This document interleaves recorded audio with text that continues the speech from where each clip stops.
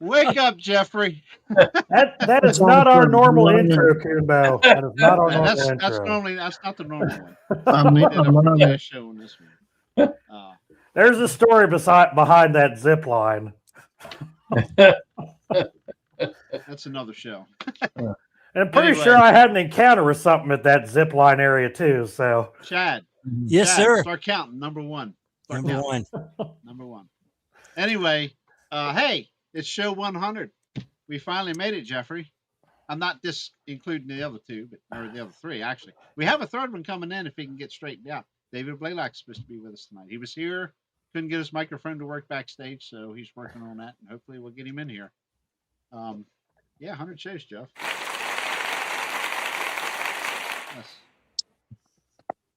do I get the sparklers out now? That's up to you. That's up to you.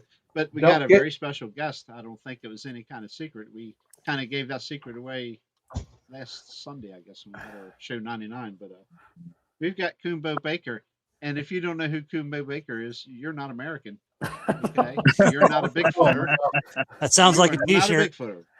That sounds like a t-shirt. Yeah, that'd be a good one. Yes. Anyway. Somebody's saying there's a microphone issue. Microphone. Check. I think we sound good. Yep. We're not hearing any feedback here, so. No. I know Blaylock's having issues, but hopefully he'll get that straightened out and get in here. Mr. Coonbo. I call him Mr. Coonbo for respect. It's good to have you here, man. It's great to meet you. Pleasure to meet you. Pleasure to be here. And I'm honored to be on here for your 100th show. Yeah.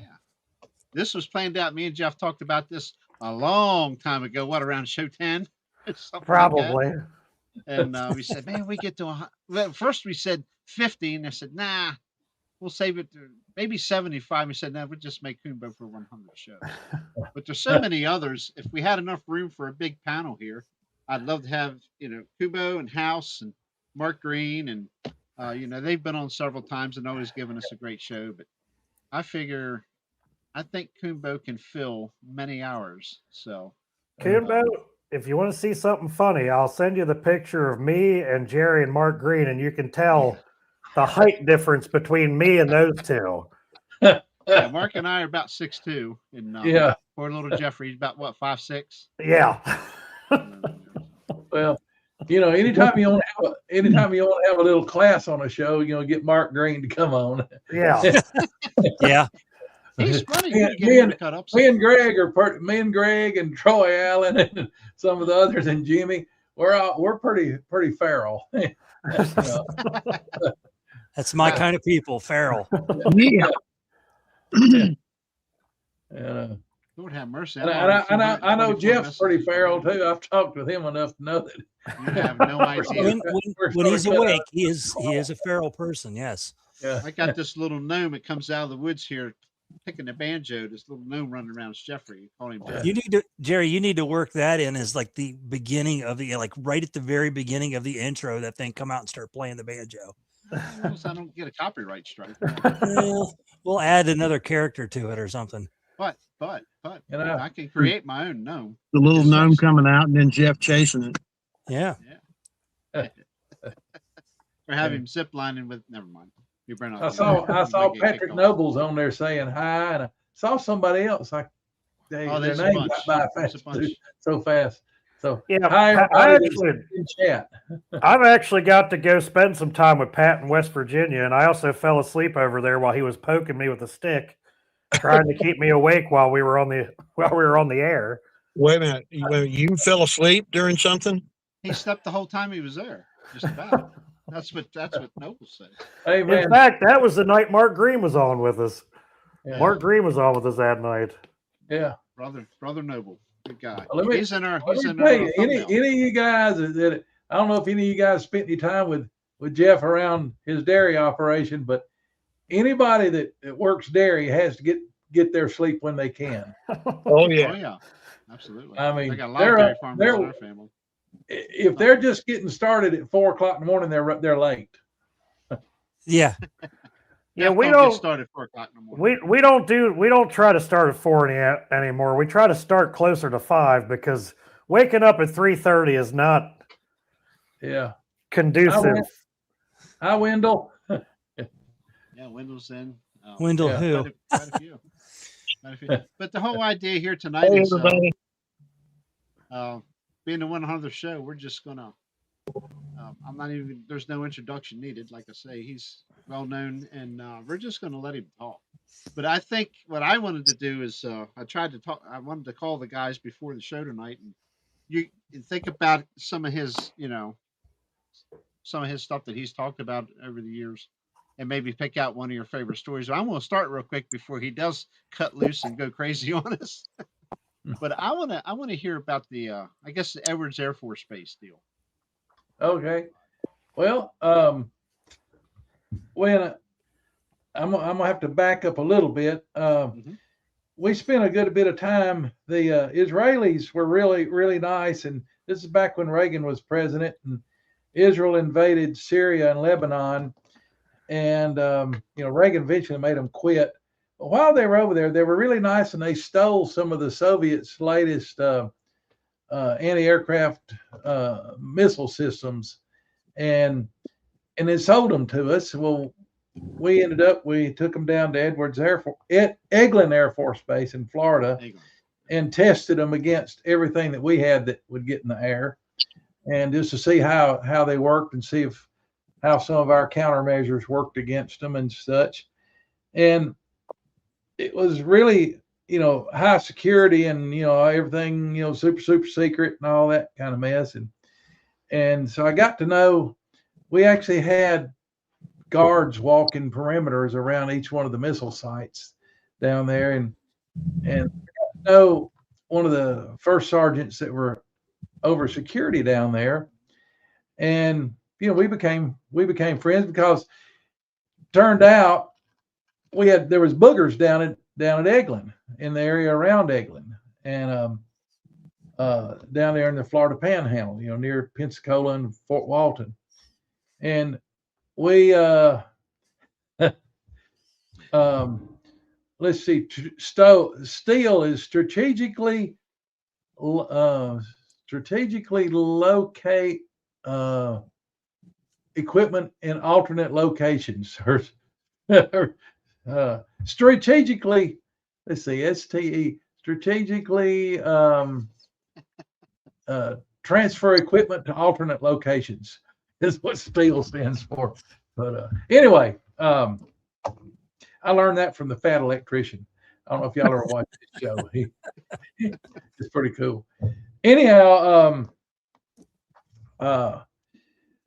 so anyway, I got to know this security guy really well, and he was into Bigfoot also, and he would let me know, where they'd had sightings nearby and stuff. And I actually, did a pretty good bit of boogering and Bigfoot on Eglin Air Force Base and some of the areas around it.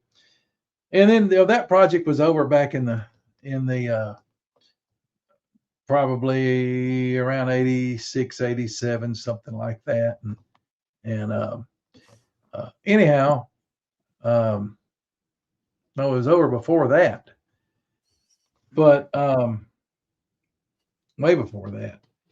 Anyhow, I ended up was working on the space shuttle after that, and when the space shuttle lands somewhere besides, down in Florida, they have to have some folks go out and meet it and get some of the experiments and stuff off of it. And I ended up having to go out to Edwards Air Force Base and wait on the shuttle, because there was some stuff on it that had to be gotten off of it before they loaded it back onto the back of the 747 and flew it back down to the Cape.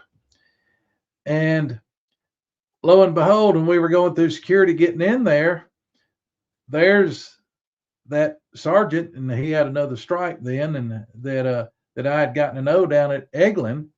There he was at Edwards in California, and I looked at him and, hey man, he didn't know I was going to be coming, and I didn't know that. I had no idea where he was, where he was out there. He said, what you doing for supper this evening? And I said, I don't know. He said, well, meet me at the NCO club, and it told me when, and so I did. And that evening, and asked him. I don't know if we had supper or just drank a few beers there. And ate supper somewhere else. I can't remember. Anyway, but anyway, we sat down and sort of got off to the side. And he said, "You're not going to believe it." He said, "There's Bigfoot out here." And I mean, that place is a moonscape. I mean, that's one of the most desolate places I've ever been. And I said, "You've got to be kidding me." He said, "Not very many."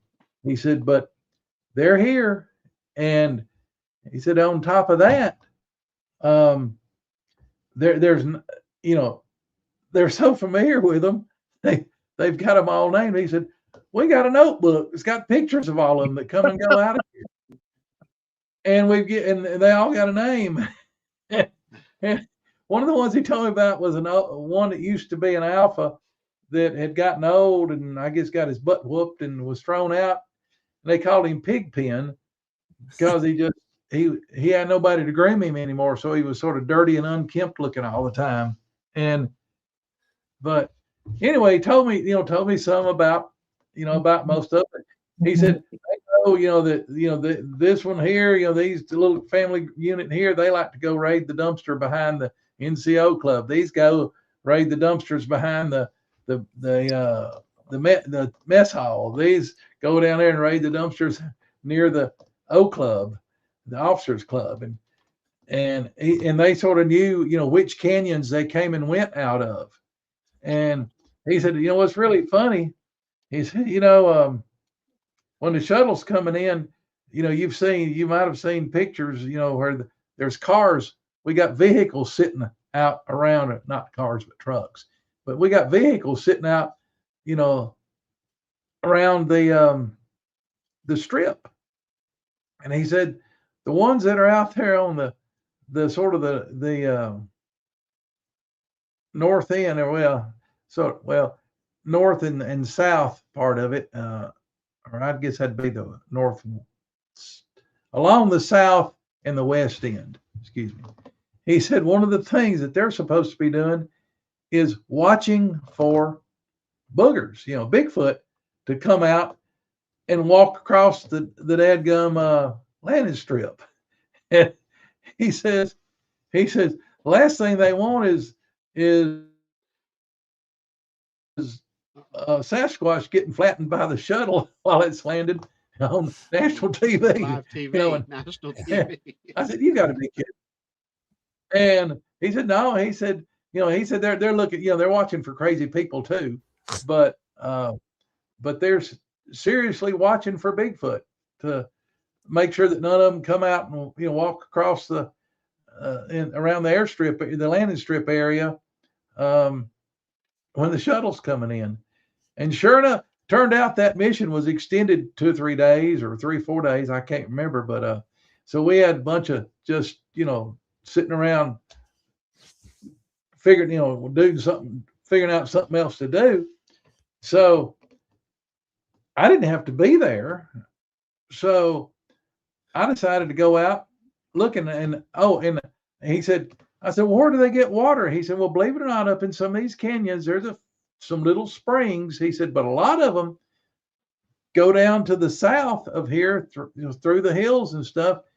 And he said, "There's a little town out here, and I can't remember if the name of it, something like Redmond or something like that, south of Edwards." Somebody that in chat maybe can get on Google Maps and see if there's a little town with that name, something like that, south of Edwards Air Force Base in California. But they said that there's a lot of irrigated fields out there. It's got those big round, irrigation rigs. So I decided, all right, that's a good place to go. I took off down there when I had a chance, first chance I got, and was riding around some of these irrigation rigs. Well, I came across a farmer out there working on some of the spray nozzles on the thing. And I pulled up and I said, "Hey, what's going on?" And I was going to try to get up a conversation. He said, first thing out of his mouth, "I'm replacing some of these blankety blank spray nozzles at the blankety blank Sasquatches unscrew so they get water out of this thing. He said, half of my water is getting wasted by the blankety blank Sasquatches out here. I said, all right, I got somebody good to talk to. And the guy, honest to goodness, I don't know if he ever succeeded or not. He said he's been trying to invent a nozzle, a spray nozzle for these irrigation rigs to that the boogers can't figure out how to unscrew it or get it off. He said the problem is, he said they're so freaking strong, they just reach up there and grab it, and they can break welds and everything else. And he said that he doesn't know if he could reinforce his spray rig enough to withstand them or not. But he said that at first they would come up there right where the pivot is, and he said there's usually a lot of times a little bit of leakage right there. And he said if it wasn't any leakage, he said apparently they'd grab a hold of it and shake it and do stuff to it and get it where it would leak. But he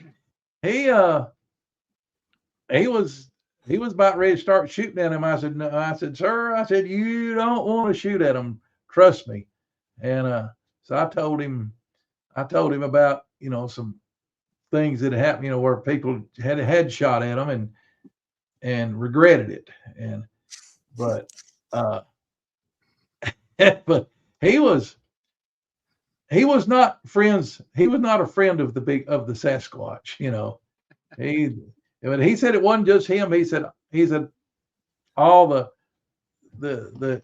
guys that ran spray rigs out of there, especially the ones that were the closest, the furthest north and the closest to Edwards, that they had trouble with the boogers tearing up their spray rigs to get water.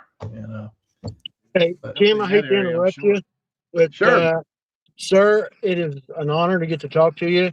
Like I said earlier, I'm at work tonight, and I've got to work tonight.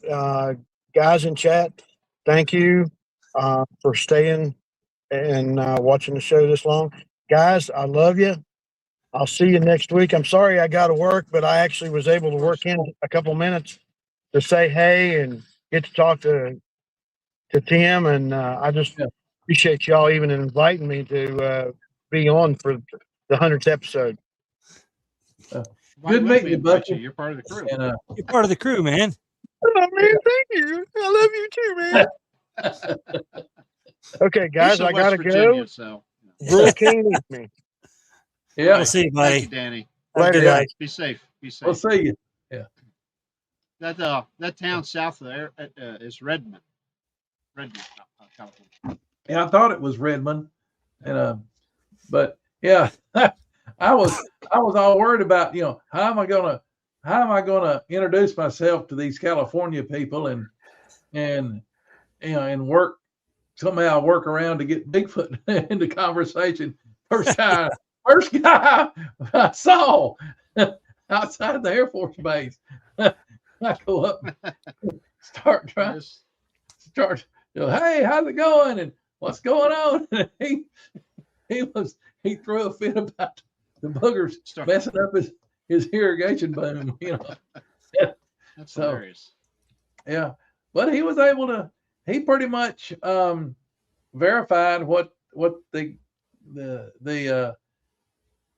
senior NCO and security, had told me about, one of their main water sources that, that they go down there around those irrigated fields. And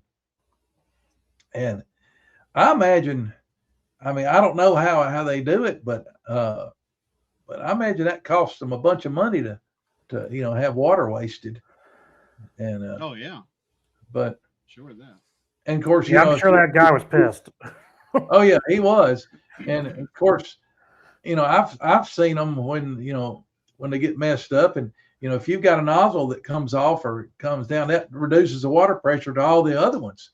So you get one area, where you're wasting a ton of water, and all the rest of them are starving, and they're in your field.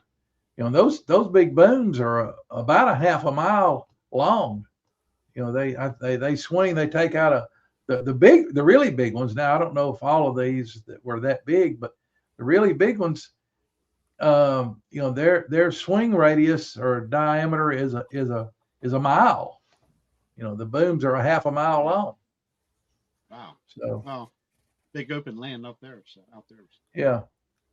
Yeah, I've fixed plenty of sprinkler systems for the cows and stuff in my time with things getting knocked out. I can't imagine how irritated he was about having to go out and fix those booms. Good Lord. Yeah. Yeah. The ones that I don't know if they're all like this, but most of them, the actual booms where the nozzles are, they're up, 10 feet off the ground. And, so he was out there, up on a ladder in the back of his truck. So he was not a happy camper. All the booger's got to do is reach up, and he's got it under control. Maybe he should have just built him he should have just built him a fountain or something.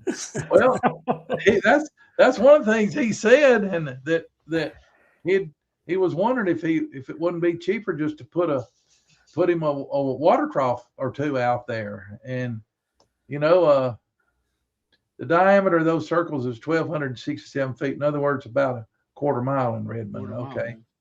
Yeah.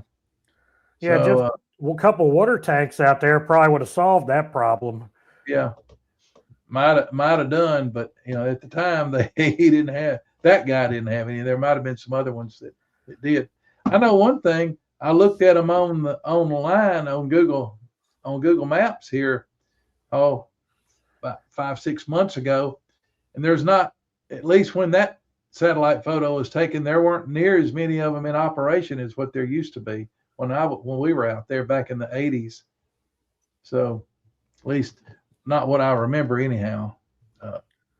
But man, chat is flying tonight. I cannot keep up with this. It's hard to keep up. Good Lord.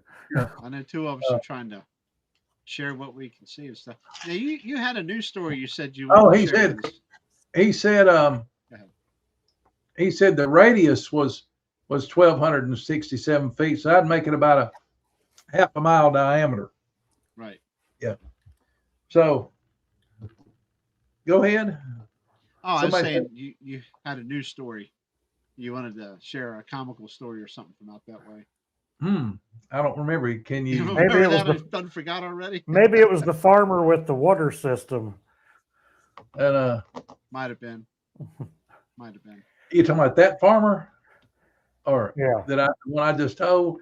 Yeah. Well, that happened back in the 80s. I'm trying to think if I can think of any new ones. We've had some stuff go on around here lately, and we had a change of management of the local, our resident, I call them a troop, but the Alpha that was here when I retired and moved back out here back in 22, 2 Aprils ago, he got his butt whipped. They were a lot of times they leave here in April and go down to Bankhead National Forest and camp out with Greg Howes during the summer. They hang out down there. It's you're up in altitude, so it's cooler and howdy, Mickey Richards. But I don't know exactly for sure why, but there's always some that stay behind. But it was in April, and it may have been when the troop was, and that's the travel route that when they're leaving our farm heads out to the east.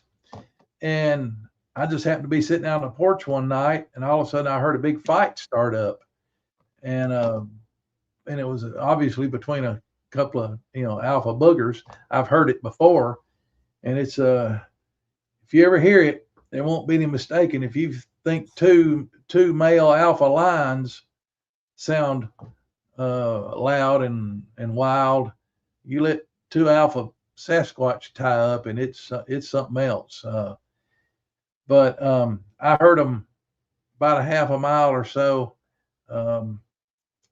Actually, it was a little over half a mile east of here. I heard a big fight started up, and it lasted about 10 minutes or so, maybe 15. Um, uh, Mississippi Delta, Bolivar County. I have done work down in the Delta, and I've got a couple of pretty good stories from down there. Go right ahead. Do tell. Now's Yeah, the time to anyway. tell. our alpha disappeared after that big fight, and he wasn't really much of an alpha. His predecessor was a little over 10 feet tall and at least over 4 feet wide across the shoulders, and the son of a gun was thickness through the chest. He was 2.5, 2.5 feet thick through the chest. And those of us that seen him a bunch of times, we figured he weighed somewhere around 1,600, 1,800 pounds. And people say, "Oh, you can't have an animal that big out there in the woods like that."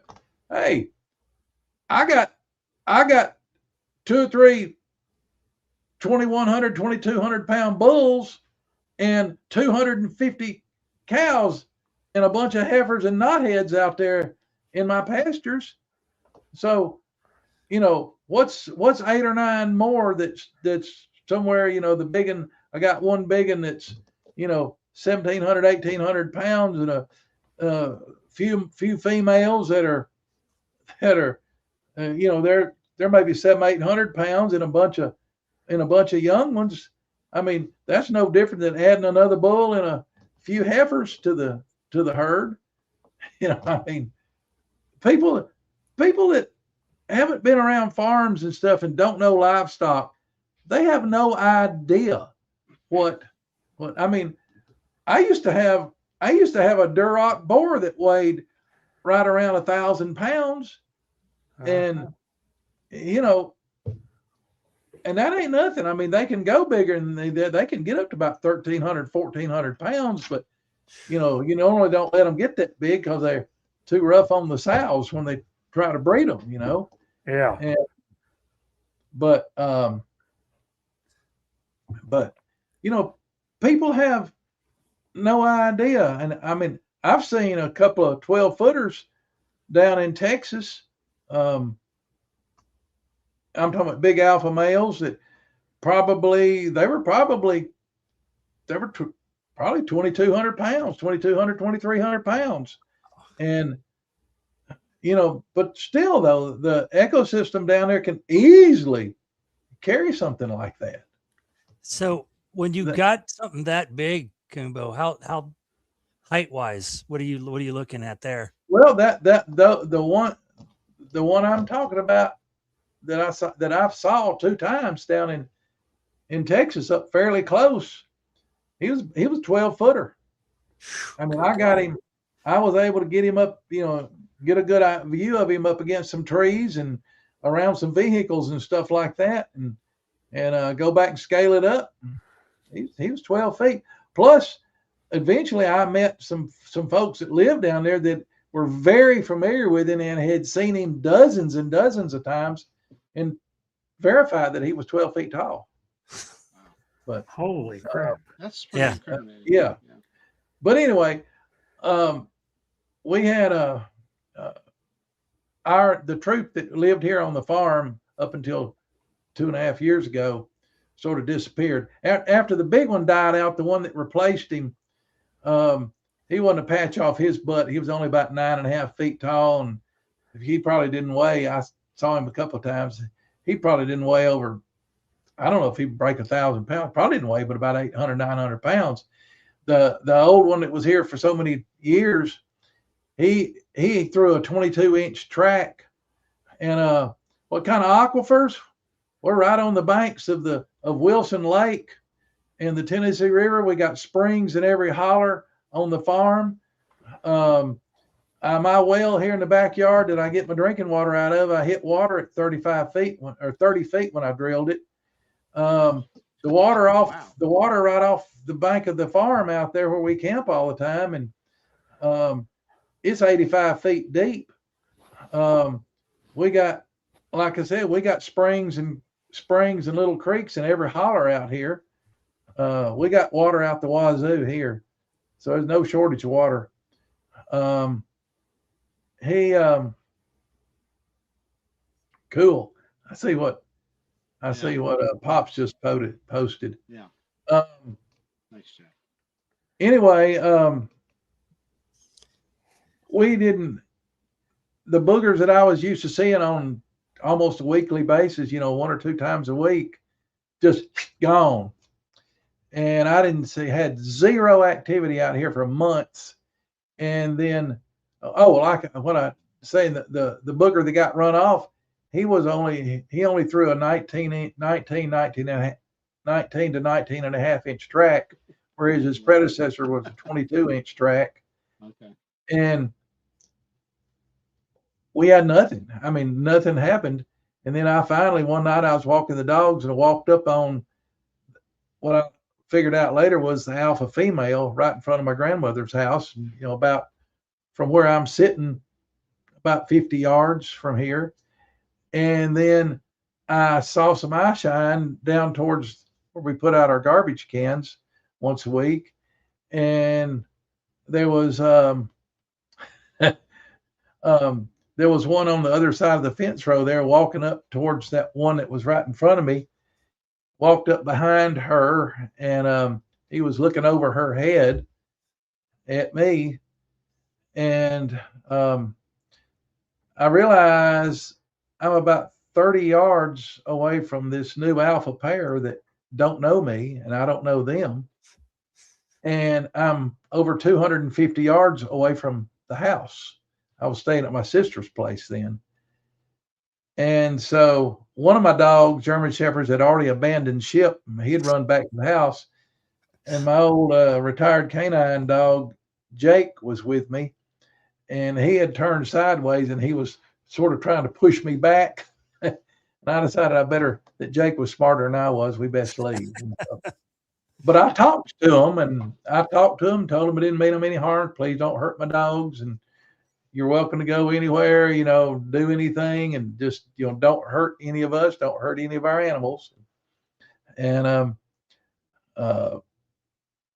and so we've had a peaceful relationship since.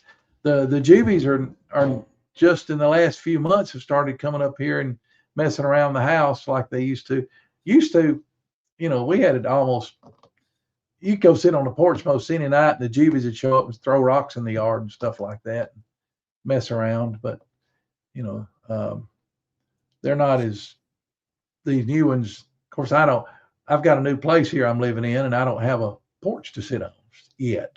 So, but they come up around the house. They knock on the windows and slap the side of the house and pester the dogs and stuff like that. And, in fact, last night one got right outside the bedroom window and growled, and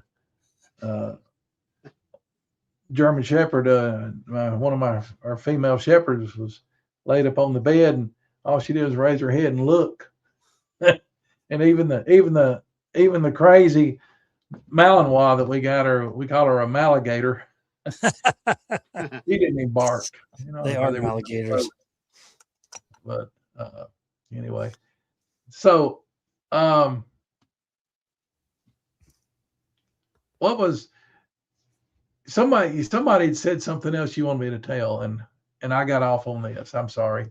Well, I tell you what, I've got a question because I've Sure. tried to watch every show you're on, and for some reason I can't remember what was your first. When did you know these were real? I mean, when was your first encounter? How old? My first, just when I was just short of my 3rd birthday, and this happened about 35, 40 yards. No, not even 40 yards, about 35 yards from where I'm sitting. And there's a gate over there right by our old corral and our old catch pen and all that, and the chute, where we could load them up into trucks or stuff if we were, moving them between farms or something. Anyway, and there's an old building that my grandfather built, back in the 30s. We just called it the shed or the warehouse over there. And the gate goes between the corner of the corral and the shed. And we would keep that closed, keep the cattle, Well, the only time we opened it was if we were driving through there with some equipment or something. And at the time, the gate was one of these old stamped sheet metal, galvanized metal gates, and they're real flimsy and floppy. I have some. And they make a lot of noise. I mean, you can't even look at them hard without them making a bunch of racket. Yeah. Yep. But all right, we had a sawmill on the back of the farm then, and had a family. I think that their names were Hudson. That I'll use that name. Hudson family that ran the sawmill for my dad, and we used to cut to order furniture grade hardwood. It was what our specialty was, and we had an order come in for something, and some furniture mill, and they decided to cut right there, just north of the sawmill. Well, that area right there, there's a woods road that goes back through there, and Greg and a good bit of people have been out back there. But when the boogers are in there, they come in there in the fall, and that's where they have their babies, and then that's sort of the nursery up through into till about the middle of the summer, and it used to be referred to. My mom sometimes would call it like the inner sanctum or the sanctum sanctorum, the holy of holies. And you just didn't go back. You just didn't go back there.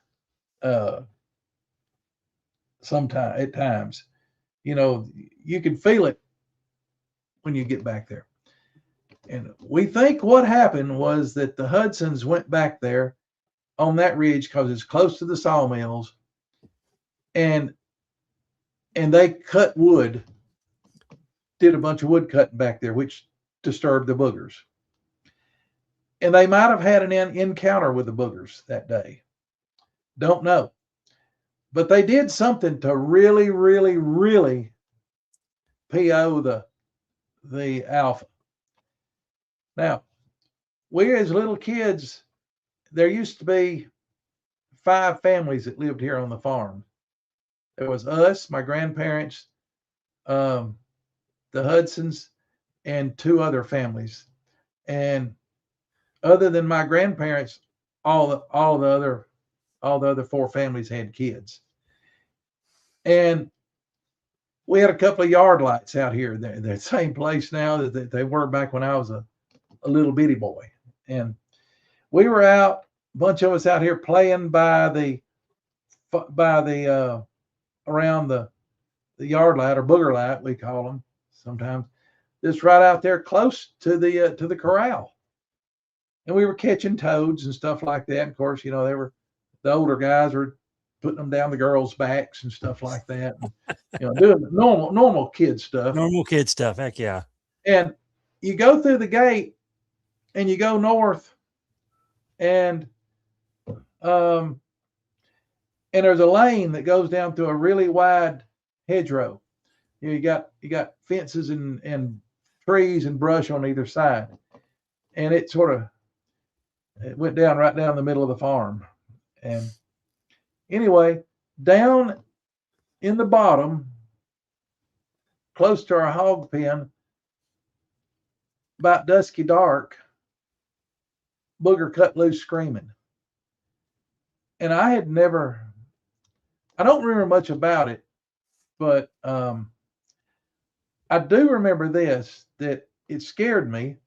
And my grandfather was out there. He came walking out, and it hollered again. And I go running up to my grandfather, and I said, "What's that? What's that?" And he said, "Oh, that's just that old catamount. Don't worry about it." But my dad and my grandfather called them catamounts for some reason. I know in a lot of part of the country, cougars are called catamounts. But in different parts around here, we call, folks around, Southerners call them catamounts, and maybe some other people do. Anyway, Granddaddy said, "Well, It's just that old catamount. Don't worry about it. It ain't gonna hurt you. And I said, well, what's a catamount? And I do remember this, that he told me that it's sort of like a cross between a gorilla and a bear. And which is, for 1957, that's a pretty good description. And that's a good description of them. Because word Bigfoot had never been heard. It wasn't invented then, and the word Sasquatch had never been heard. And they had a bazillion different names for them, but that's, this, like I said, 1957. Then it screamed again, and you could tell it was noticeably closer. About that time, here comes all the mamas gathering up kids and getting them in the house, And we got, they made all of us get in the house, and we went to bed. And it used to take me a long time to go to sleep. Back then, we all slept with the windows open in the summertime, warm weather. We had a big attic fan. It sucked cool air in through the windows. I'm laying in bed and listening to this thing. It's still screaming and hollering period, about every 15, 20 minutes. And it's slowly getting closer and closer.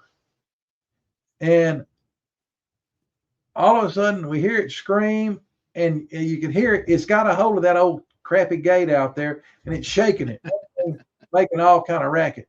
The Hudsons had 7 coon hounds, and those were gamey, rough old dogs. They were like plot hounds, and I think they might have had a walker or something. They had a couple of Catahoulas, but those are some rough, tough old dogs. A plot is a nasty dog. I mean, they are gritty. Now, you say plots? Oh yeah, plots. I've hunted with plots. Yeah, they ain't scared of nothing. Them Catahoulas, they're like this Maligator I got. I mean, they're not scared of anything. And those dogs always laid around up on their front porch or under the porch or something. They weren't pinned up. And man, they all and they take off running, headed. I didn't, of course, couldn't tell it from the sound, but all of a sudden we hear them hitting the gate and hitting the booger and all that. And this god awful fight starts. And all of a sudden in the middle of it, you hear the dogs are first, all this mess and the booger screaming. And then you start hearing, like that. And it was awful sounding. And then I hear my grandfather out there shooting his 30-30. And he wasn't shooting it at him. He was shooting out through the trees. And you could hear occasionally you'd hear a bullet go ricocheting off. And it was just awful. And my dad jumped up. Well, I mean, we were all in my dad jumped out of bed and grabbed his old Brown and A5 and a flashlight, jumped in the truck, and he goes hauling butt over there. And our house was about 400 yards, something like that, from where this was all going on. And anyway, it got quiet, and I could still hear one dog out there screaming, hollering in pain. And then I heard my dad shoot, I heard him shoot the dog and put it out of his misery. Sure. And they were gone he was gone for a while.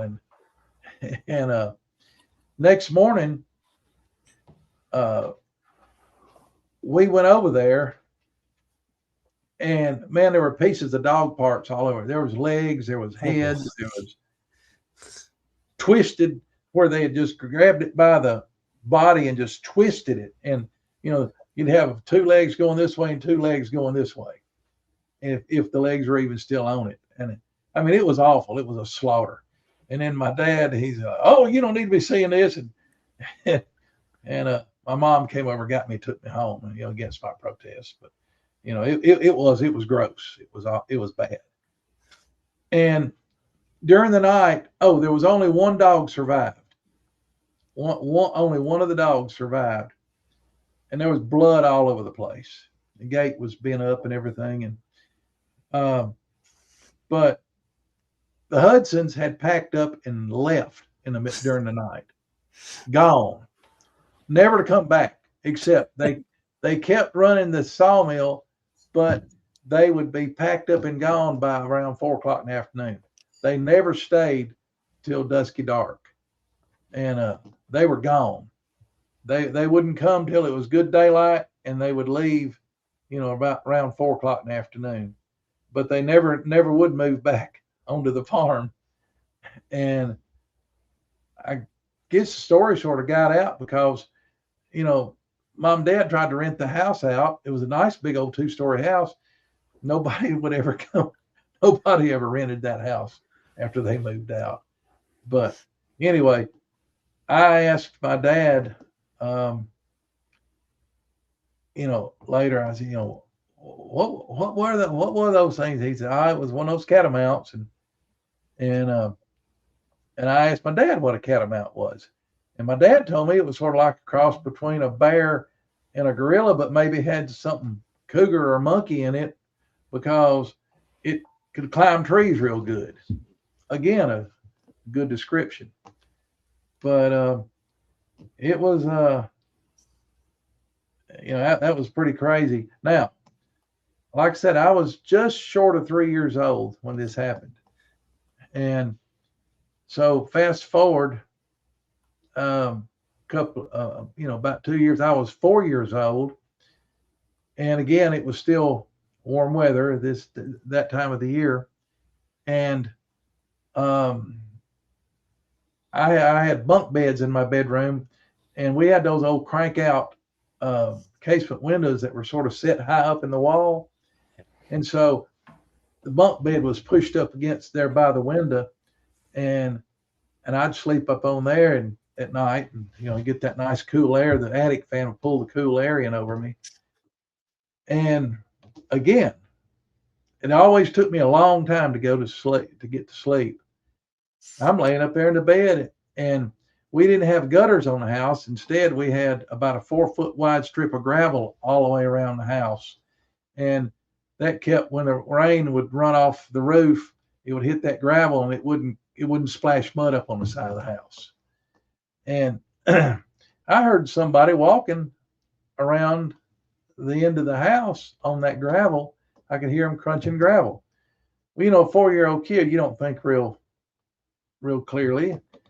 I thought, well, it's just one of my buddies, coming over here to one of the Terry boys or one of the Peden boys or, one of the Jeffries boys or something coming over here, want to play, So I got up. Those old casement windows, the screens are on the inside, and you got a couple little clips at the bottom. You unclip it and raise it up. You can stick your head out, The window was cranked wide up. Well, I just got up on my knees. I unclipped the thing, raised it up, and I leaned out, and I looked down. There wasn't anybody there. I looked over here to the right. Wasn't anybody over here. And when I looked back to the left, there was what I now know as a juvenile booger standing there, and he was flat up against the wall, and he was like had his back to the wall. And I can remember when I was looking at him, his right hand was flat against the brick of the house, and he had his head turned. He was had his head turned, looking at me, and he didn't have any neck. I've got a good picture of him that a buddy of mine drew for me. He's a professional artist, and but he didn't have any neck. I mean, his little head was just down on his shoulders like this, and he was round headed, had a sort of a pea head. He didn't have any sagittal crest or anything like that, but the moon was up. Well, and it was like a quarter moon. So the moon was over beyond the meridian, the zenith. And it was reflecting in his eyes, and his eyes were reflecting yellow. And he had what I now know is sort of auburn colored hair. And the ones out here on our farm are real clean. They look like they just come out of the beauty shop or just had a bath or something. And because all the springs and right here being next to the river and all, and the moonlight was glinting in his hair, and to me, being a kid, it looked like he had blood all in his hair, on his head and everything. And I'm like, and I didn't know what to do. And all of a sudden, he's sitting there looking at me like this. All of a sudden he goes like that. He bared his teeth at me, and his eyes got big. And to this day, I don't know if he was trying to. He never made a sound. I don't know if he might have made a tiny hissing noise or something. I don't know, but I don't really remember a sound. But I just remember his eye. He bared his teeth, and I don't know if he was trying to smile at me or if that was a threat. I have no idea. Well, the first thing I'm sorry, go ahead. All I know is it terrified me. And I go flying off that bunk bed, and I go running into my mom and dad's bedroom. Mama, Daddy, there's a yellow-eyed, bloody-headed monster outside my bedroom. My parents did not say, "Oh no, son, there's not nothing. There's no monster out there." No, instantly, my dad jumped out of the bed, and he kept his slippers right there by the bed, and he like went right into those slippers like a fireman jumping into his boots, He grabbed a big old, we had one of those big old, huge old chrome ever-ready flashlights that he always kept right on the bedside table. He grabbed that flashlight, grabbed the Brown and A5 shotgun that he kept loaded up with buckshot behind the door, and hauls butt down the hallway, yelled at my mama, "Doc, get the kids and lock yourselves in the bathroom." And so mama told me to go to the bathroom. She ran in. My sister was still sleeping in the crib then. She grabbed my sister up out of the crib, ran in the bathroom, and closed the door and locked it, and put us in the corner and sit down in the corner. And she sat down and leaned up against, and she was sitting there with her 38 in her hand, resting on her knees, pointed at the bathroom door. And the bathroom door was a reinforced. It was it was our tornado room, and so the whole bathroom was walls and everything reinforced. My dad was gone about 10 minutes or so. And then we heard him down the far end, "Dot, it's me. Don't shoot. Don't shoot." And he comes down the hall and he gets there close to the door, and he said, "Honey, it's me. Don't shoot." And she says, "All right, I'm going to unlock that door." He said, "And you ease that door up, and I want to see the end of that shotgun come through the door before you show your." And so the door, she unlocked it, and the door cracked open, and a little bit, and here comes the end of the shotgun barrel, poked through the door, and she said, "All right, come on in." And she first word was, "Did you see it?" He says, "No, but I heard it beating feet taking off towards the shack." And what the shack was, and we had an old repossessed Jim Walter home. Any of you guys know what a Jim Walter home is? It was a kit house that you could buy, and you could either they would build it themselves. You could pay them to build, or you could buy the kit and you put it together. But they sold tons, thousands and thousands and thousands of them down south here, and they really had good material. But anyway, my dad and both my grandfathers built houses during the off season once they got the crops in and stuff like that. Well, my Pappy Garner, my mom's dad, he had a contracting company. He built houses all the time. He somehow got a hold of this repossessed Jim Walter house, a little small one. And we had an old lowboy trailer that we weren't using very much. So they set that old house on a lowboy trailer, and that's what he used as his construction office out when he was doing stuff, working on a subdivision or something.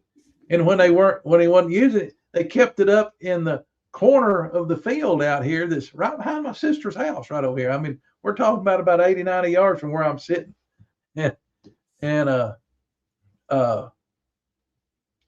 was the northeast corner of the field that our house sat in.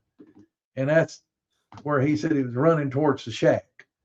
And what's crazy, that is still to this day a travel route for them.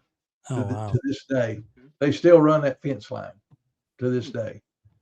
And but you know that I didn't think about it till years, decades later, when I was an adult and I started, or an older teenager, and I really started researching these things and studying them, is how my parents reacted when I came running in the room.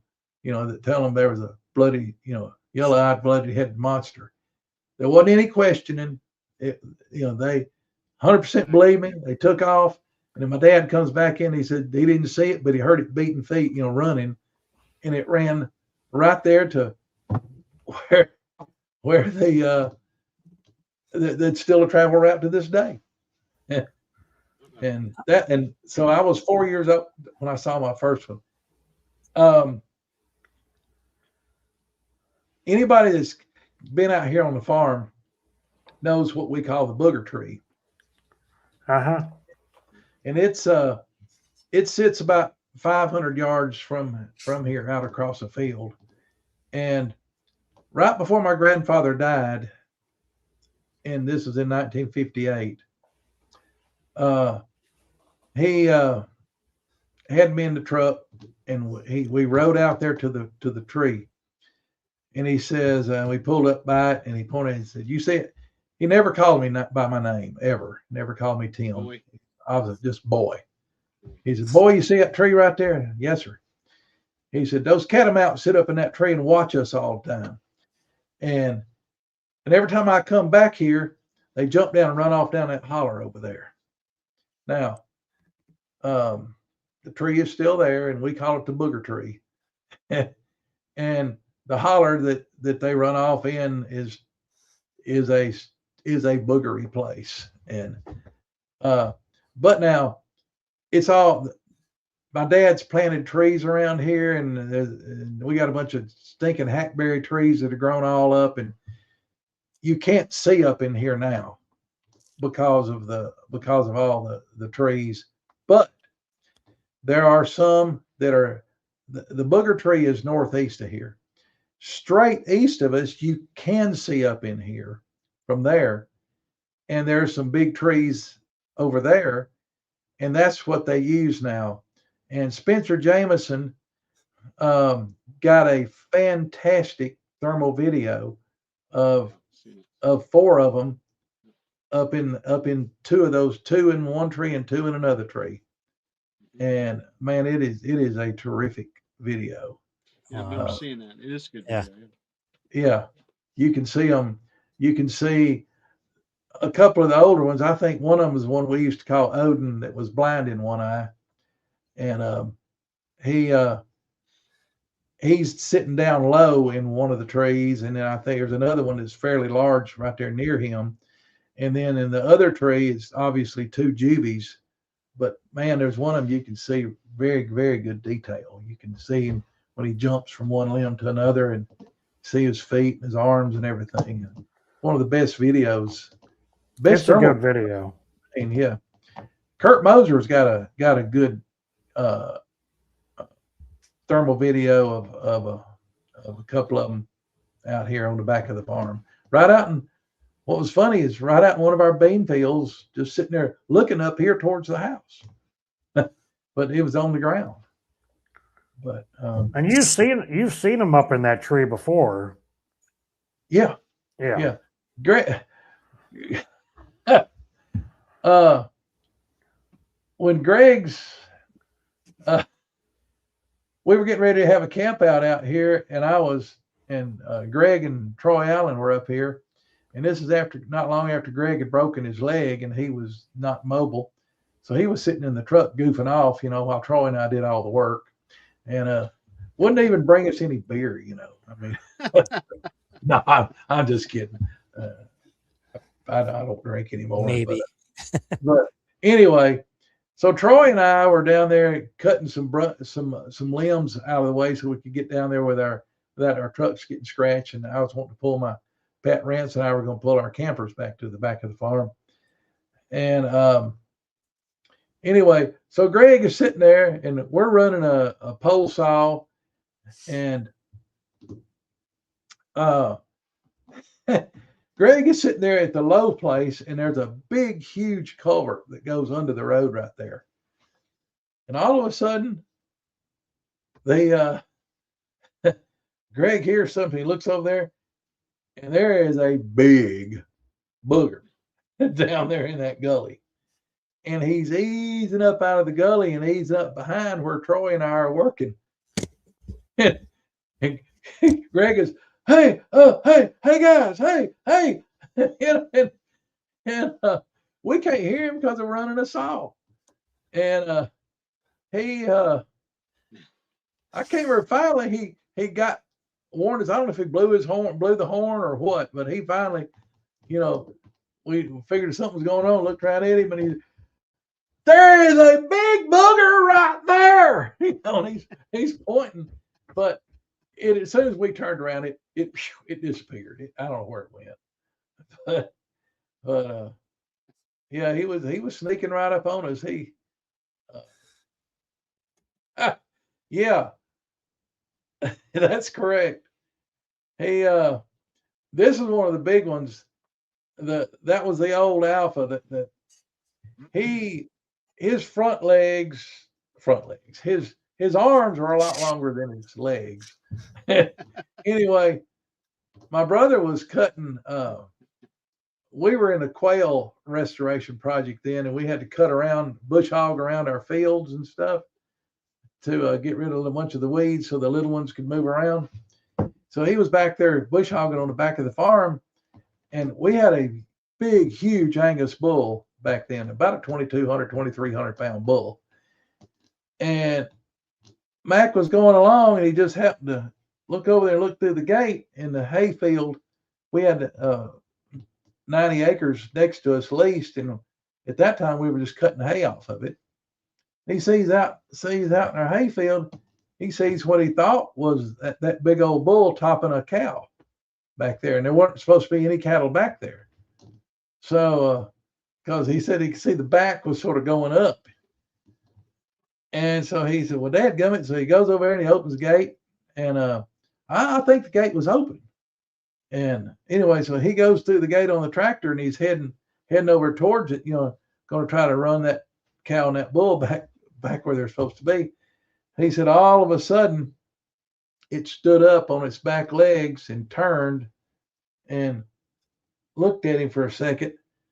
And he said, oh, he, as my friend Jimmy Osmer said, he started speaking in unknown tongues.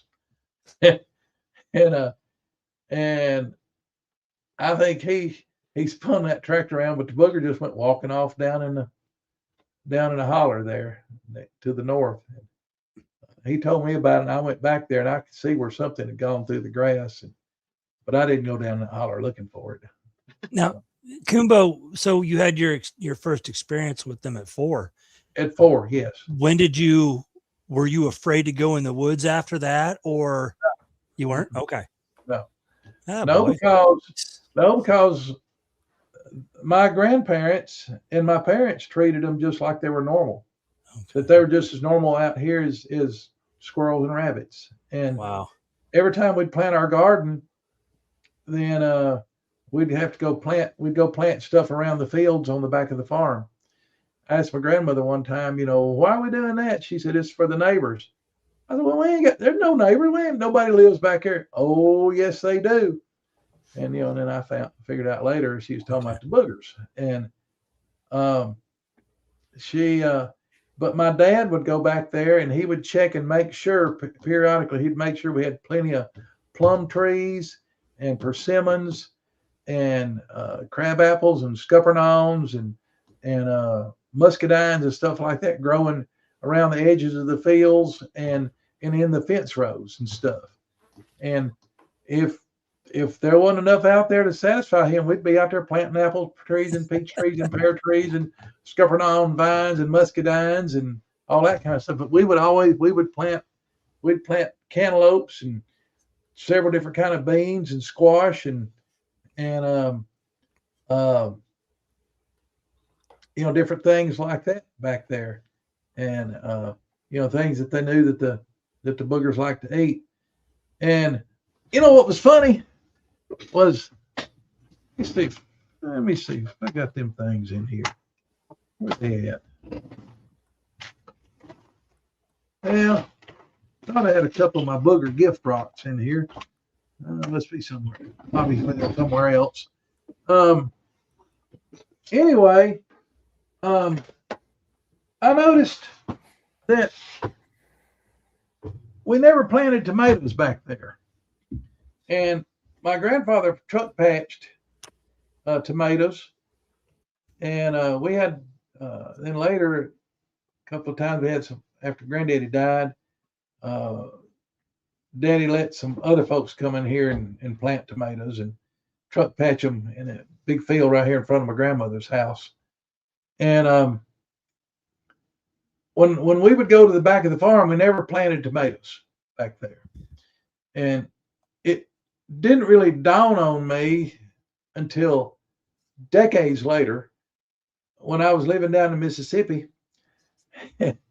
And I was working for Wolverine Tube then.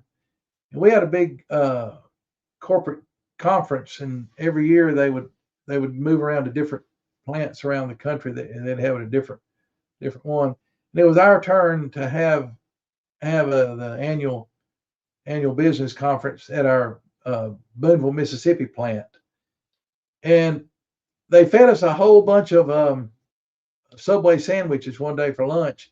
We ended up having about 30 sandwiches left over, and pieces of sandwiches left over. I think they cut them in half or something like that. Well, me being the single guy there, they piled them all up on this big platter and gave them all to me. So I took them home. I ate off of them for a couple of days. You betcha. And, of course, I couldn't eat all of them, and still had a big pile of them left. They get sort of soggy and stuff. So the boogers were around my house down there every day. Every day. Every time I walked out the door, I'd hear a whistle or a little hoot or something like that, and there'd be an answering knock or something, down in the bayou there to the northeast of me. And every time I'd come home from work, get out of the truck, I'd hear it. Anytime anything happened, they watched me 24/7. They'd imitate me calling the dogs and stuff like that. But I forgot the whole point of this story. So I set those. I thought, well, the boogers are like these sandwiches, so I set them out there on the front porch that night before I went to bed. Got up the next morning, went out there, and here's all the onions stacked up in a neat little pile, and right beside it, all the tomatoes stacked up in a neat little pile. Everything else was gone. It was just perfectly. Well, I thought, that's awful strange, that they didn't eat those tomatoes. And I mean, those are good tomatoes. And I said, well, I can understand why they might not want to eat the onions, but they didn't eat the onions. And then it dawned on me, when Granny had sent me back here on the back of the farm to plant stuff, we never planted tomatoes back there. And they never bothered the big tomato patch there out in front of Granny's house. But it just sort of all tied together. Interesting thing that what they left me this nice, smooth, flat rock about that big around. And it's around here somewhere. I thought it was in my desk drawer. But they're on the thing. And they also left a dog's skull. Yeah. And it had been, and the dog skull, obviously they'd had it in an ant pile for a while because it was just spotlessly clean and white. Yep. And I looked at it, and all of a sudden I realized it was my neighbor's dog that had disappeared about a year ago, because its right canine, of course, the lower jaw was gone, but the right upper canine was broken at a real weird angle. And he got hit by a car, not real hard, but it had broken that thing off at a real steep angle. Actually made it a lot sharper. And I realized that was Yaller's skull. And I had told my neighbor that he needed to let his dogs in at night. but he had a nice house he built there and didn't want the dogs in the house. What I did though is I called him that afternoon when I got home from work and he was home from work.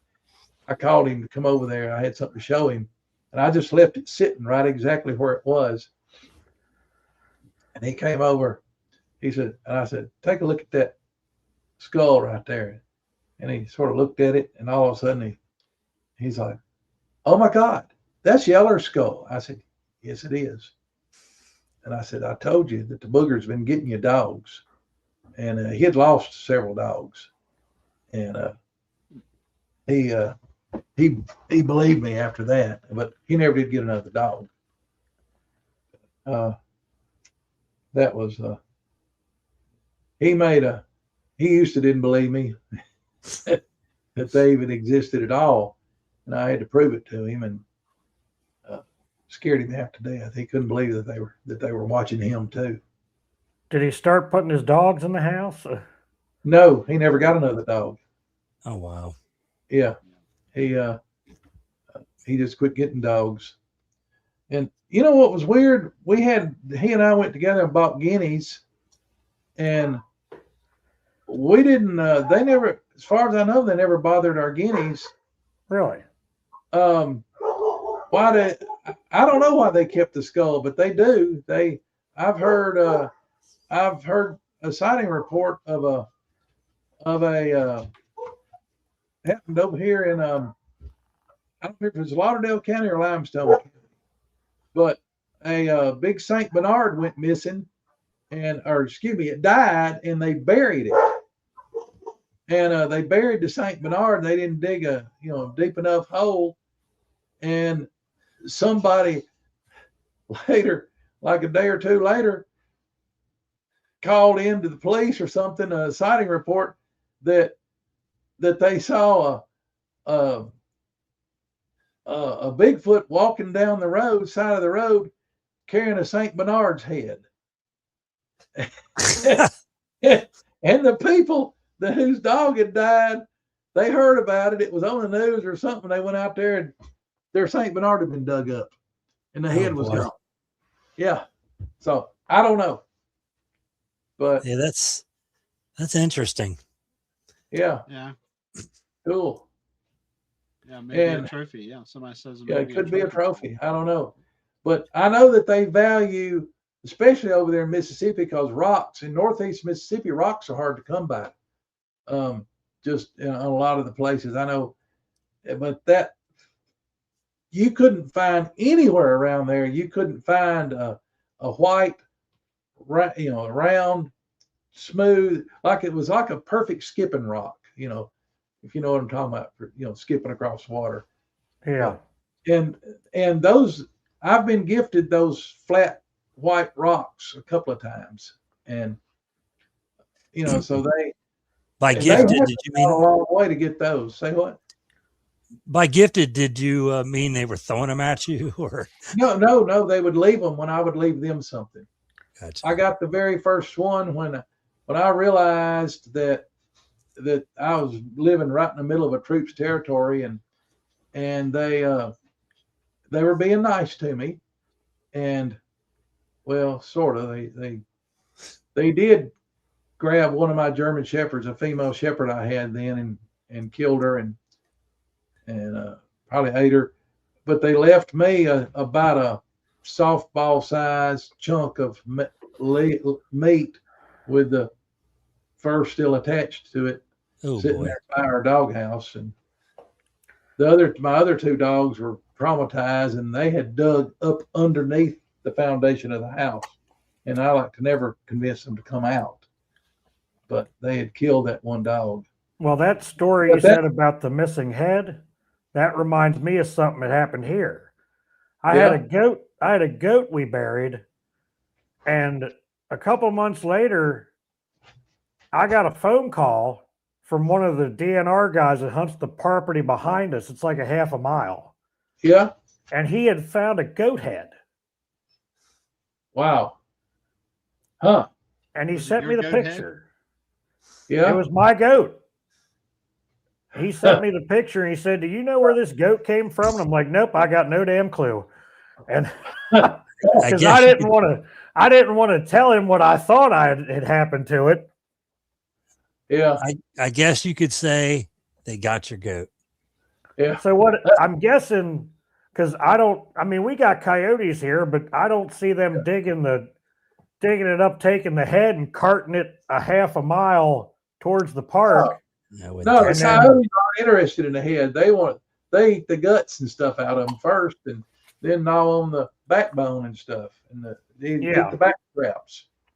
Yeah, Yeah. yeah, and um, you know, this brings up a thing. I used to find deer once deer finally arrived here. I would find deer back there in the woods on the back of the farm that they had killed, and I noticed that it definitely wasn't a coyote kill. It was, I had learned from a Choctaw friend of mine that it was a deer kill. I mean, it was a Bigfoot kill. But one day I was back there, and it was right before the season opened, or yeah, it was right before gun season had opened, and I was back there just poking around and looking around, scouting, and trying to figure out where I might want to build a permanent tree stand or something, or where I'd want to hunt opening day or something if I didn't go to my do I believe that they're taking people? Absolutely, positively, yes, at times. Not all of them.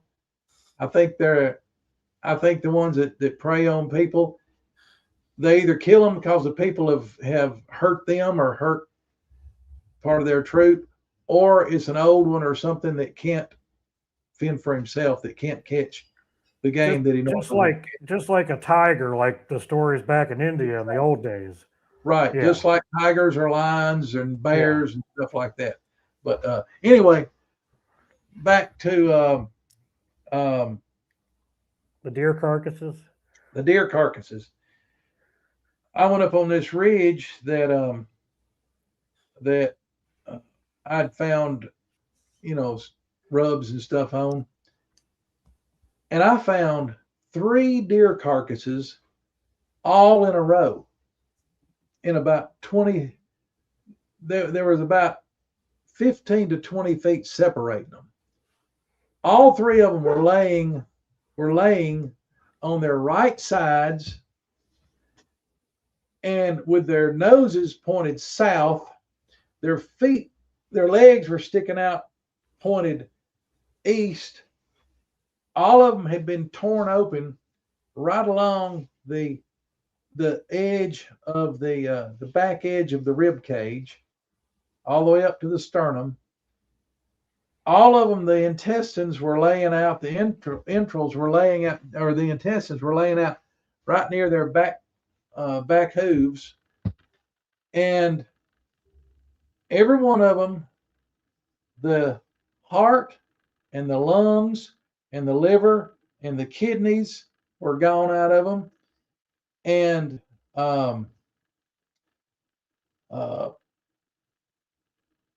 but their bodies were otherwise intact. But every one of them, at least one of the back legs are sort of twisted up, and at least one of the back legs were broken. And I got to looking around, and I found deer hair in the bark of a number of the trees that were around there. One of them, I found deer hair about 11 feet up off the ground, embedded in the bark of a tree. And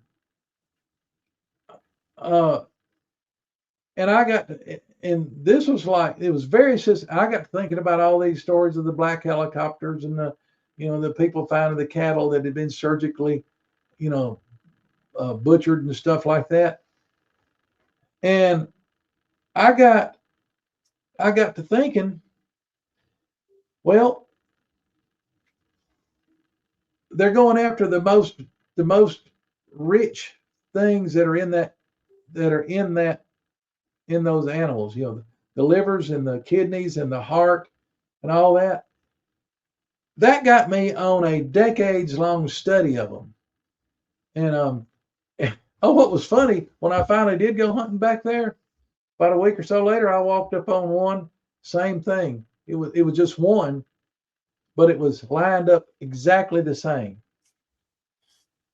Head pointed south, legs pointed east. The entrails in exactly the same place, the exact same organs gone. Now, were the sweetbreads missing? Like all the Yeah. good, yeah. Yeah, up inside, yeah. But and the lungs were missing. And there was no blood on the ground. But except maybe just tiny little bit of blood on the ground. And the legs were twisted up. And this was like the next ridge over to the east from where I had found the others, week or two or three earlier. I don't know if I ever asked you this question before. Have you ever seen them with the jawbones ripped off the skulls? Yeah. I found that here. Yeah, I have. But it took me years of examining deer carcasses and calf carcasses and stuff like that to figure out that I think, some people say that they're sort of almost like some of them are almost like an autistic child. They're sort of are like a person with autism, that they have to be everything lined up right. And a lot of kids that have Asperger's and, some of the that are on some of the autism spectrums, they line up blocks and they have to organize everything and line it up and everything. And I got to looking at this stuff that I would find, and I know the stuff that I found out here on the farm for decades. Any deer carcass that I would find, or a calf or something like that, it was always the same. And I got to looking, well, how are they doing this?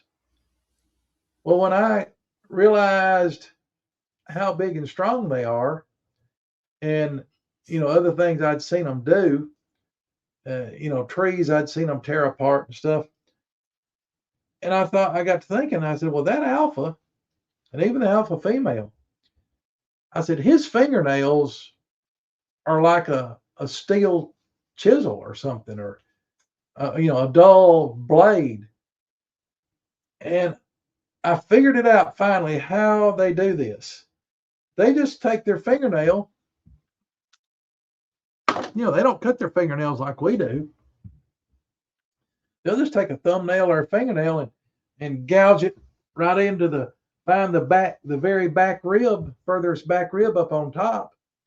They just gouge that dadgum fingernail down through that skin and just slide it down along the back edge of that rib cage, follow it all the way around to the solar plexus on a human, and that lays that open. It also exposes the edge of the diaphragm. And then what they do is they take that thumb again and they slide it around. They slide it around that diaphragm part of the way. They don't do all the way. They go part of the way. They only go down about halfway around. All right. Then what they can do, they can reach in and pull that heart out, and that exposes all those blood vessels, and all the blood vessels then pile right into the upper thoracic cavity, the heart-lung cavity. And it catches and holds all of that blood. Then what they do is they just let it sit there for a while. In the meantime, they're back there and they'll get the entrails out of the way, and they pull out the liver and they pull out the kidneys, strip out the inside tenderloins. And sometimes you'll find them where they've actually popped. And I believe they jammed the thumb in back here at the base of the skull right where the spinal cord and everything and the spine attaches, and they'll rip the top off the skull and the brains will be gone. And every once in a while you find one the tongue's been torn out. But anyway, while they're doing all that, in the meantime, all that blood that ran into the heart lung cavity has clotted up and soaked into the lungs, and now they got just like blood pudding, that they serve in Europe. I mean, they just reach in there, rip out those lungs that are saturated with that blood, and eat it right there on the spot. And yum. they, yeah, but hey, that's right. Fantastic nutrition. Sure. I mean, in jungle survival school, we're taught to do crazy things like that. And, yeah, I know. And, I mean, but that's their way of life. Right. But they are very, very systematic, and only if you're early in, they don't start doing that until all of the most of the plant protein is gone out of the woods, and they need, I think they eat mussels and stuff like that, all along, all year long, frogs and stuff, and catching fish and stuff like that. Fish, because there's tons of reports up and down this river here of people seeing them out in the water, wading out in the water. Tons of them. I know Greg has mentioned that some of his trot lines have come up with missing fish on them before. Yeah. But I even took a report from a guy that was out catfishing on one of the submerged islands out here in the lake. He said he was sitting there and just whoever was in the boat with him started hollering and pointing down in the water, and he was expecting to see maybe an alligator or something. No, there was a looker down there, looking for their boat or under their boat or something, headed from the north side to the south side.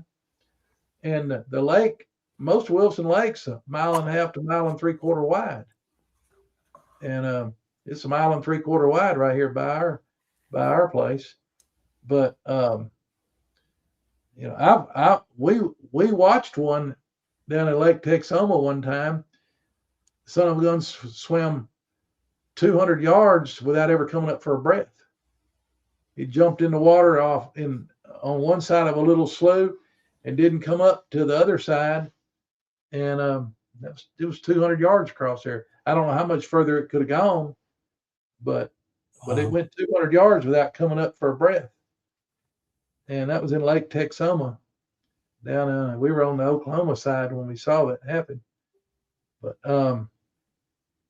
But these things, they are very, very methodical, and I think they are responsible for a lot of the stuff that people have taken as being, devil worshiping type stuff.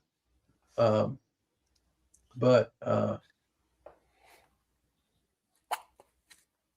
that Ryan Riddell, 8218. You are exactly right. I got that straight from one of the guys that was in the second group. And you're talking about Kandahar. Yeah, Kandahar. Yeah, about the Kandahar giant. Yeah, put that up there.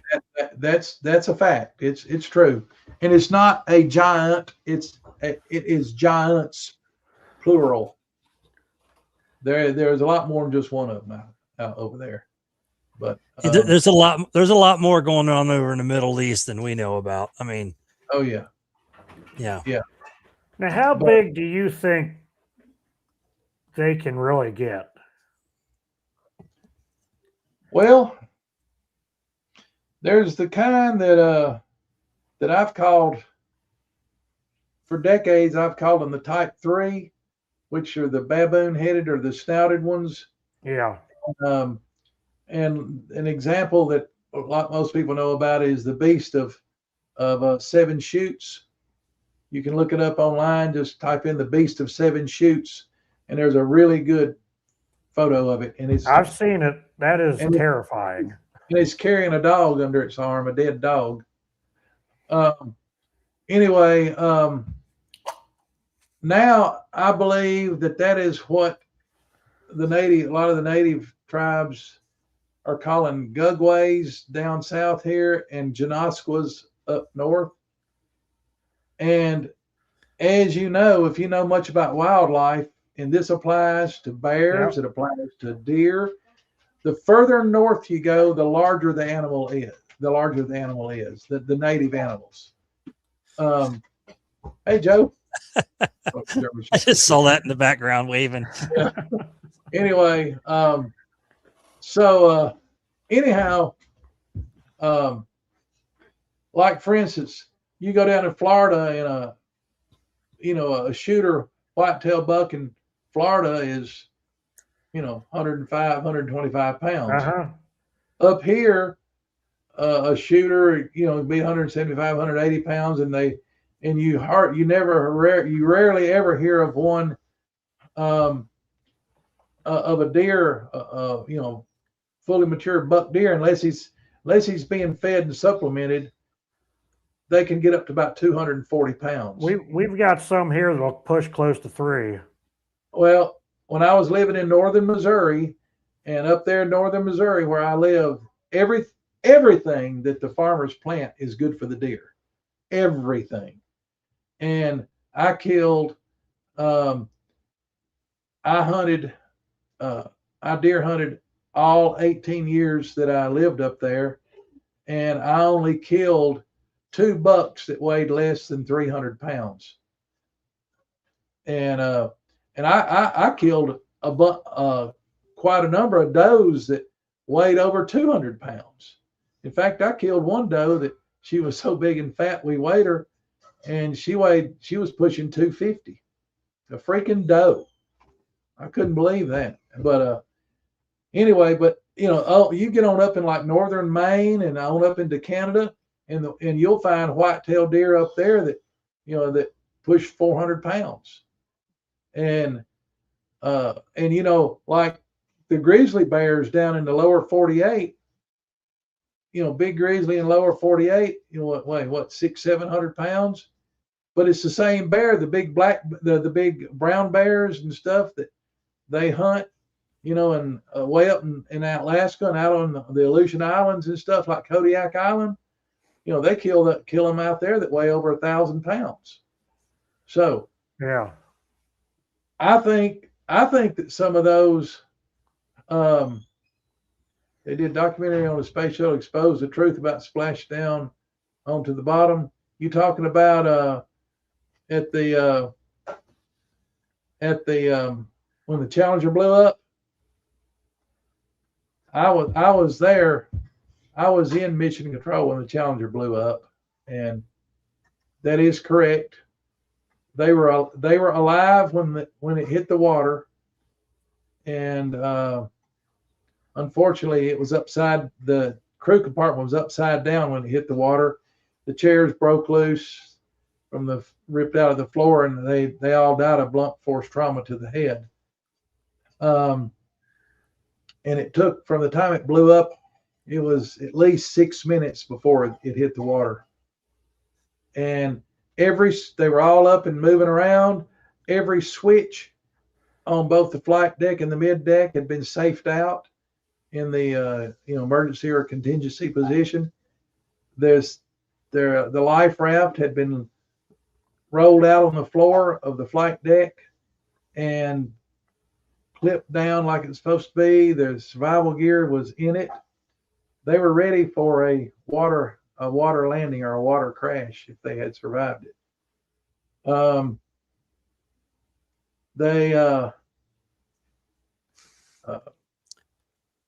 Anyway, that's a whole nother story. But anyway, we couldn't talk about it. We were all, told to keep our mouths shut. And anyway, back to what I was talking about. But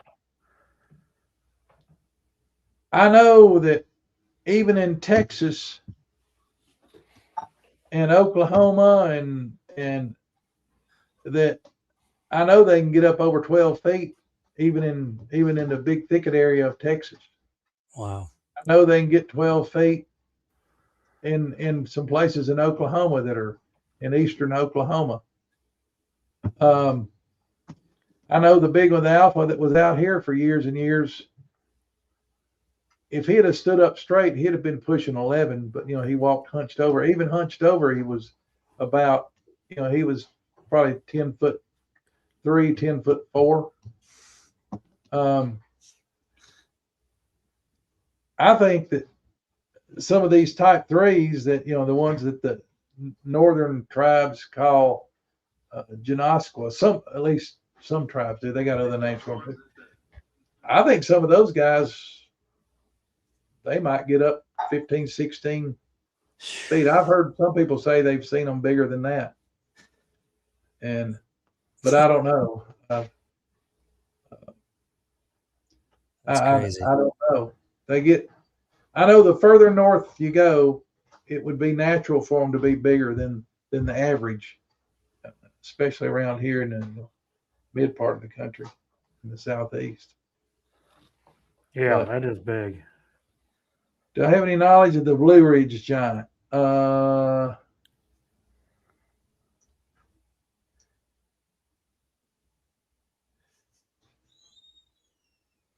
I have heard of,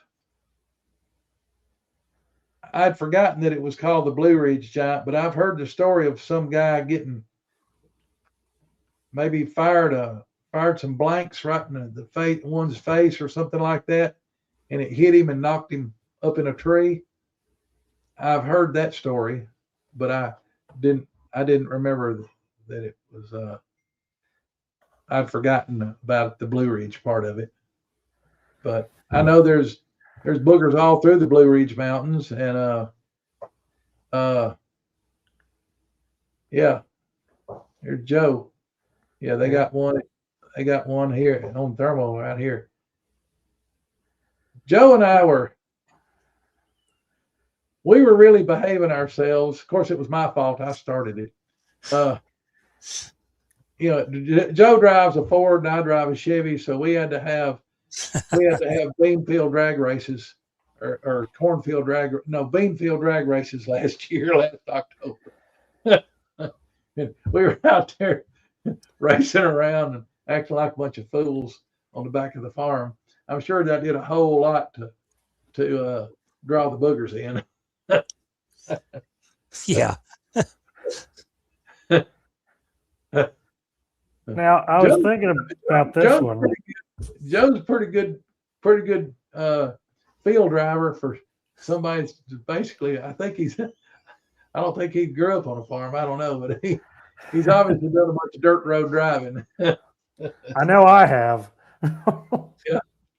Yeah, I started driving when I was like 7 years old. We'd go to have I ever researched in North Dakota? As a matter of fact, I have just a little bit, not a whole lot, but I've poked around out there in the north of Medora, out there in that new Teddy Roosevelt Park. Yeah, there's a good one. Well, there's there's all kind of stuff goes on in the big thicket. I mean, all kind of stuff.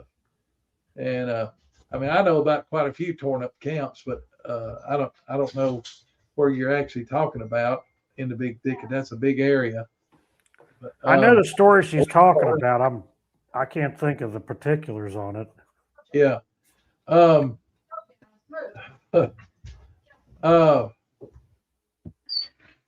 me see. I got the Bob Garrett incident. I remember that. Remember the name. It's been so long I don't remember a lot of the particulars of it. North Carolina and the underwater naval base. Have you looked into it? Like that last. Well, let's just say that I was one of the engineers on a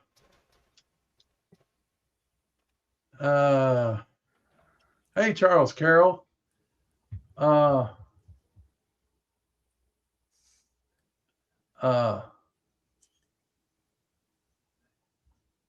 got a way of getting him my email address? Send him a private message. Yeah, do that. Who's that? Ryan Riddell? No, Charles Carroll. Charles Carroll? Yeah, he lives right down the road here, right in between me and Greg. Yeah, Ryan, very cool. He's speaking at you. Okay, cool. Thank you, Ryan. Anyway, I was an engineer on a project that flew quite a number of times on the shuttle under different names, and it was always flown as a civilian project, doing nice things like locating aquifers, hidden aquifers underground. We found a river underneath the Sahara Desert, and we found a lot of temples and stuff like that, and archaeological sites that were buried in the jungle, like down in Central America and over in Thailand and different places. But the actual purpose of it is we were spying on everybody. Well, of course. We were looking at the Soviet nuclear submarine pins up on close around the Arctic Circle and on the Kamchatka Peninsula, and we discovered that there was a subway system that somehow they'd managed to keep secret, and they were able to evacuate the Soviet government from Moscow before we could get any kind of missiles or bombs to them. If we were, nuclear war broke out, they had a really good underground subway system that went for miles and miles and miles in multiple directions that we didn't know about, and we found all kind of stuff. But we mapped the bottoms of all the major rivers in the world, and I was utterly astounded what we found, how deep the Mississippi River is. From the mouth of it all the way up to above Memphis, Tennessee, quite a ways. In fact, just about all the way up to the confluence with the Missouri, near just above St. Louis. But we did all stuff. We found all kind of crap, and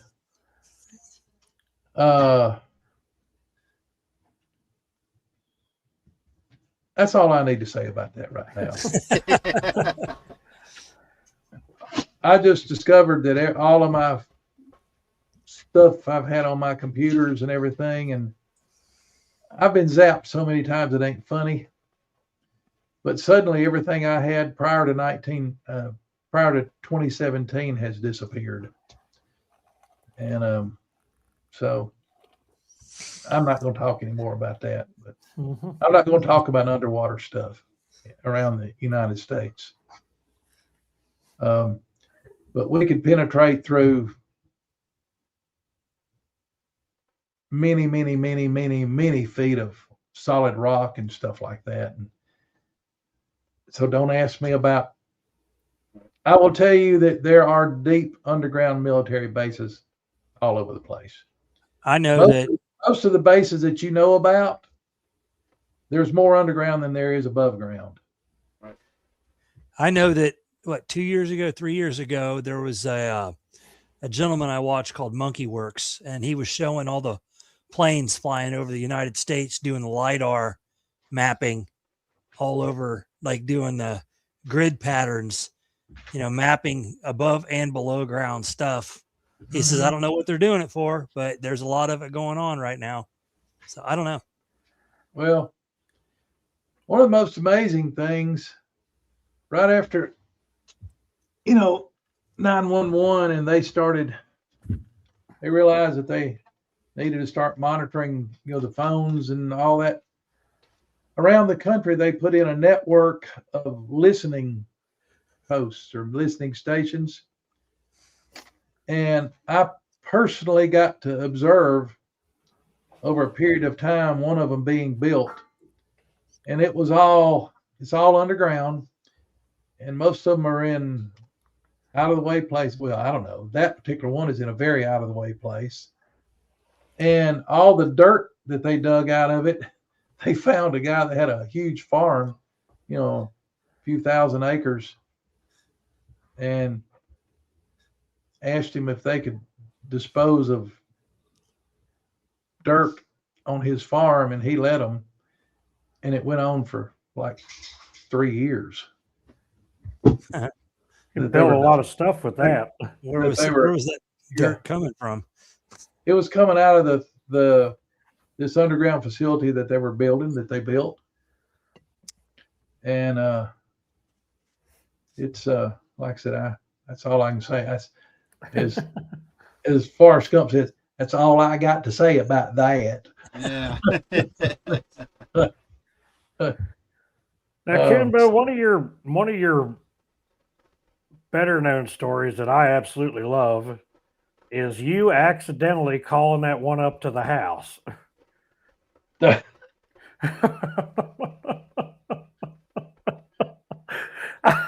What?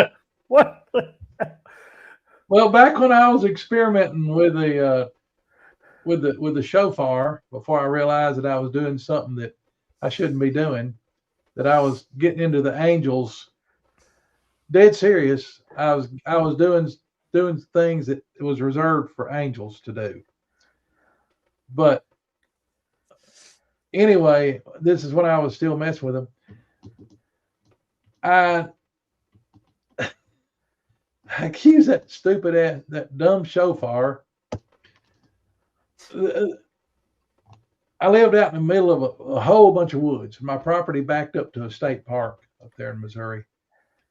And I'd let my dogs out, and and they just, if I just left them alone, they just would go wild. I mean, there were thousands and thousands of acres of woods there, which you don't find a place like that in northern Missouri very often. But that big of an area, but more than what you'd imagine. But anyway, so I had a cow horn that, growing up coon hunting and stuff like that, you always have an old cow horn that, to call the dogs in with. And I'm trying to see, mine's laying around here somewhere. Anyway, I got to and call the dogs in. Well, somehow all my moving around, my dog calling horn got broke. And I'd been hollering for the dogs and everything. And, I said, well, I need a horn. I said, well, I'll just use that kudu horn, my shofar. So I just stepped out on the back deck and, and blew 3 or 4 good blasts on it. And the dogs came in. They came right. They were home in 5 minutes. And what level of the base I worked at? I don't know if you mean rank or how far underground. You'll have to clarify there. But anyway, so I did that one day, and then I did it the next day. And that night at about 1:30 in the morning, we're in the bed asleep, and we got no, I've never been in Fort Knox. Anyway, we're in bed, and we had a set of atrium doors that opened out of our bedroom out onto the back deck. And the back deck was the whole length of the house. It was 67 feet long. And the end of the deck where our bedroom was, the deck's about 12 feet up off the ground outside. The far end of the deck was about 4 feet off the ground. And of course, we had a nice big wooden railing all the way around it. And the steps coming up onto the deck are at the far end.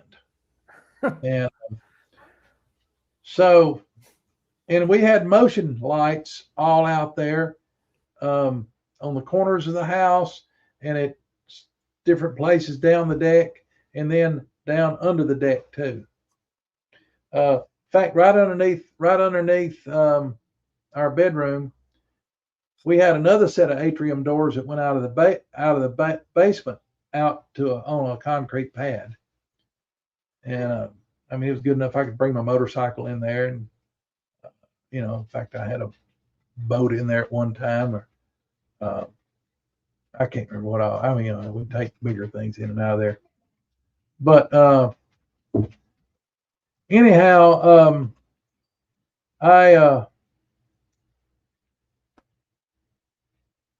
our dog Zara, who always slept on the foot of the bed. Well, she'd start on the foot of the bed during the night. She'd sneak up. She'd end up right on a pillow beside you.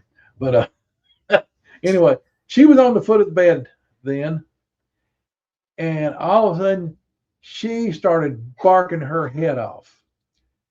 And Jake, my canine dog, retired canine dog, he was on the floor right beside me, and Joe was on the floor. No, I guess that might have been Duke. That was Duke. He was a big old Hughes. He was a Shepherd Malinois cross. He was on the other side of the bed on the floor, right beside my then wife. And when Zara started barking, I mean, she was dead serious. Jake and Duke jumped up, and man, they were dead, and they charged the door, and they were going crazy. I'd never heard them act like that before. And I said, what in the hell? And I sat up in the bed, and all of the outside lights were on. All of them were on. And there's a booger standing there, and this house was a solar design, had real wide eaves all around the house. And this booger was standing there right outside the door, and he was bent over like this, so he could get under the eave, looking in the door, looking in our bedroom. And when I jumped up, and I started speaking in unknown tongues, and I started grabbing for my shotgun, and then it saw me. It didn't care about the dogs. It was totally ignoring the dogs. The dogs were about to take the whole door assembly out of the side of the house. That whole big 6 foot wide atrium door. It wasn't even looking at the dogs. But when I jumped up and grabbed a light and started grabbing for my shotgun, it saw me, and it took off running down the deck. And as it was running, it was shaking the house. The house was shaking like we were having a mild earthquake. And apparently it jumped the rail at the end of the deck. Well, it did. I found the tracks the next day. It jumped the rail and landed in the yard or out down a deep holler beside the house. All right. My then wife collected rare hosta plants. If any of the ladies knows what a hosta plant is. She had this really nice little garden that I built for her. It was miniature hosta in it. Oh boy. That thing had walked up out of the creek bottom behind the house, walked up across through the yard. Nice big trackway out there. Because under the trees, there wasn't hardly any grass growing. And that sucker had stepped right in her hosta, one of her hosta beds, and had mashed down a big old deep print, probably about 3.5 inches deep down into that thing. Big old 17-inch track. And it was a male track, and it had come on up on the deck. So, she got mad. I was going to try to catch the track, get good pictures of it and everything.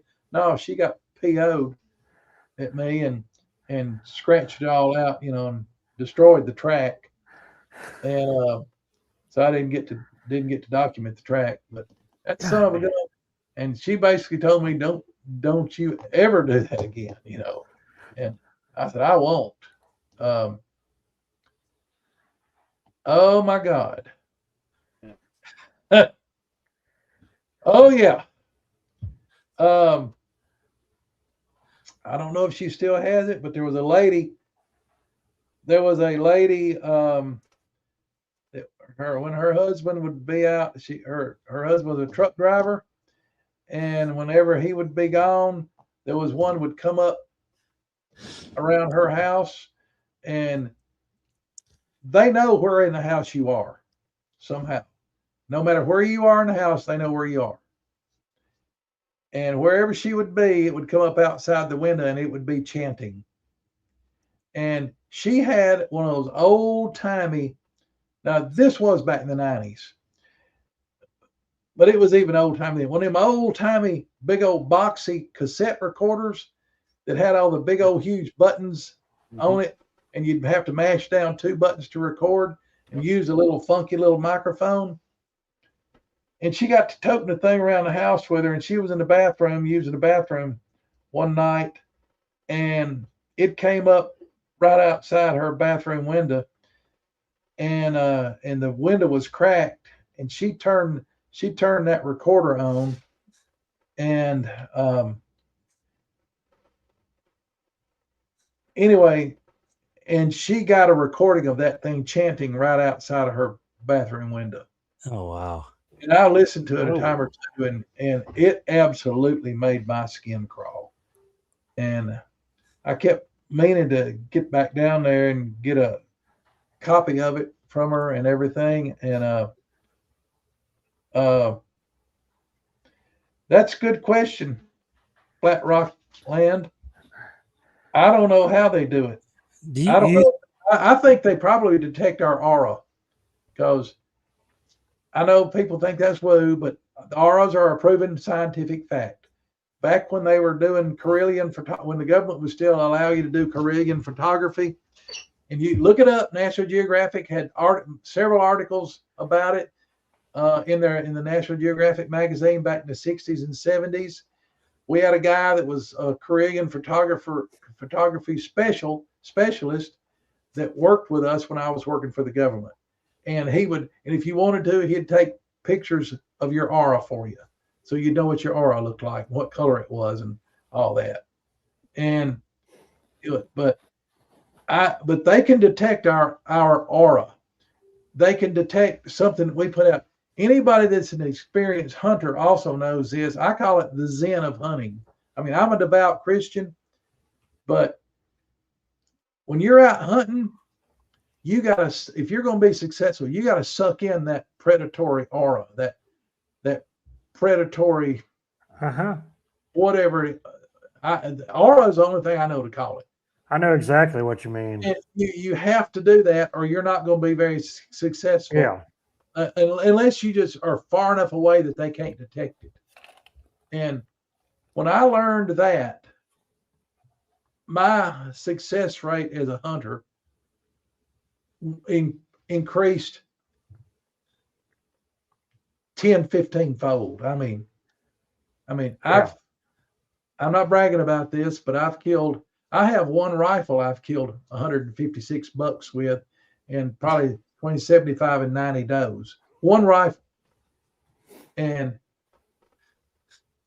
that ain't all I got. But I'm just saying that when I learned to control my aura and control my predatory instincts, they couldn't detect me as much. And but I could be out there and be happy and not even think about, oh boy, I'm just living out in the woods and communing with nature and everything. And wow, look at that.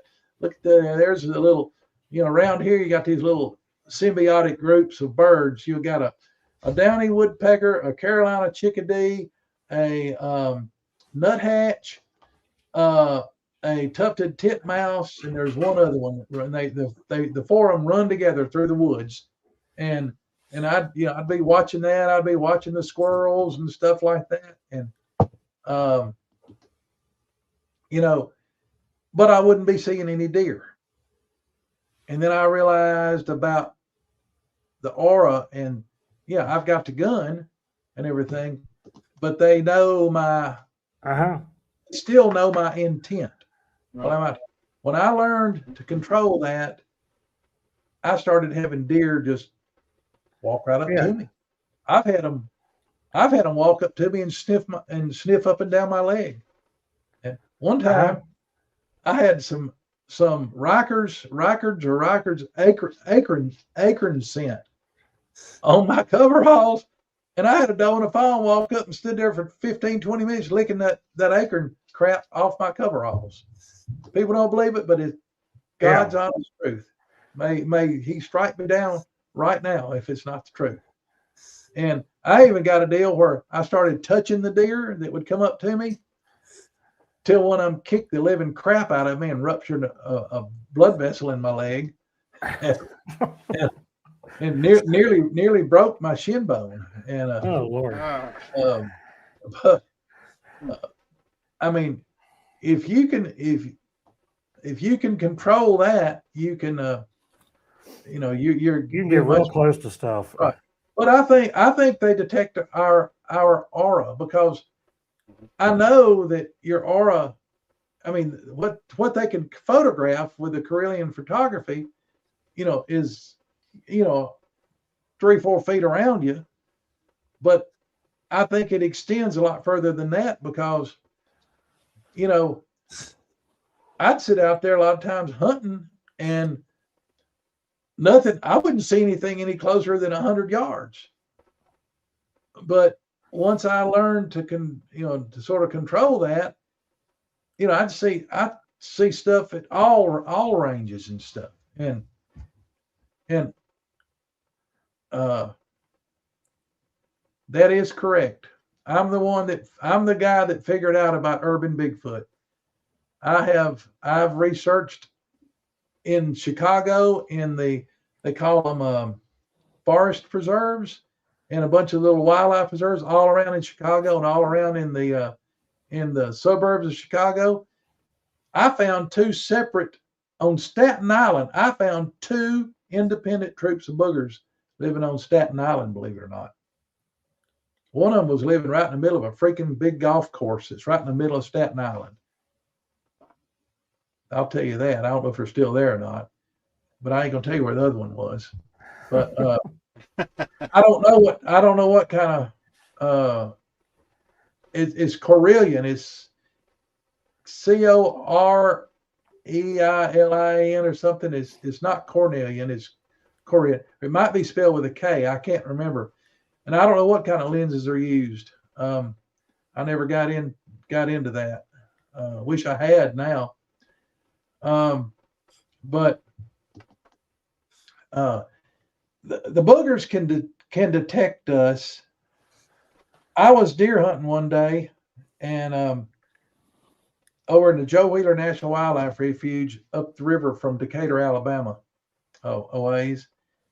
And I had found a place that I didn't think anybody hunted. Anybody hunted it, and I had done a fair amount of scouting, and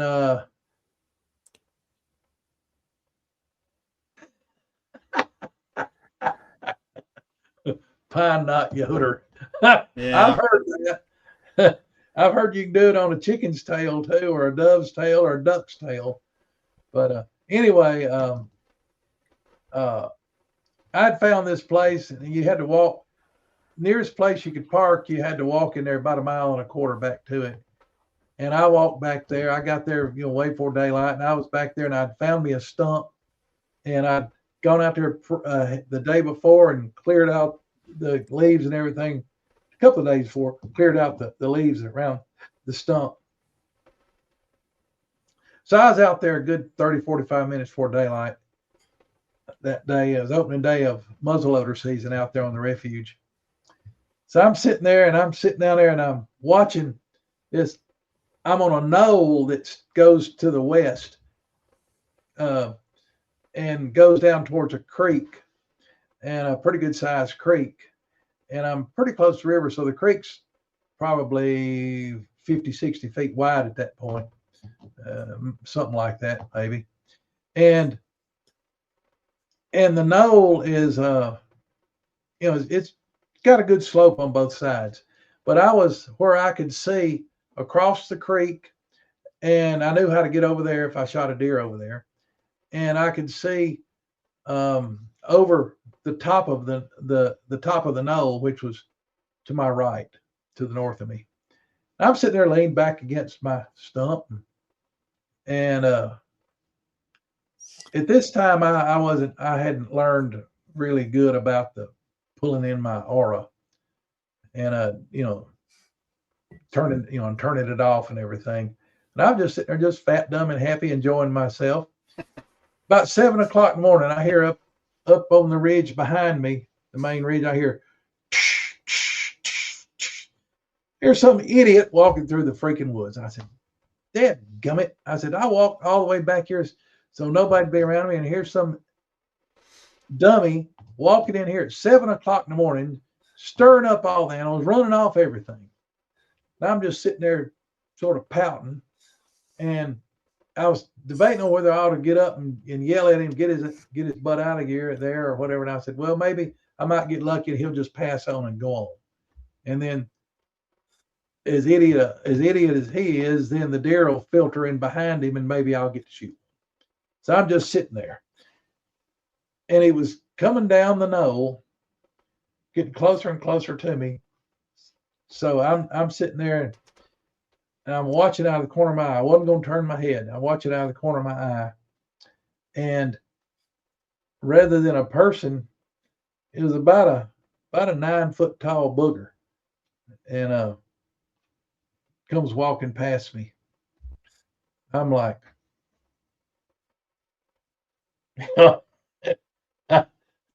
all I'm moving is my eyes. It scared crap at me. I didn't know whether to wind my butt or scratch my watch. And it goes walking by, and it's right across. I could see it from about its waist down. And it walks past me, and it gets on past me about maybe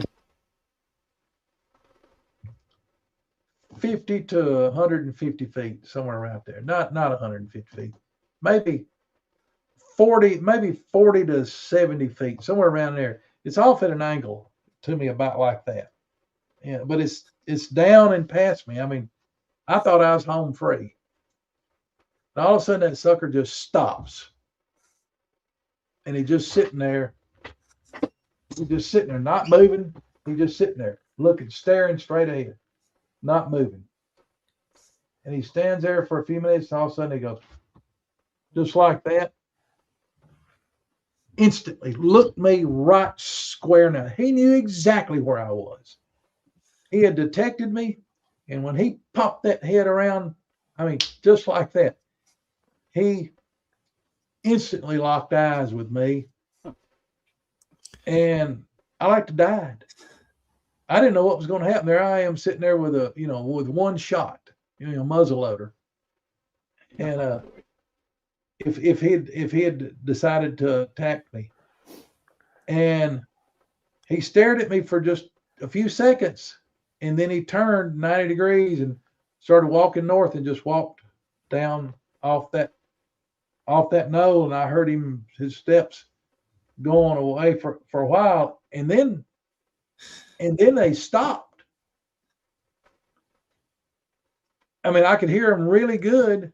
He was out of sight of me, but I could still hear his footsteps, and then he stopped, and it was dead silence.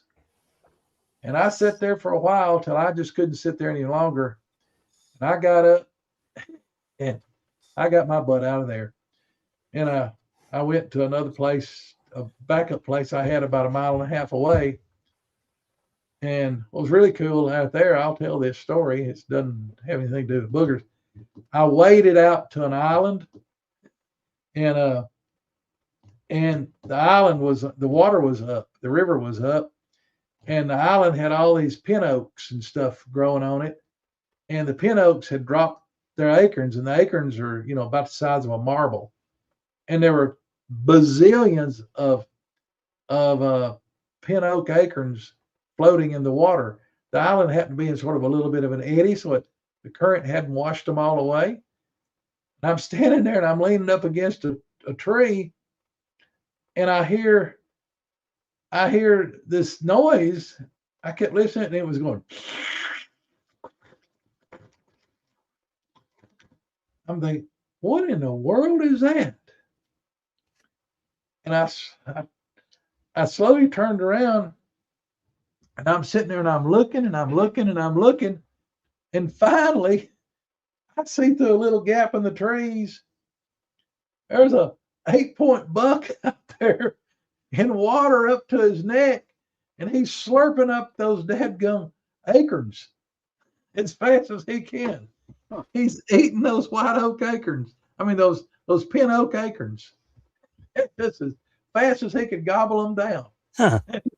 And so I shot him, which I learned not to do that.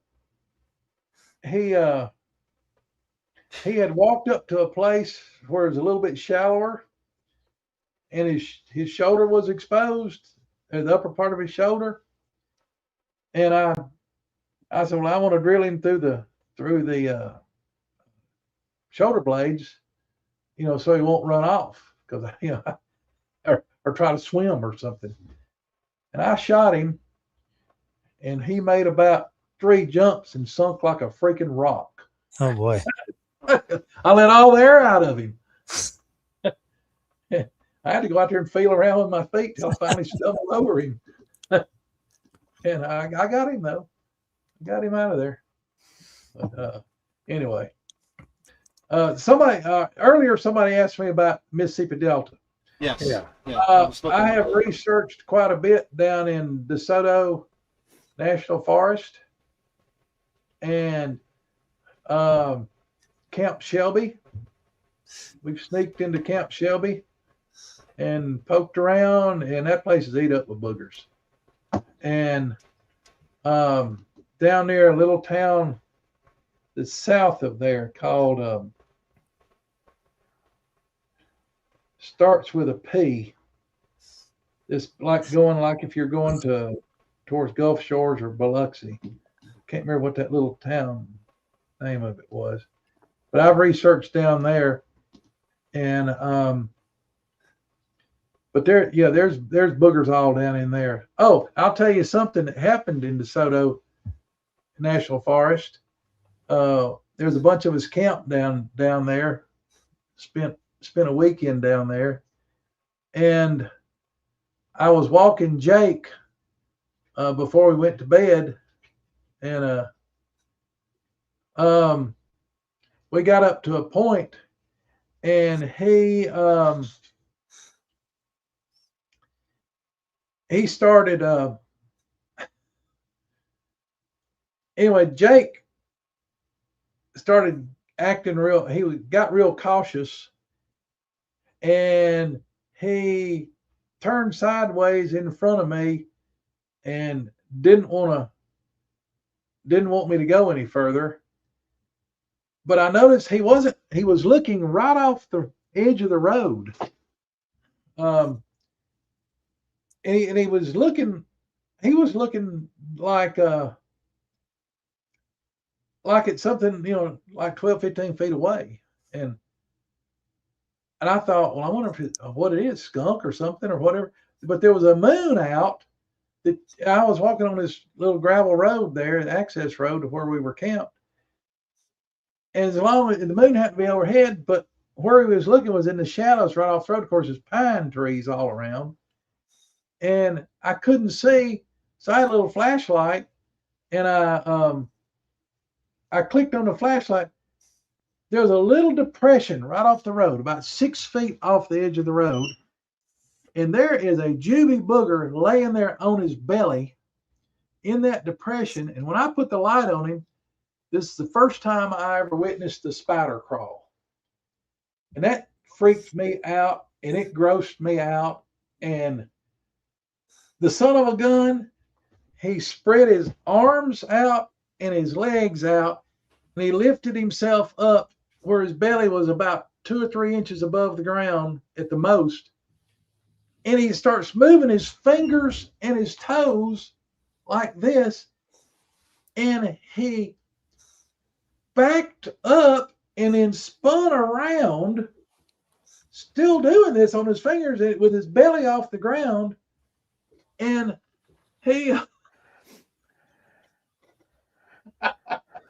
That's nasty. Anyway, he spun around and he starts going off away from us through those pines.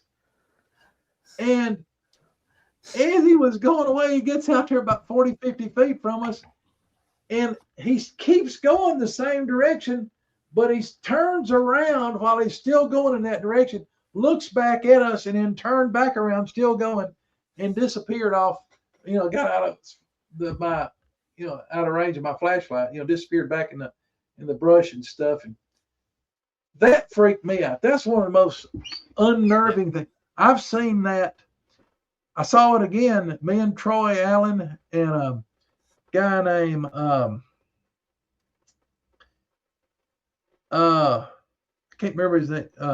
Eddie. A guy named Eddie was with us, and Eddie wanted to see one, and Troy and I, we can detect their aura a lot of times. We know where they are a lot of times. And Troy and I knew where one was easing in on us. We were at a campground there, and in the south end of LBL, Land Between the Lakes. And Troy and I both sensed that there was one sneaking in on us. And so Eddie was dying to see one. He was really, really, really wanting to see one. And so we took him to see one. So we eased around, and there was a couple of apple trees out there. And so we acted like, I said, now we're going to just be nonchalant, we're just going over here look at the apple trees, see if there's any apples on it ripe yet, or if there's any on it left at all. And so that's what we did. And we got over there, and we didn't hear anything run off. And Troy and I both said, that it's still over there. And so I got Eddie to get behind me, and I got my spotlight in my hand. I said, Eddie, I said, you get behind me. You look right over my shoulder. You look right down my arm like it's a rifle barrel. Look right across the top of that flashlight. And I said, when I click this light on, I said, one of three things is going to happen. I said, most likely, 98% chance what's going to happen is you're going to see a flash of eye shine, and that dude's going to just drop like you cut his legs out from it. It's going to hit the dirt instantly, and either try to hide, or it's going to try to get out of there, or there's a chance that the second most likely thing is that when I hit the lights, it's going to whirl and haul butt and running away from us. I said, or there's maybe a 0.1% chance or a 1% chance that it's going to stand there and it's going to bow up and start yelling and screaming at us. And I mean, it'll shake you to your core. Yeah. Well, he got ready, and I clicked on the light, and when it did, it was standing up behind a bunch of Johnson grass, and it hit the ground. I mean, it just like, they fold up like their legs are falling out from it. It just straight down it went, and it hit the ground. And we heard all this rustling, and Troy kicked his light on, and that son of a gun came out from behind that Johnson grass, and there was sort of a little hill, and it was doing that spider crawl. And it was going up that hill, and there was a big log about this big around. I mean, a big old log that, you or I couldn't have stepped over it. It was that big. We would have had to step up on it and then hop off of it on the other side. That dude came up to that log, that big old huge log, and it just goes. It's like Napa, like a fighter airplane in Napa the Earth mode. It just goes up and over and kept going on the other side. It never broke. I don't know if you call it stride or whatever. Oh, just before it went over it, the sucker did that deal where it's still moving away, and it spun around and looked at us, still going towards the log, looked at us for a split second, then turned back, still going in the same direction. And it up and over the log and then gone. That's creepy stuff, man. And that is creepy. That old boy had to come apart, as my wife says. He he had to come apart. Wow. It is creepy. If you ever see that, it'll creep you out. No. Hey, I'm Coonbo, I think Barry just messaged me and say he thinks you were talking about Poplarville, Mississippi. I don't think that's it. I can't remember the name, but I know there's a little town.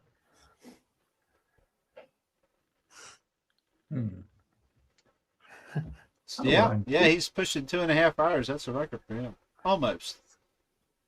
He's got to hit 3. All right, let's see. Coonbo, have you always believed in boogers, and when was your very first sighting? Well, I've always believed in them. I've believed in them since my parents and grandparents and stuff told me about them when I was 2.5 years old, less than 3 years old. And I saw my first one when I was around an incident with them when I was just a little bit less than 3 years old, and I saw my first one when I was 4. Yeah, I've believed in them my whole life. I mean, no question about it. You know,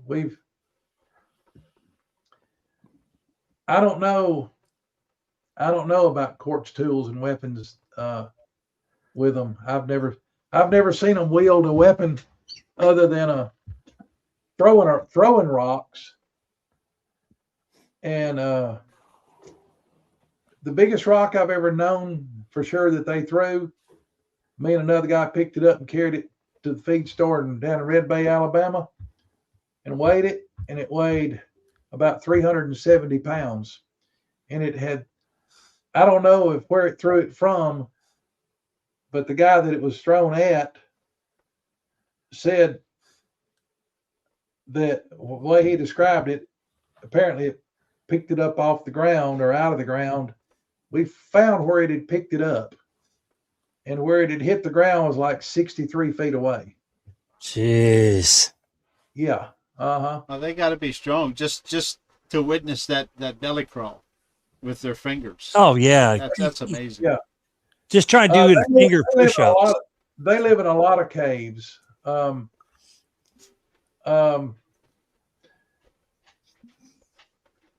I saw one me and 2 other guys saw the feet of one in a cave here in northeast Alabama. And to get where we had crawled up to where we could see that, where we could look into another room, and we were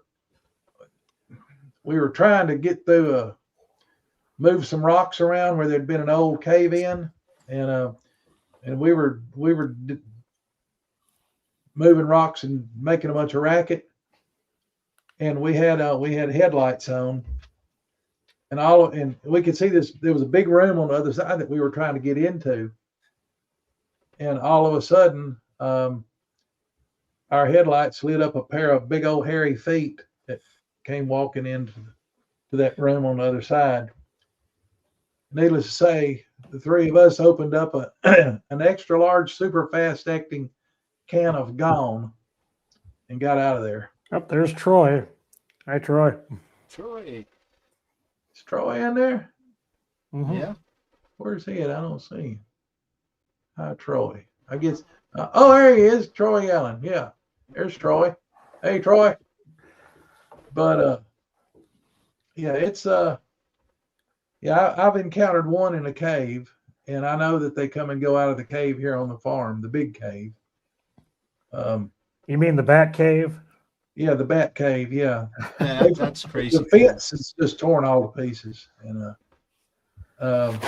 they gave up on that operation, didn't they? Yeah, yeah, yeah. They've torn that fence all to pieces, but we're I'll send him that, Hillary. yeah. Yeah. Yeah, I'll tell you what. Anybody all these people that say, well, why don't you have pictures of them? Why don't you have? I've got pictures of them. Why don't you? But I don't share them because people. I mean, you can't make somebody believe by showing them a picture. Right. That, I mean, especially nowadays with AI. It's a fact. It's a fact. Yeah. And believe me, there are times that you got to go, and but there are also times that you stay, and like I ain't gonna give all the details, but I had gone to check on a particular wild plum grove that on some federal property that I knew it was there, and I was wondering if the plums were ripe yet. And yeah, I had to park my vehicle and then walk a distance to get in there. And it was after dark, and it was a bright moon, and I didn't even carry a light with me because I'd been in there enough times. I knew it real well, and it was I had to walk out into a hayfield, and that late in the year, when the plums would be ripe, the hayfield would have already been cut a couple of times, and what the grass wouldn't be high, so I didn't have to worry about chiggers and stuff like that. And anyway, I walked over there, and the plums were still green. I turned around, getting ready to head back to the truck, and I had to relieve myself, so I unzipped my breeches and started taking care of business. And all of a sudden, I felt something, sort of a breeze or wind against the back of my head. And then I realized that, well, there's no breeze or wind blowing through the bushes over here. And I realized that somebody was literally standing behind me, literally breathing on the back of my head and down my neck. And I whirled around real fast. And there was about a 7 foot tall, maybe 7.5 foot tall jivvy booger standing behind me, right up behind me. And I hit him, my shoulder hit him right below his solar plexus, and my elbow hit him down below his belly button, we'll say, pretty hard. And he bared his teeth and growled at me, and I started speaking in unknown tongues, and I started looking for that extra super extra large, extra super fast acting can of gone. There we go. There you go. Yeah. Anyway, compliments. He's even got a squatch and holler hat on. Yes. What?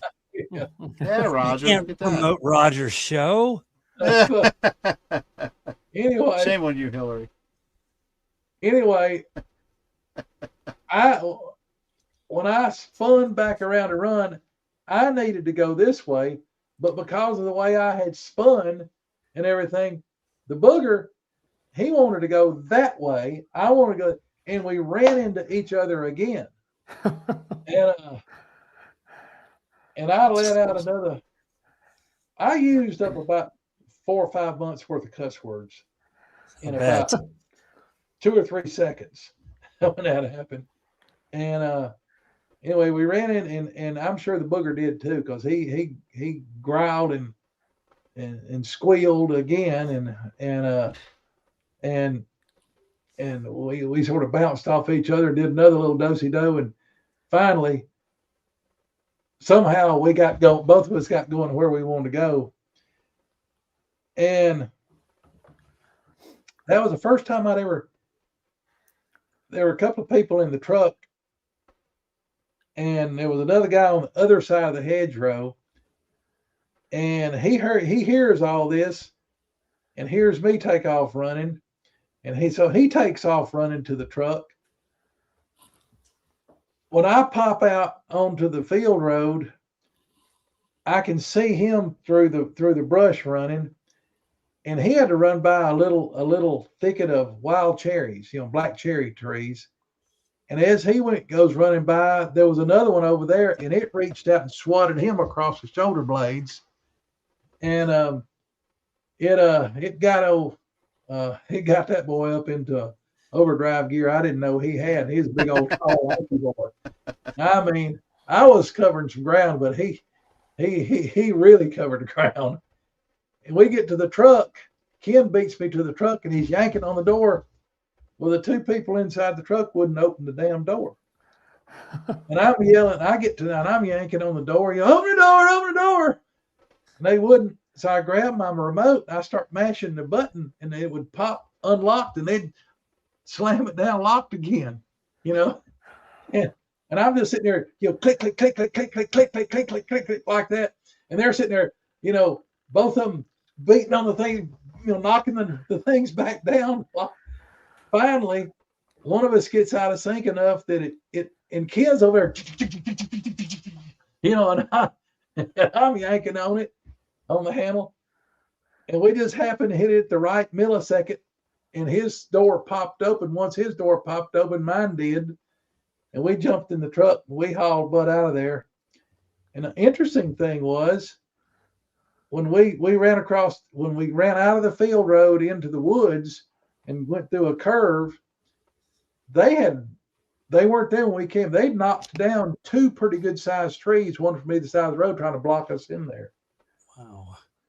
And I had you guys aren't from the Midwest or whatever, or from that, but around this part of the country, and then they make them out. There's a brush guard company called Big Tex.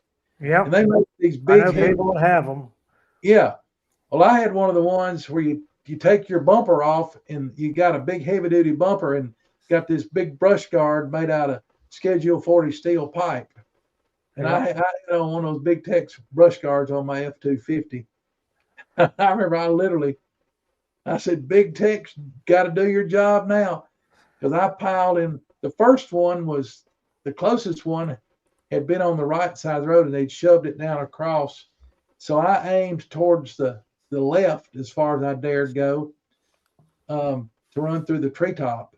And I piled into that, and then there was just enough room I could, as soon as I busted through that treetop, I whooped the wheel real hard to the right. And the second one had been shoved down from the left-hand side of the road. So the smaller limbs were on the right side of the road. And I blew through all those. But even at that, I was scared I was going to punch out my radiator or something. But it protected it. And we got out of there. But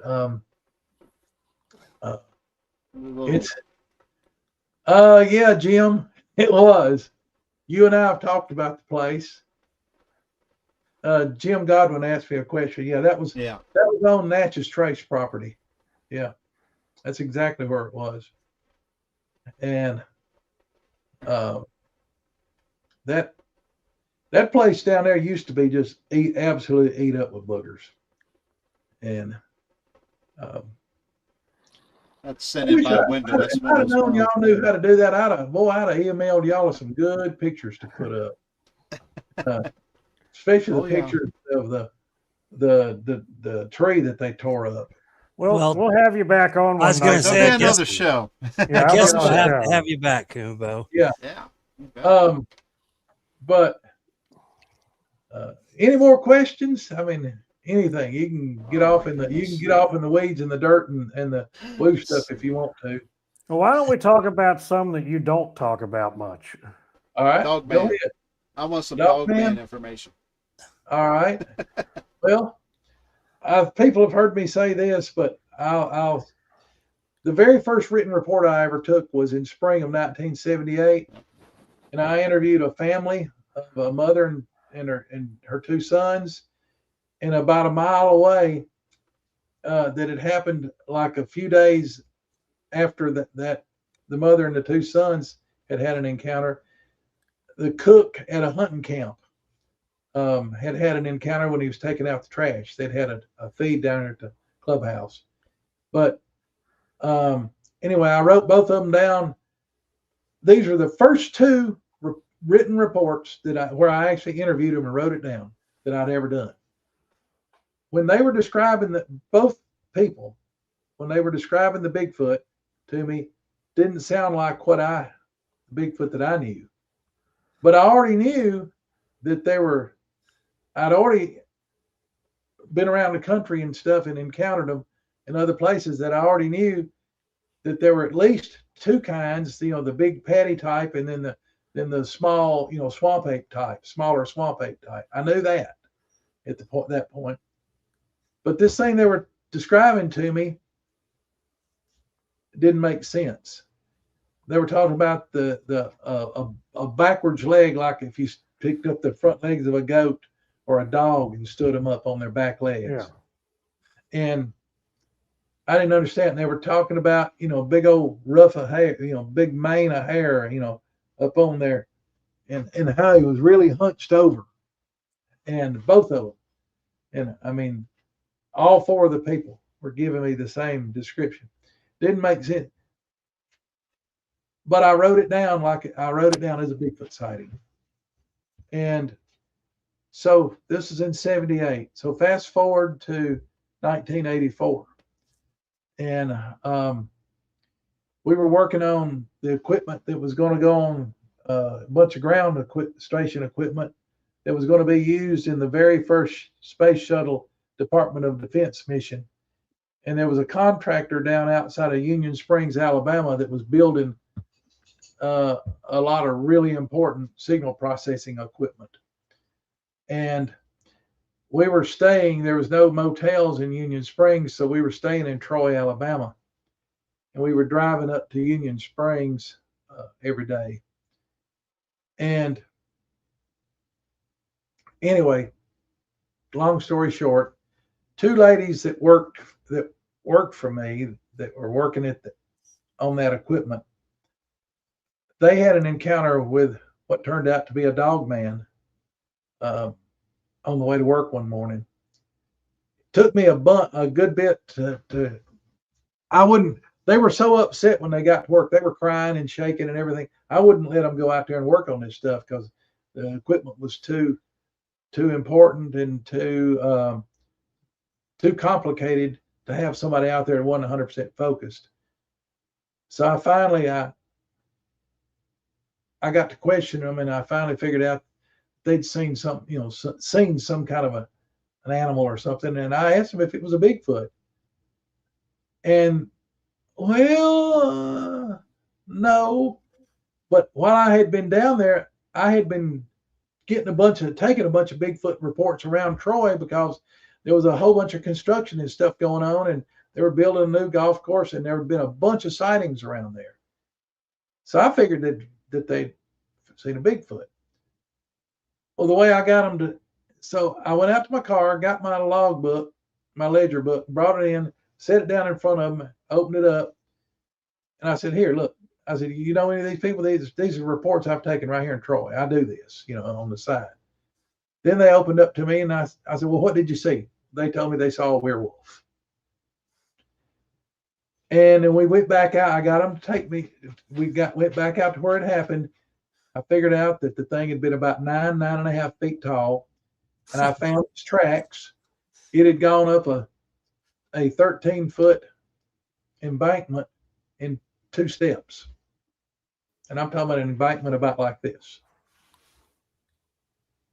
I realized then that these dog men or / werewolves exist. And then I realized that report I had taken from those 4 people back in 1978 had been one of these werewolves or dog men. And I went back and I re-interviewed them. I was only able to get to talk to 2 of them. I remember one of the guys, the guy that one of the older son and his mother, and he said, and I was telling him, and he said, "Well, we tried to tell you, but you wouldn't listen." Yeah. And he was right. Yep. And that's why I say anybody that's a researcher in anything, I don't care if you're researching the dietary habits of possums, you've got to be willing to look at your data again and change your mind or change your theories based on the latest data. And that's what I had to do. And but that's when they didn't seal the caves. They put a big huge fence around the entrance to the cave, and the boogers tore it all up. There are some caves that they've put bars across, but not here on our farm. There's a cave in Missouri that D.A. Roberts has shown Yeah, I've seen it. several pictures of it. Yeah, I I've have seen that that. picture somewhere. There's one on federal property down right off the Natchez Trace that they've barred up. Well, this thing looks like they're trying to keep Godzilla in Yeah, or it's keep freaking. somebody out, but it's got that opening in the top where it looks something could climb over it. Yes. Smiddle Well, Cave. supposedly, Yeah. you know, the fence, they just put a fence around ours, and they could crawl over. The first thing it did is the very first thing it did is it just grabbed the fence and just ripped it up out of the ground and went under it. And then so they came in and they dug a trench and they put the bottom of all the wire, the big super heavy duty hurricane fencing or chain link fencing, put it down to the ground about a foot and poured concrete all over it. And then they put kickers on the top and put 3 or 4 strands of barbed wire on it. And what it did this time, it just grabbed a hold of it, just yanked it down. And that's the way she is to this day.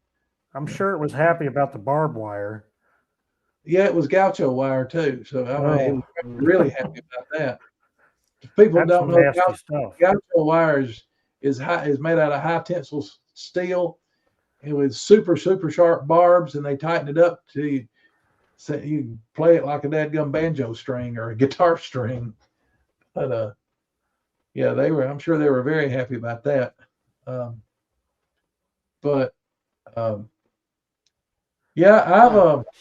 but I have investigated the first investigation I went on Bigfoot that I actually went with a purpose out of this area was I went out to Foyle, Oklahoma, a little town that's north of Tulsa, right by Lake Ulaga. And holy moly, is that a boogery place? That whole lake around it is boogery. But these people, they had a 12-foot dog man that was coming in and just watching them. They didn't smoke in their house. Every time they'd come out to smoke, these things would, not every time, but very often, if they went outside after dark on their back porch or back deck, either the porch or the deck, there would be one show up out there, and it would just stand there on the other side of their backyard fence. They had a backyard fence, and then they had a cane brake of bamboo that grew right outside the fence. That thing was standing there looking over the top of the bamboo, and that's how I was able to figure out that it was at least 12 feet tall. And plus I did my old thing. I got a old white Dixie plate, little paper plate stapled to a piece of bamboo, about a 6 or 7 foot long piece of bamboo that I kept in the bed of my truck all the time. And I get out there, well, how tall? Well, where was its head? And I'd hold it up, and they'd stop me, where the head was, and then I'd measure it, and that way I'd know I could figure out how tall things were. But is my volume okay? Yeah, you're good. Yeah. You're great. Okay, I didn't know if I was talking loud enough or not, but I've found dogmen all over the place, and the disturbing part about it is there's multiple kinds of things that people are lumping into the dogman category.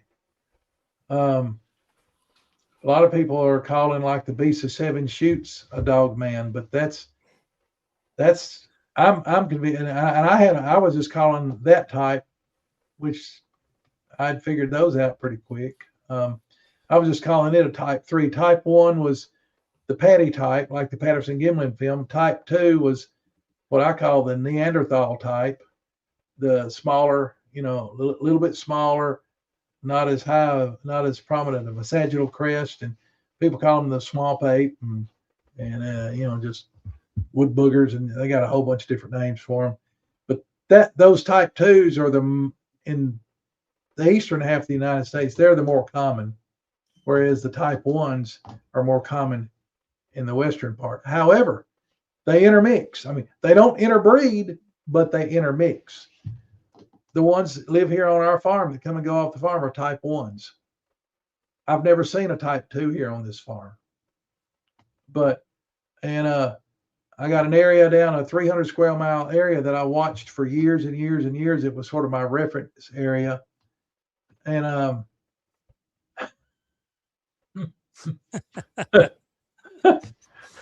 anyway, I was reading one of the comments. Anyway, no, I don't know anything about that in Nebo, North Carolina. I'll get to that question here in a minute. But I lost my train of thought. My train of thought got derailed.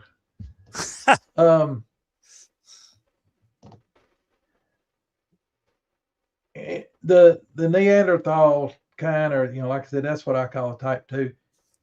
But then I knew that, and I believe that these, what I was calling type threes, are what a lot of people call the Gugway in the south and the Janoskwa up north. And they have plantigrade feet. They're out of the same bloodlines as species, general species, or whatever of type ones and type twos. They can probably interbreed if they wanted to, but they don't. They are more evil and ill-tempered than the type ones or type twos, but they're not near as common. They're very, very much more uncommon. But they got plantigrade feet, just like the regular Bigfoot. But I think they've been more inbred in the past, because a lot of them only have three. They appear to only have three toes. A lot of them. That's a sign of inbreeding. And anyway, and a lot of people thought they were sort of werewolf because they have a sort of a dog looking head, or some people call them baboon headed. But they're still a primate, just like a type one or type two Bigfoot, and just like us. But then when I realized that dogmans really do exist, I realized, well, I started calling those type fours. Now, they're acanid. They got digitigrade feet. Their heel or their hop doesn't touch the ground when they walk normally. But I've got too much evidence to discount what some people call a rougarou, or some people call a wolf man, or there's other names for it, Luke Guru and stuff like that. I've actually come upon a family or a clan of people out in an isolated area that my heart and my gut tells me that they are what we would call werewolves. And so they're human to wolf. Yes. Okay. And but I don't think I don't know if they can control when they change. I've also come across hard evidence that there are people who cannot control when they change. I've laid eyes on a concrete room built like a vault. I mean, with walls a foot thick, reinforced concrete walls. with rings and chains in the floor, and 2 heavy, heavy, heavy solid steel doors. Now I'm talking about not only do they have super heavy plate, but then they've got big monstrous bolts and stuff through the door and big steel straps going across them in 2 ways and multiple big padlock places around them, around the perimeter. 2 doors like that back to back to keep that room secure.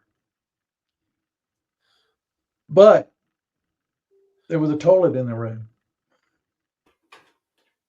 believe it or not. And there was a place. There was a place where someone could up high in the ceiling, up way high, a little slot coming in at an angle, and a real super heavy door over that could be locked and bolted down, that food or something could be dropped in there. Do you? Now, I mean, I've seen it. Now, I was told officially that was a armory. I've seen a lot of armories. I've never seen one like that. What are But they? I was Are they also- chaining the guns to the floor?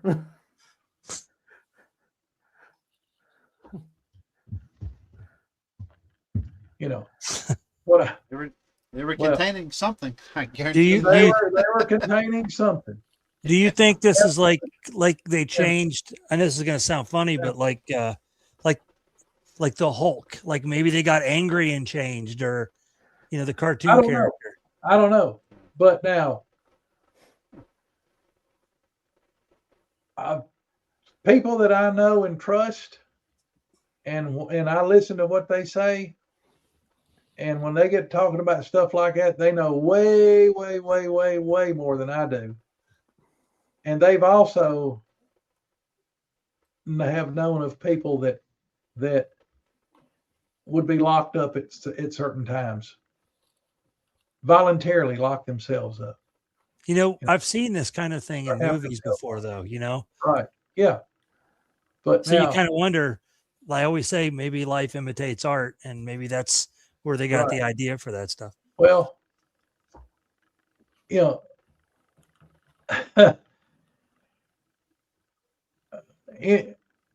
anyway, I know that I was shown this clan of people by somebody who is very, very in tune to other things, that the person knows what they're talking about. And I know for a fact that they know what they're talking about on other things. And when they showed me this, I could not doubt them, could not refute them. But I know this, that they took me to a place where we could observe them from about a half a mile away. And when we crawled up to the edge of a mesa where we could look out and see them, and let me tell you, I know how to be sneaky and not be spotted. And when we got up there and we were looking through little tiny cracks in the brush and stuff like that, and we had done everything right to stay concealed. And when we got up there where we could look over and see down where this clan of folks lived, off sort of in the mouth of a canyon, they were standing out in the yard looking up there at us.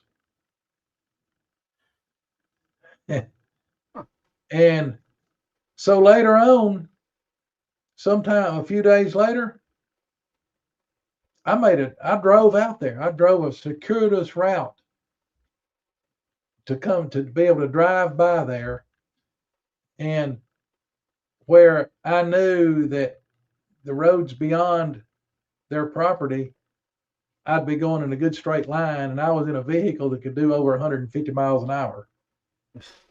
And I went easing down through there, driving about 35.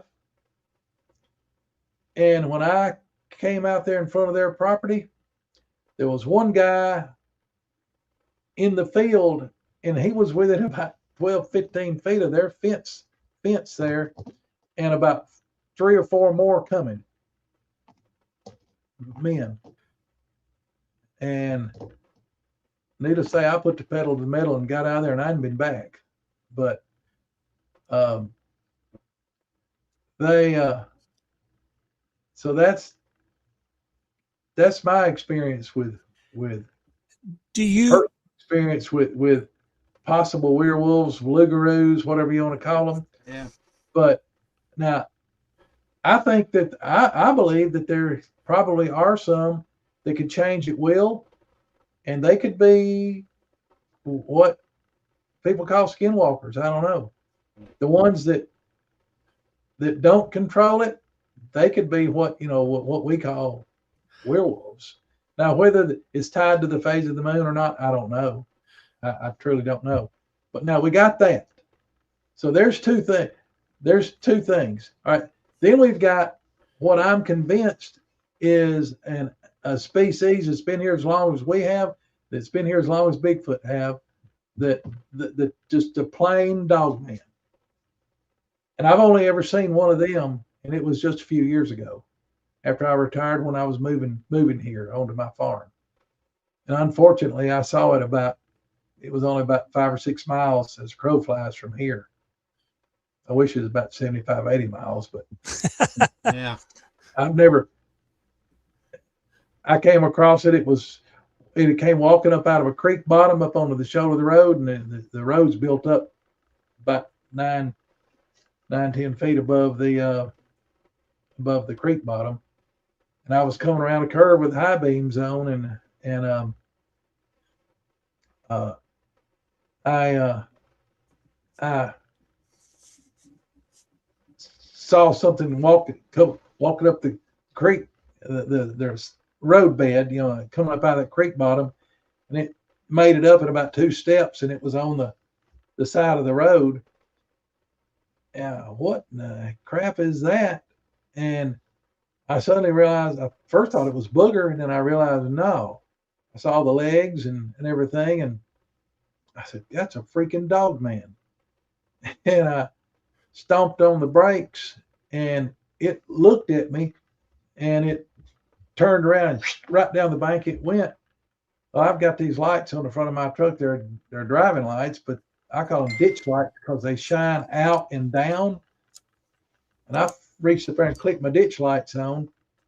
And like I said, I stomped on the brakes, and where I came to a stop, it was right there where I thought it was, but I was too close and I couldn't see. So I rolled the window down, and I got up, sort of pushed up where I could look out the passenger side window. The son of a gun was standing there looking at me down at the bottom of the roadbed, the bank. And it was so close, I realized that son of a gun, he could reach up and just snatch me right out of the window of the truck. And again, I found one of them extra large cans of Gone. And I got out of there. I jumped back over here and mashed it down, and I was hitting the button to roll up that window. And but I got out of there. But it was not real happy. It was snarling at me, and the top of his head was about even with the pavement, and we figured it was at least 9.5 feet tall up there. And but that just a plain old regular dog man, I think. So here we got. All right, so now we got a regular dog man, we got a possible werewolf, and we got something else that can change at will that may be what's called, what's commonly referred to as a skinwalker. All right. When I worked for the government,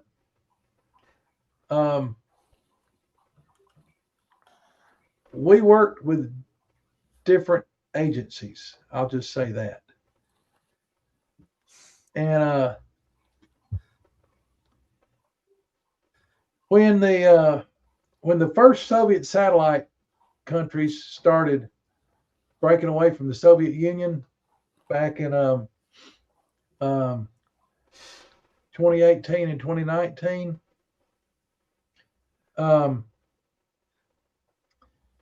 You know, the that's not right. I'm wrong. Excuse me. 88, 1989.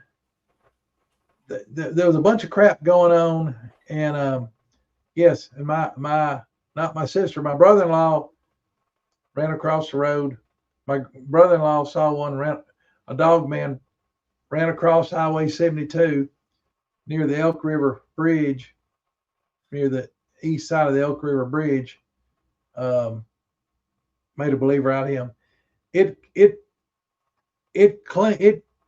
crossed a 120 something feet wide clearing and only touched the ground 3 times. Yeah. And he said it looked like a big old huge dog stretched out. It was going quadrupedal. But that made a believer out of him. Anyway, back to what I was saying. Back in about 88, 89, some of the Soviet bloc countries started pulling away and breaking away from the Soviet Union. And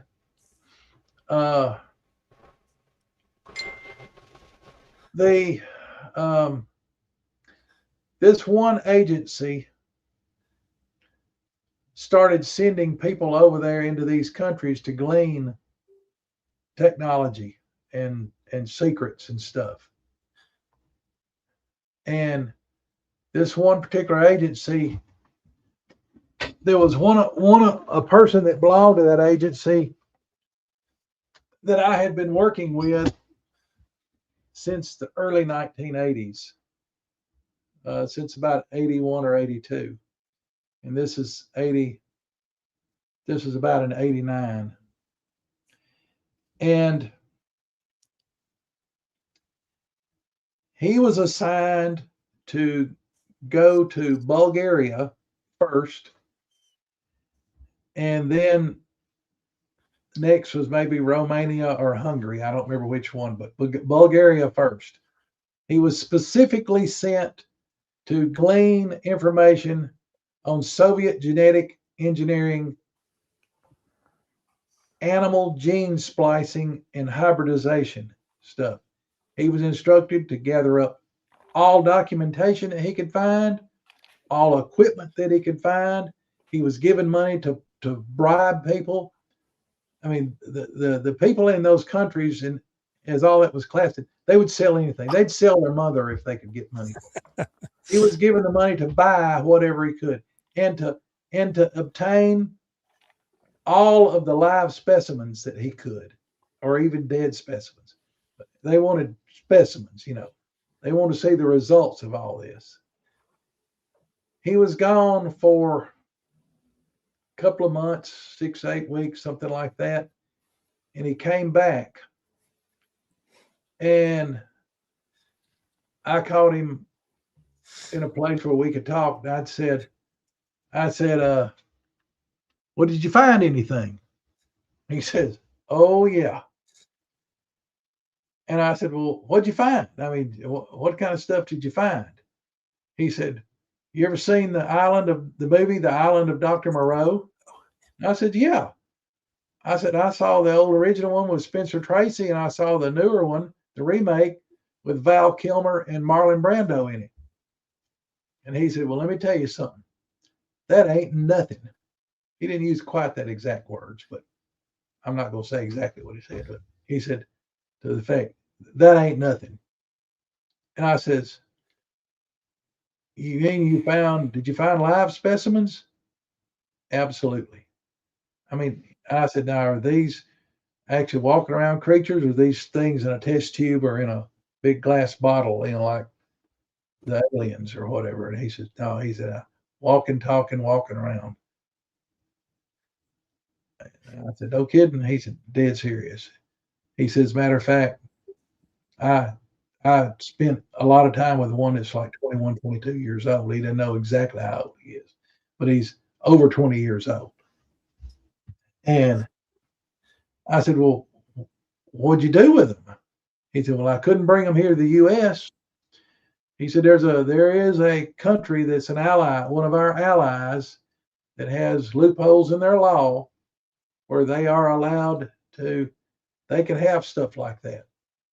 And there is a huge facility owned by a corporation not in that country that our government clandestinely funds.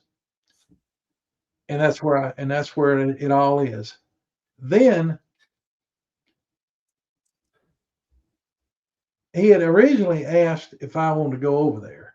And I said, no, absolutely not. My kids were young and I had left the field jobs to get back into an office job in office, research and stuff.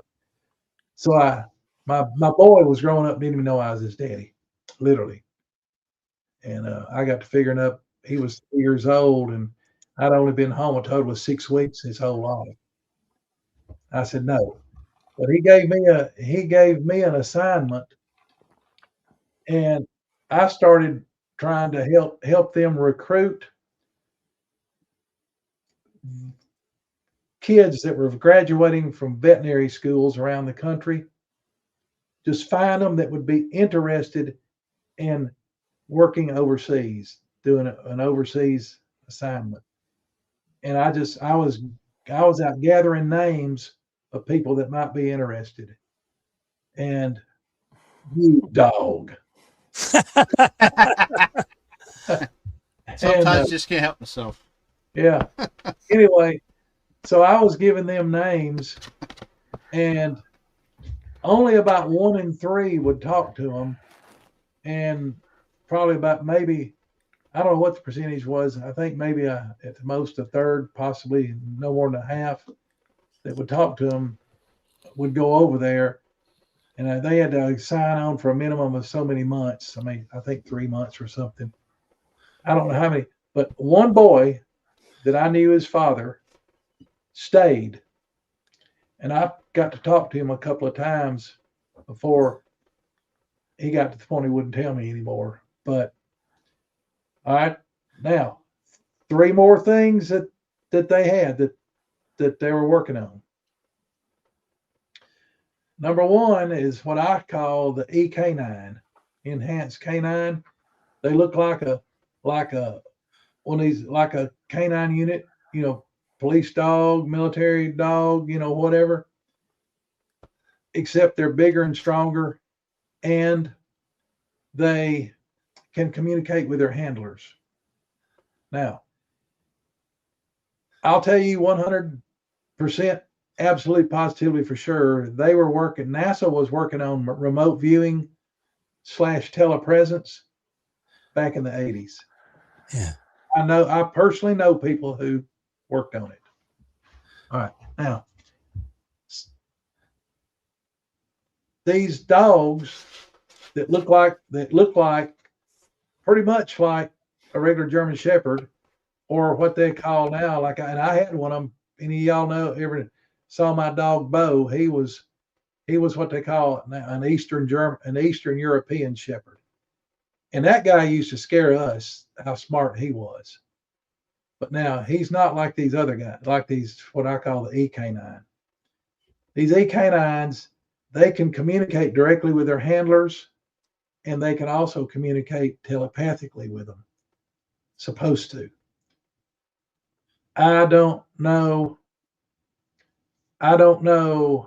how many they've done. There was a rumor that floated around for a while that they had brought a very few of them to the United States. Now, I was given a name of a place where they took them, and I'm not saying it on here. And I don't know what's happened since then. That was years ago. All right. So we know for sure that they got these E-canines, enhanced canines, that they supposedly have a lot more strength and a lot more endurance than normal shepherds or even Malinois and stuff like that. And I don't know what they're doing with them, but they supposedly they've actually been trained. Supposedly they can count. They can count money. They can do math. That supposedly they're educated, taught, just like kids are taught. And but now, I mean, basically think of somebody with basically anything you can do and physically more and go places that you can't go. And people don't realize that they're doing something. They don't realize, well, that dog right there is seeing all this and recording all this. And and it's going to go back and tell it to somebody. But there was also, as an offspring of that, is pets. You know how politicians like to give pets to each other? Yep. Like Kennedy gave Obama some kind of water dog. Well, supposedly they were breeding these pets that were basically spies that they were giving away to people, or either they were just breeding these dogs that look like street dogs, look like strays, but they're going around, watching and learning, watching and observing and reporting back. All right. And then the other thing, number 3, is what I think we might run into sometimes. And it's basically one of these dog man that's been souped up, that been genetically modified and engineered. And I don't know what the hell purpose that is. 'Cause one thing, I believe that normally a dog man, they don't go around killing and eating people. What happened at where the family was massacred up at LBL? That's a fluke. What happened when the bow hunter was killed up there is a fluke. But these other things, I don't know what their purpose is. I don't know if they are. What I was told was that it's the outgrowth of the Soviets have been trying to breed and produce a super soldier, for decades. I mean, it started back before World War II. And I think that this number 3 thing that he found and that they're experimenting with is this super soldier thing. And so what better, than to have you a big souped up werewolf, but one that you can control and can communicate with you and use weapons and do anything you can do and a whole lot more. I believe the Nazis had that in their program too, Coonbo, trying to create the super soldier with the wolf thing. But there was a movie out there that was similar to that, The Dog Soldiers, where the soldiers, there was I guess a group of soldiers that were werewolves, and obviously it's just a movie, but again, a lot of what you're talking about, Michael X shared Watchers, which was a government program. The book by Dean Koontz was a government program where they created all these different biological creatures, and one of them was a lab or a golden retriever that had human intelligence. Right. That's these E-canine deals I was telling you about. Now, one of the things that people think that there's no way you could crossbreed these things, hybridize these, they're wrong. We have laws against it in this country.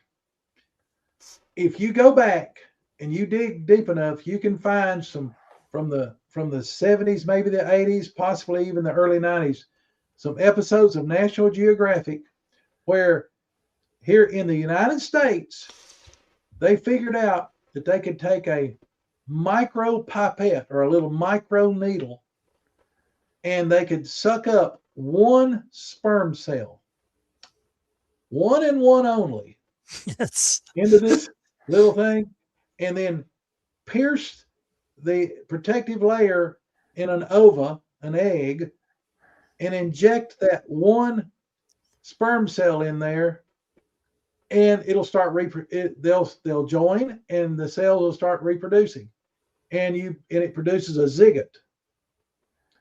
Now, United States law says you can do that. And they did a bunch of, they crossed humans and sheep. They crossed humans and several other things. They crossed humans and dogs. And I don't know what all. And then they even crossed like dogs and sheep, or wolves and sheep, and stuff like that. But in the United States, when it gets to the stage, when the zygote gets to the point that it's now called an embryo, in the United States, the laws require that they have to kill it right then. The Soviet states didn't have any of those laws. They could just keep right on going. Let her go, let her rip, see what they get, And yeah, there's movies on that too. The Soviet program. Yeah. Yeah. Well, the Island of Dr. Moreau is, when he was doing it. I'm not going to say here, but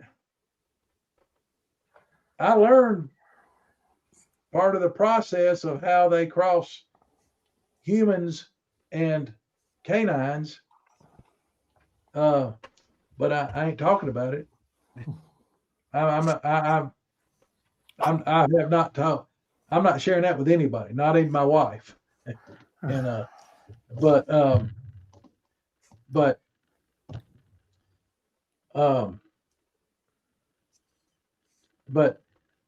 so there's that out there, and I believe that there's some of those are out there mixed in with the other stuff that's out there.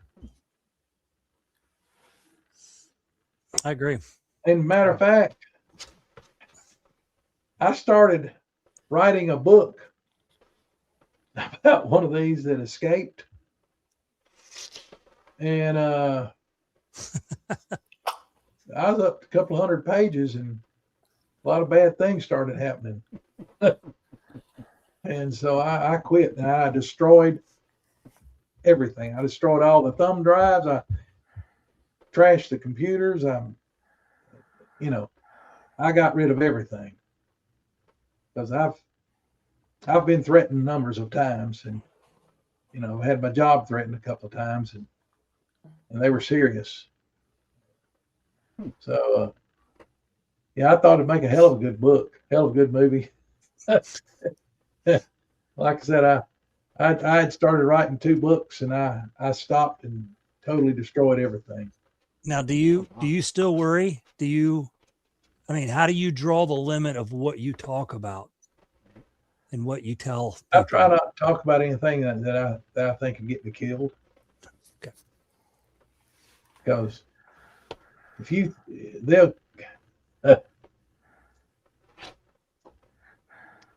think they won't do it, you're another. Oh, shit. Oh yeah, shit, yeah. You ain't got to convince me of that, for sure. Yeah. Hey, I found a question from Hillary from back here. Yeah. She messaged me wanting me to make sure that you read this. 5 times. Okay. Okay. It says, would you say that the braid on the alpha female's head in Iowa resembled the scalp lock braid on Patty's head?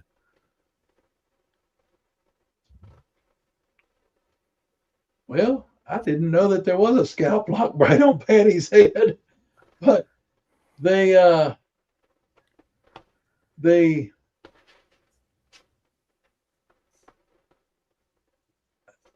I don't know. I don't know what I don't know what she's talking about, the scalp lock braid on Patty's head. I haven't looked at the picture in enough detail, obviously. And she said it was part of a little project she was working on or something. I don't know what that was. Well, look out. Well, I can tell you that the alpha female up there in Iowa that she's talking about,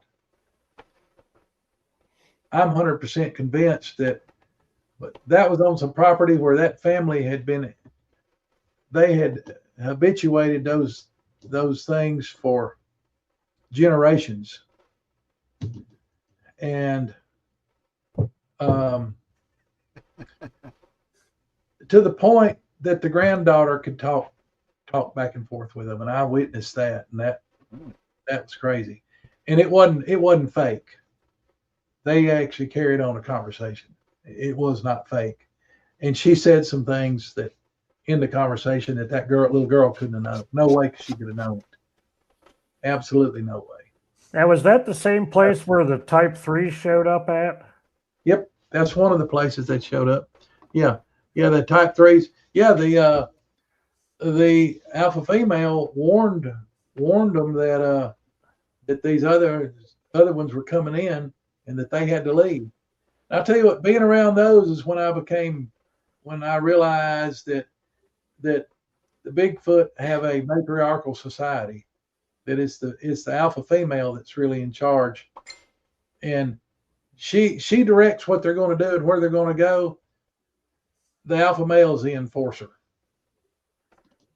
He makes sure he protects the troop and makes sure that the juvies behave. But you know what was amazing is what surprised me was I didn't realize that the alpha females are involved in the hunt as much as they are.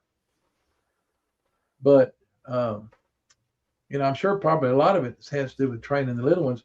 What was amazing was the old troop that we had out here on the farm, the one we called Odin, the blind one. He had had an injury to his one of his eyes, and it still reflected, but it reflected no matter what you shined in his face.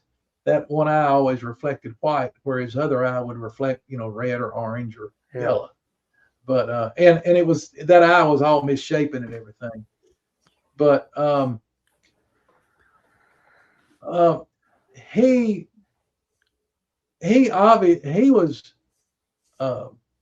he did a lot of work with the juvies in that troop, and I've seen him. I've caught him out, watched him stalk deer, and he'd be with them and working with the youngest ones, helping to stalk up, sneak up on deer that were feeding out in the fields. And in fact, all the times I've seen him, only two, maybe three. I can only think of 2 times off the top of my head that I ever saw him where he was by himself. And one of the times was when he came up on the front porch and he was trying to catch Niffy. He was trying to get our little black German Shepherd when she was just a little pup. He was trying to figure out how to get her. And then the other time was when I walked up to him. I was walking the dogs, and right out here in the side yard. And I'm talking about, 50, 60 feet away. And he was down in the old pit silo out there in behind a bunch of brush that I'd thrown off down in there. And we're walking along, and Joe stopped. The dogs stopped, and Joe turned around and gone back to the house. I was living in my sister's place, and that's before this place was here. And and back to the house he went, and Jake got in front of me, and I didn't realize what he did. I said, "Jake, get out of my way, buddy. Come on, let's go. Get your business done." Because he hadn't pooped yet. I said, "Come on, get your business done." And about that time, I was fussing at Jake. About that time, Odin stood up. He'd been squatted down in behind that brush and crap, and he stood up.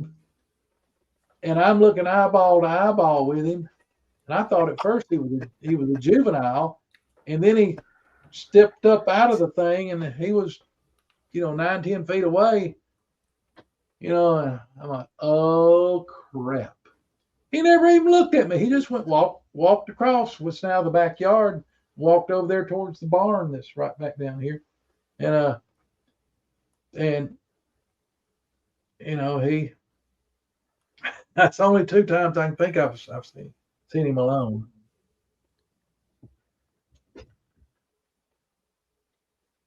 Oh, she just been to the beauty shop. That's all that is. Fatty Scalp Lock Braid, PG. I tell you what, MK Davis is a freaking genius when it comes to doing all this photographic manipulation and stuff. he has.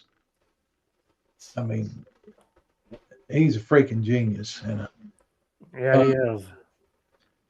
I don't know if that's a braid or not. I can't tell, but it could be she just been sleeping with her arm up here. I don't know. I don't know.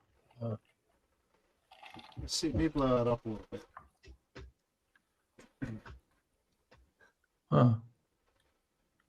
Well, it does look like a It does. braid. Yeah, you can see through here. That Well, Well, it the does one, look like a braid. the one up in Iowa was more definite than that. Plus, it was longer.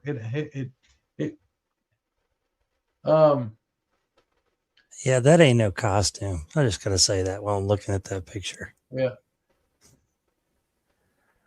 Yeah, it definitely wasn't what's his name in that Yeah. wasn't Hieronymus in a suit. Right. Another thing too, how do you get, if he was wearing a suit that large, what do you do? Inject, air up his eyes Right. to make it big enough, I mean, you can't doctor the eyes, but they the braids that were in that one's hair up in Iowa were finer than that and tighter. But what I was getting around to say about them is I believe that family has interacted and was habituated for so long with that particular troop. I think there might have been some little bit of gene swapping there. Hanky. Yeah, right. Because I know that it is possible. Have I? What was it? Yeah, I will be there. Yes, that's this side of it. What was that other thing? About something about the Smithsonian. All right, no, back up that one that you just had up. Sorry. Jerry and I are playing tag team on the. Now the Smithsonian has stolen all of the giant skeletons that they can get their hands on. In the late 90s, the University of Alabama was doing a archaeological dig on the far Indian mounds on the Natchez Trace. They dug down, and in the east face of the big mound down there, they found a slab of jasper rock that was like 12 feet long and I don't know how wide, multiple feet wide and like inches thick, that they said the nearest place that rock was found was near Jasper, Alabama, and that the technology at that time that was put in there did not exist to move something that heavy that far without at all, much less move it that far without breaking it. They said even if they'd have had the wheel back then, that they couldn't have gotten it from Jasper to there without breaking it, most likely. Underneath that were two skeletons, a 10-foot skeleton and an 8-foot skeleton. 10-foot male, 8-foot, 8.5 feet, something like that, female. The regalia that they had on, they both had feather capes on. Those were reserved only for the royalty and very highest members of the tribe. And you know what I'm talking about, a feather cape? Like a king and queen. It's like a robe. It's like a robe that has thousands of like bluebird feathers and cardinal feathers and goldfinch feathers and stuff like that woven into the fabric in patterns and stuff. And they had what do they call them? The gorgets, the real fancy necklaces and stuff around their necks. And not only were they giants, not only were they Sasquatch or Bigfoot, but they were very highly revered member of the tribe there. and they were in full regalia, both of them. And I went down there one day after work, and I had been going down there after work to see what was going on, and the lady, the head archaeologist from the University of Alabama that was in charge of the thing, she was throwing stuff mad and crying when I got down there. And she was in the there is you can pull off the trace right there. There's a bathroom and a little kiosk kind of a deal that tells some stuff about that's where she was. And she said that a bunch of people, I'll say a nice word, from the Smithsonian showed up and took all their stuff and went to the university and went into their department in their area where they were working on these remains and stuff, took everything they had in there. What they didn't take, they ordered them to rebury it, put it back where it was, put the slab back, cover everything back up, and restore it into the condition that it was in before they got there. But they took the skeletons. So why are they erasing history, Coonbo? Why do you think? Well, I think it's because the general public couldn't stand it. I mean, all right. So Bigfoot exists. All right. How many rednecks are going to be out there trying to kill one? Right. Exactly. And True.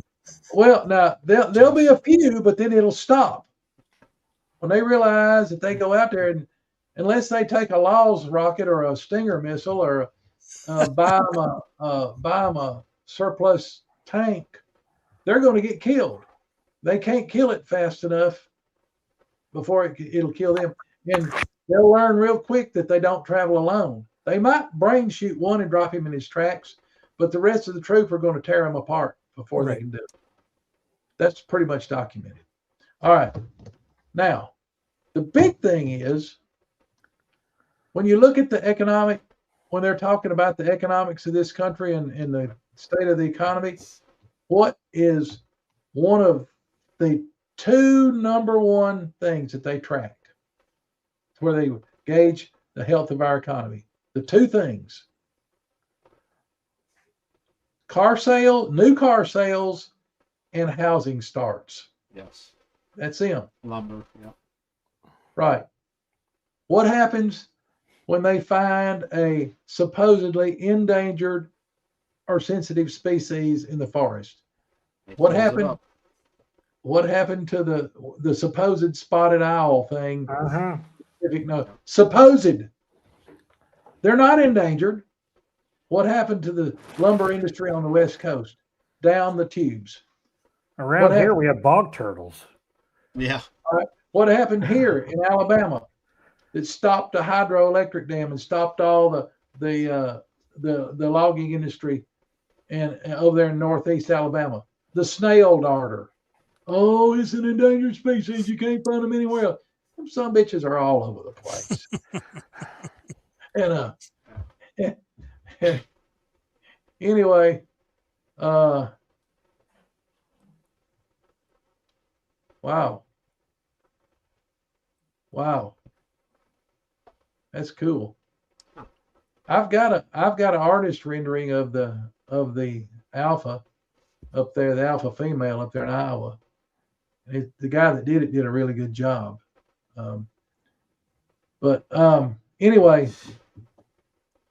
it would totally tank the logging industry and the housing industry. Housing, and God only knows, toilet paper, paper towels, paper plates.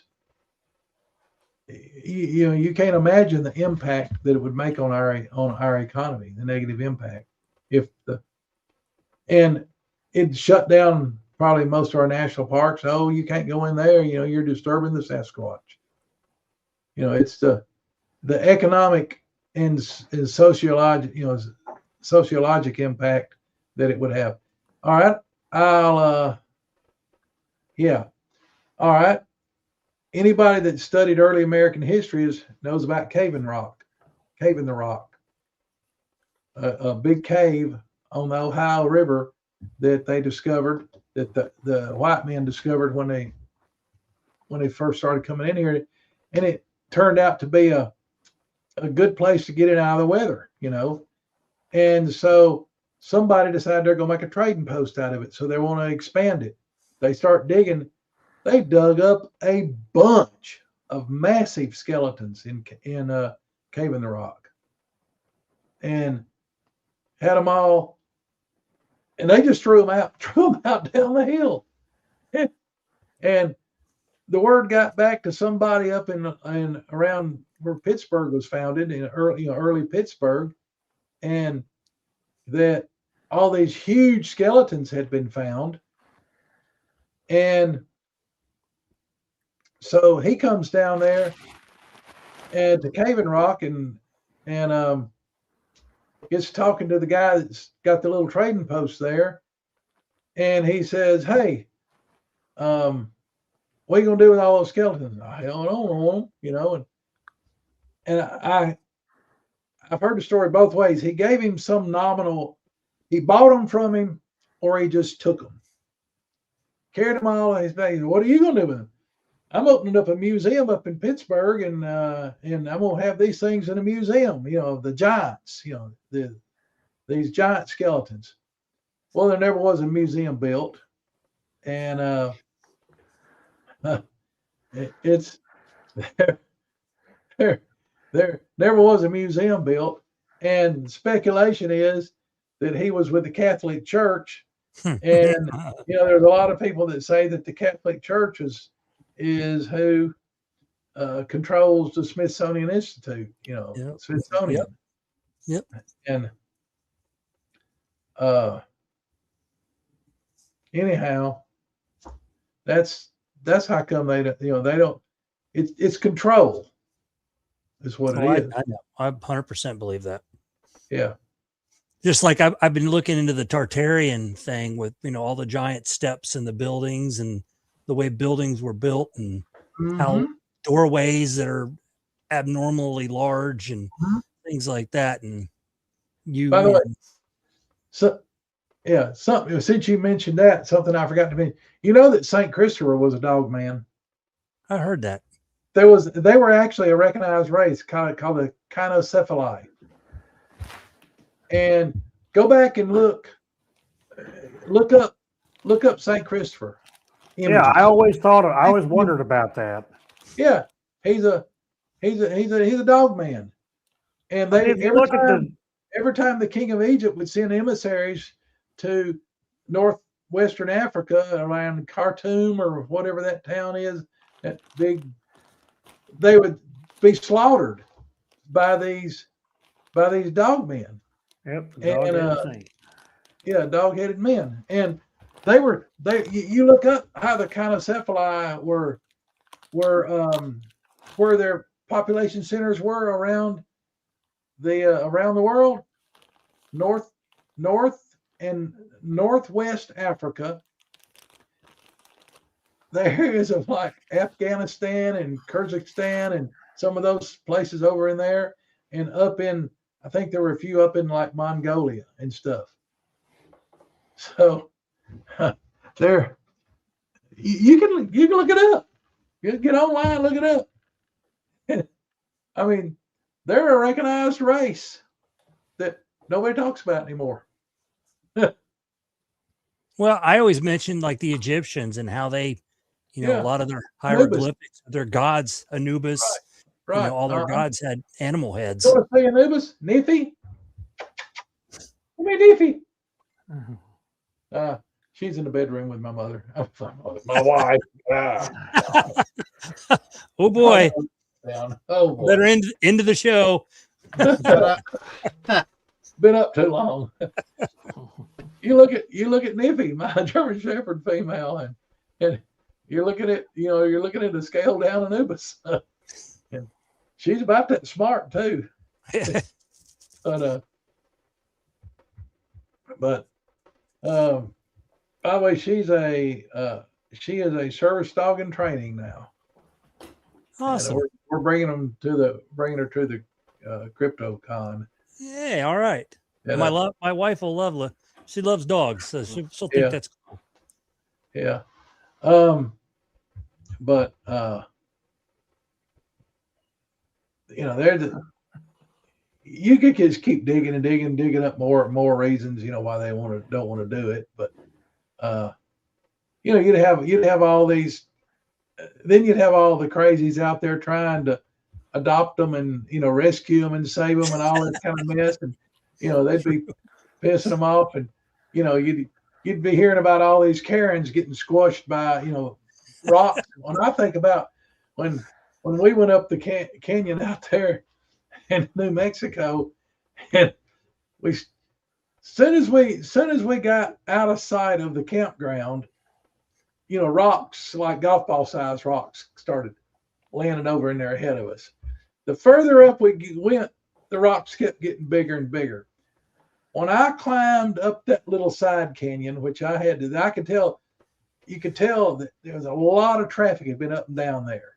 You know, a lot of, there you go. Yep, I've There seen you that. go. And you can find some where it shows, you can show the king of Egypt is up on his shoulder. You know, and the king of Egypt looks like a little doll or something that he's got him up on his shoulder carrying him.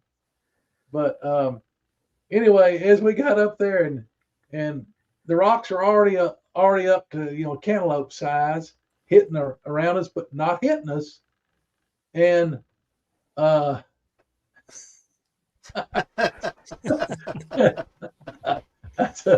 boy. That's a good question right there. But anyway, I found that place where you could tell it was just worn slick, and you could tell a lot of traffic up and down to get in this little side canyon. And it took me a while to figure out how to get up in there. But as soon as I did and I stood up, about 40, 50 feet out in front of me, there was a watermelon-sized rock landed. I mean, big old granite rock. You know, ricocheted around. I turned around. I said, I think I've gone far enough. And Clyde says, I think we have too. We need to get our asses out of here now. Yes, sir. We are. So I went down, got out of there the way the boogers got out of there. I just slid down that little rock face there. It was as slick as it was slick. You know. Anyway, and we started going down. And that was the first time I ever saw a person get hit by a booger thrown rock. We were probably 2/3 of the way out of there, and about a softball sized rock. The rocks were coming at us from two sides and coming over us and landing out ahead of us. And there was one hit out ahead of us and hit a rock, bounced off that rock, hit another rock, ricocheted off that, and hit a third rock and came back and hit my buddy right in the shin. And I mean, took him down, right down. And I just knew his leg was broken. Instantaneously, the rock throwing stopped, not another rock throw. And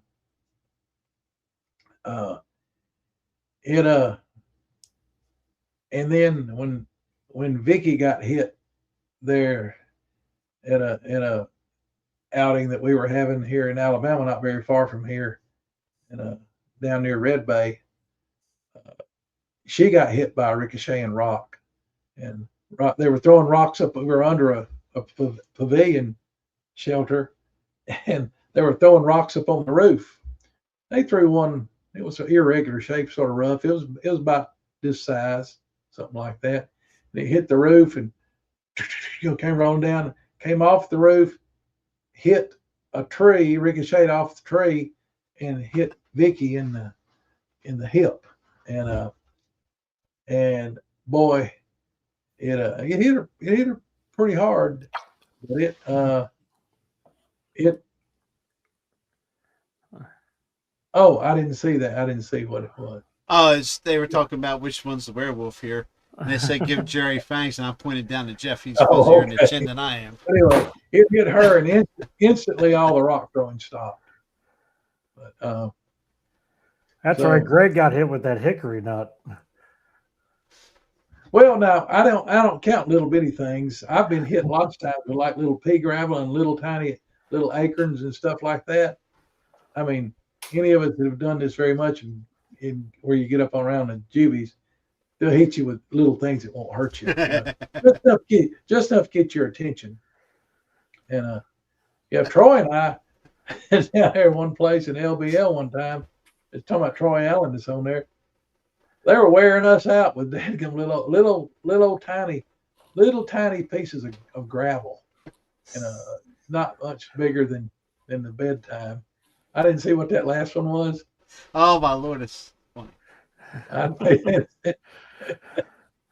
Oh God.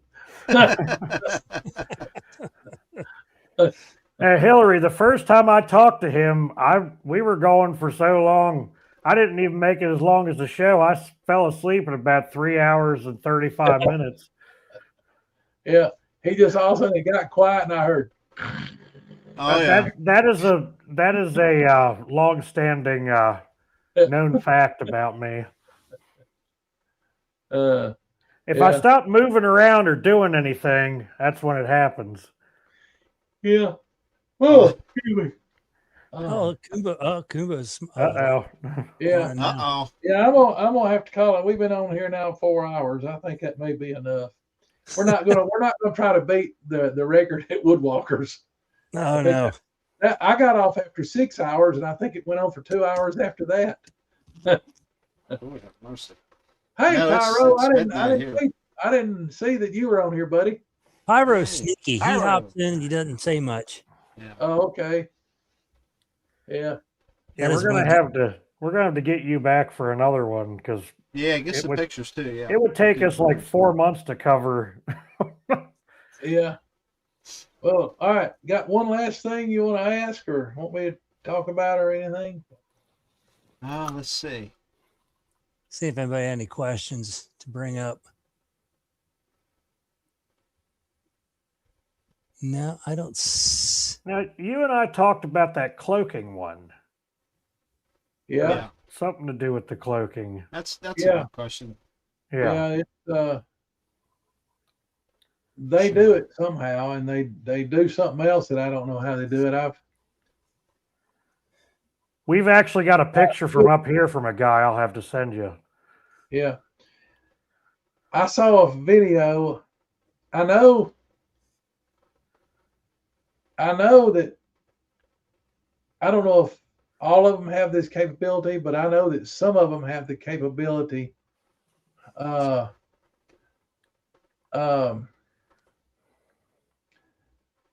know that some of them have the capability that their hair, it's not fur, it's hair, becomes almost like mirror-like, sort of, except Like translucent. translate, but you can see through them. You can see what's Yes. behind them. It's not like the mirrored deer stands. It's actually but it does, and it refracts some. It depends on if they're moving or not. But it's even, if anybody's seen the Predator movie with Arnold in it, it's even better than the cloaking that the Predator has. We've got one here that I've got a picture of that looks Yeah. just like that, don't it, Jerry? Well, Yeah. Very the much. I And know it's that taken not far from us either. Over by the I know river. that the military has done a lot of research on that, and using like optic fibers and just all kind of stuff, different materials and things, and they have something now that does a pretty dadgum good job, and it's better now. If you're walking in front of a pretty even background, it's fantastic. If you're walking like in front of vehicles and more solid things and stuff, to keep it to stay properly concealed, you got to slow down and move slow. But you can, for instance, crawl up on the front slope of a tank and sit there and sit still, and somebody can walk up and you can reach up and take off the top and scare the living crap out of somebody. Yeah. I mean, you can purposely reveal your face or your head or whatever you want to to somebody that's up close, and you could scare the absolutely bejeebers out of somebody. Now you've actually seen them cloak before, haven't you? Or seen something similar Yes. to? Yeah. Yeah. I also saw one walk right through some briars and stuff that I couldn't have macheted my way through there in 20 minutes, 30 minutes, nor could I have gotten down and crawled through there. Now, did the brush move at all No. when they went through it? That particular instance, not, but I've also seen them come through cutover, like 6-7-year-old cutover that has sawbriars in it, thick as my thumb, up, 10 feet tall. And they just blow through it. And they came through it at about 25 miles an hour.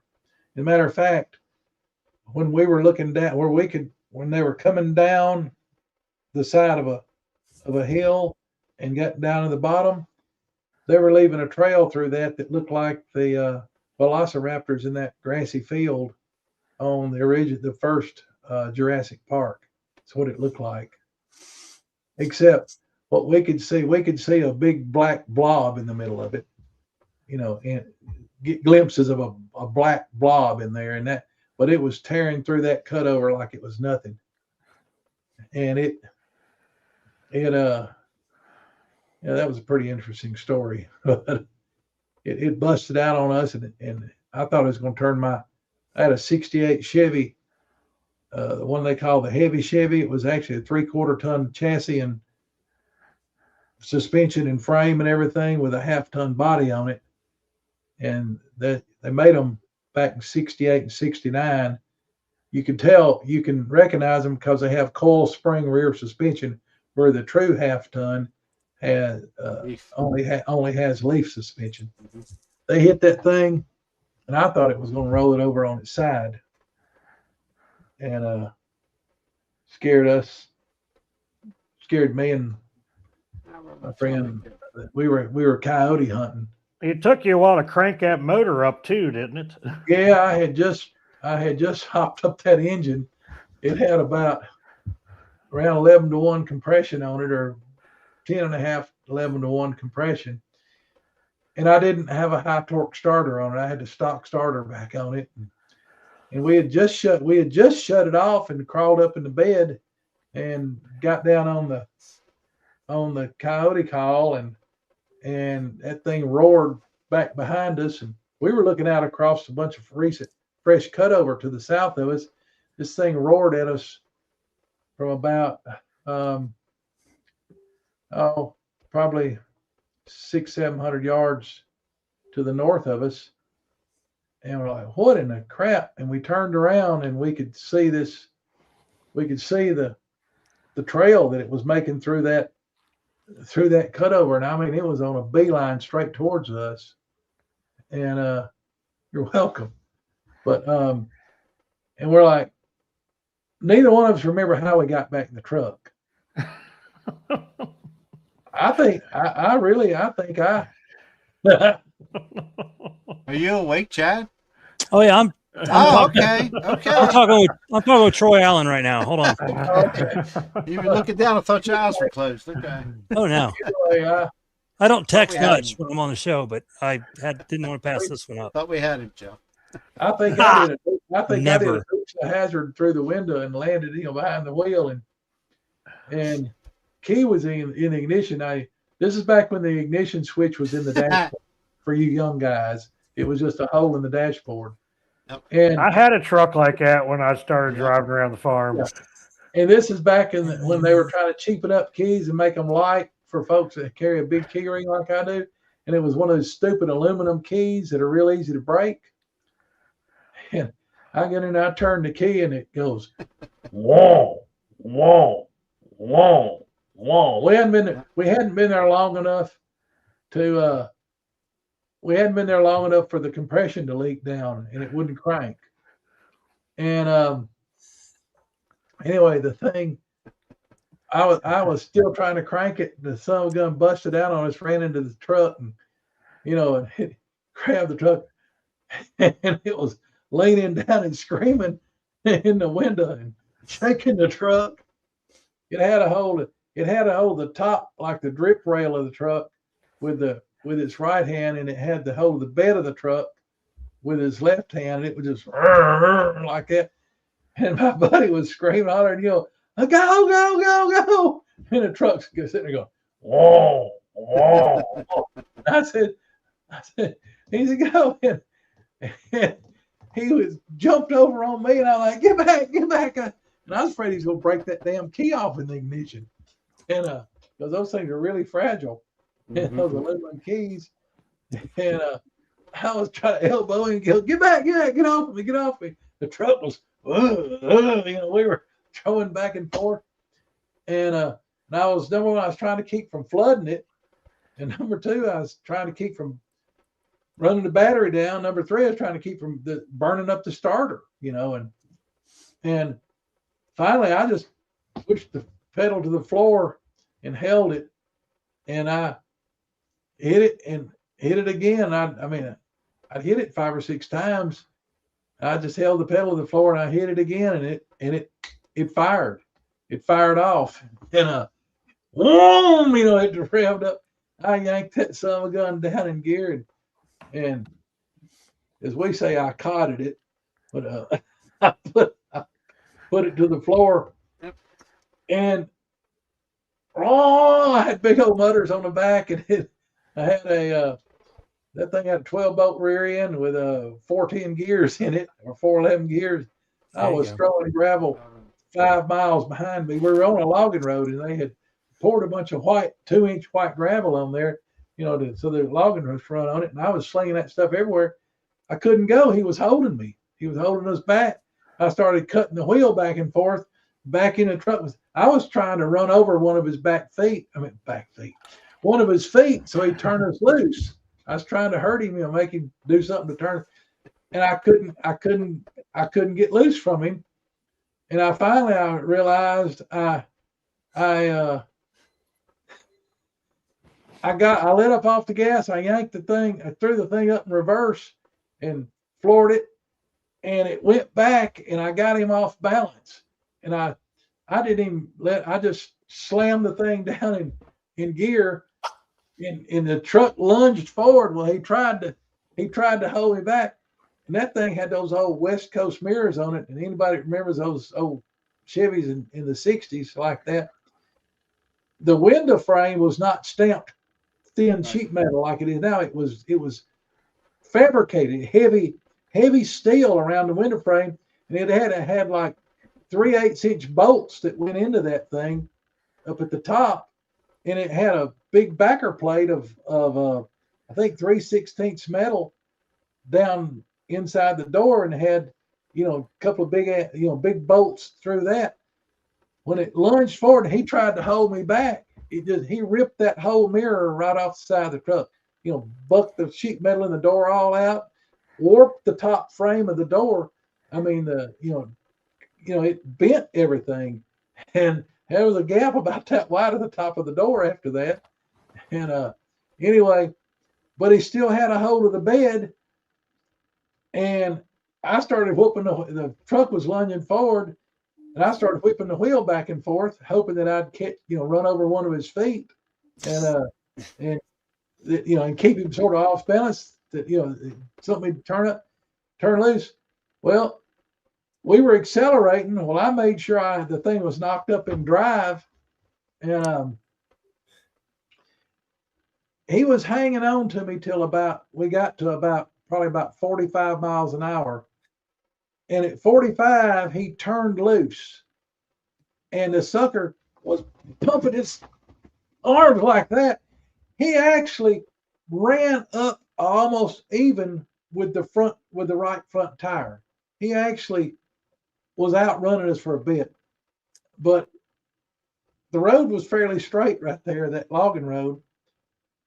And I passed him, and he tried to grab at me again, but he couldn't hang on.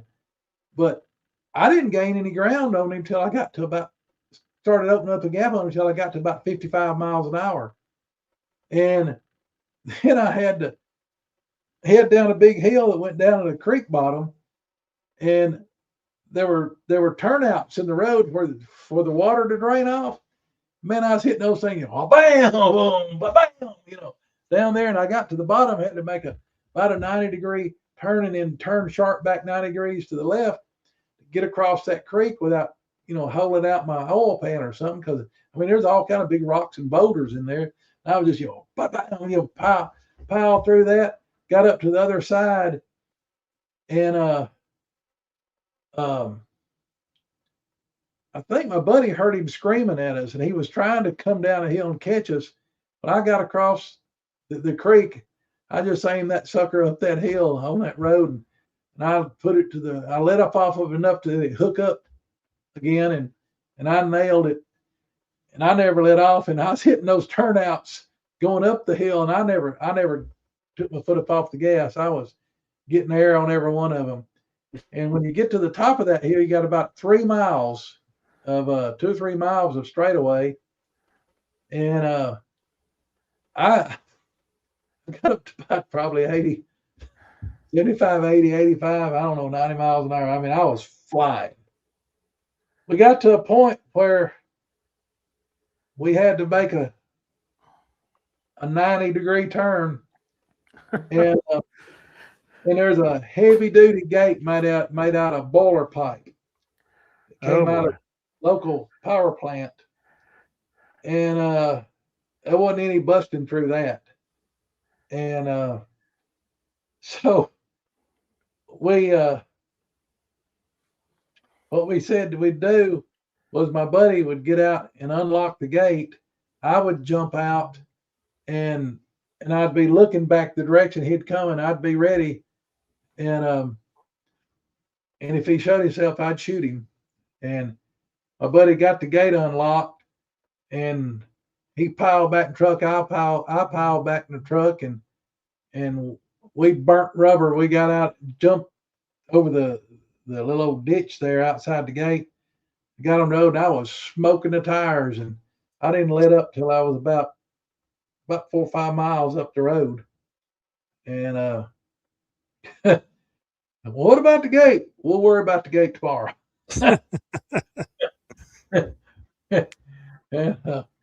How far was that from your house? Oh, that was down near Coondog Cemetery.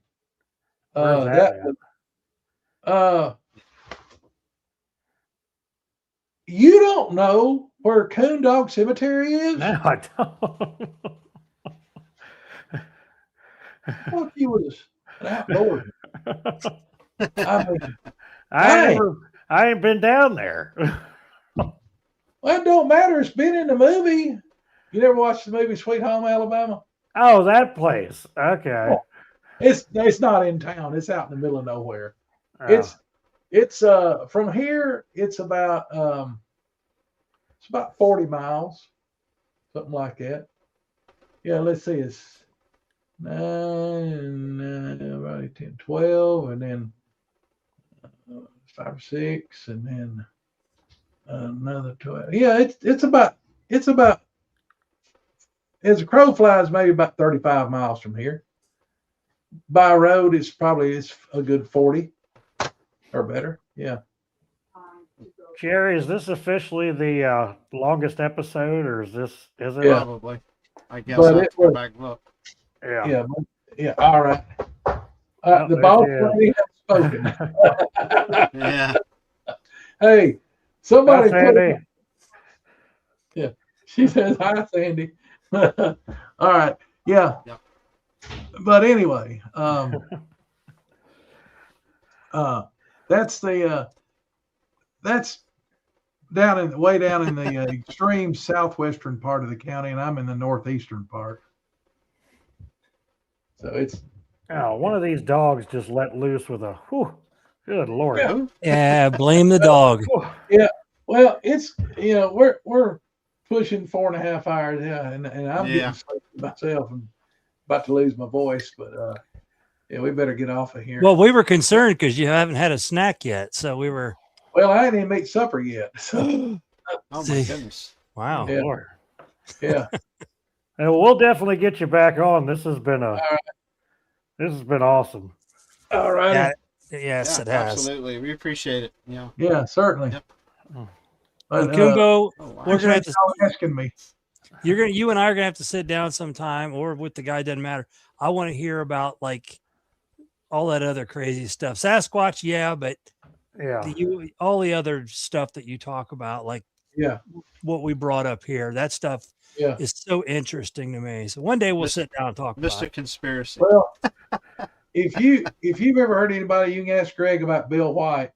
Tal Branco is his. I've heard the name. We are searching hard Tal for and his book. I were got to be good friends over the years, and I've spent time at his house with him, and we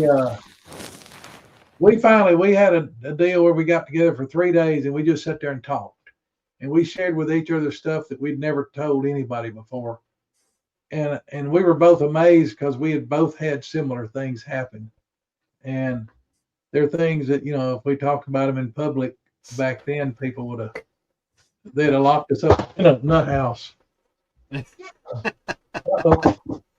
All right. Well, I need to go. I got dog All right, Coonbo. knocking stuff down in the hallway. All righty.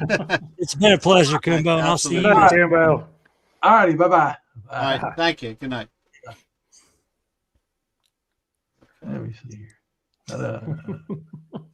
Freeze. I can't even remember how to get out of here.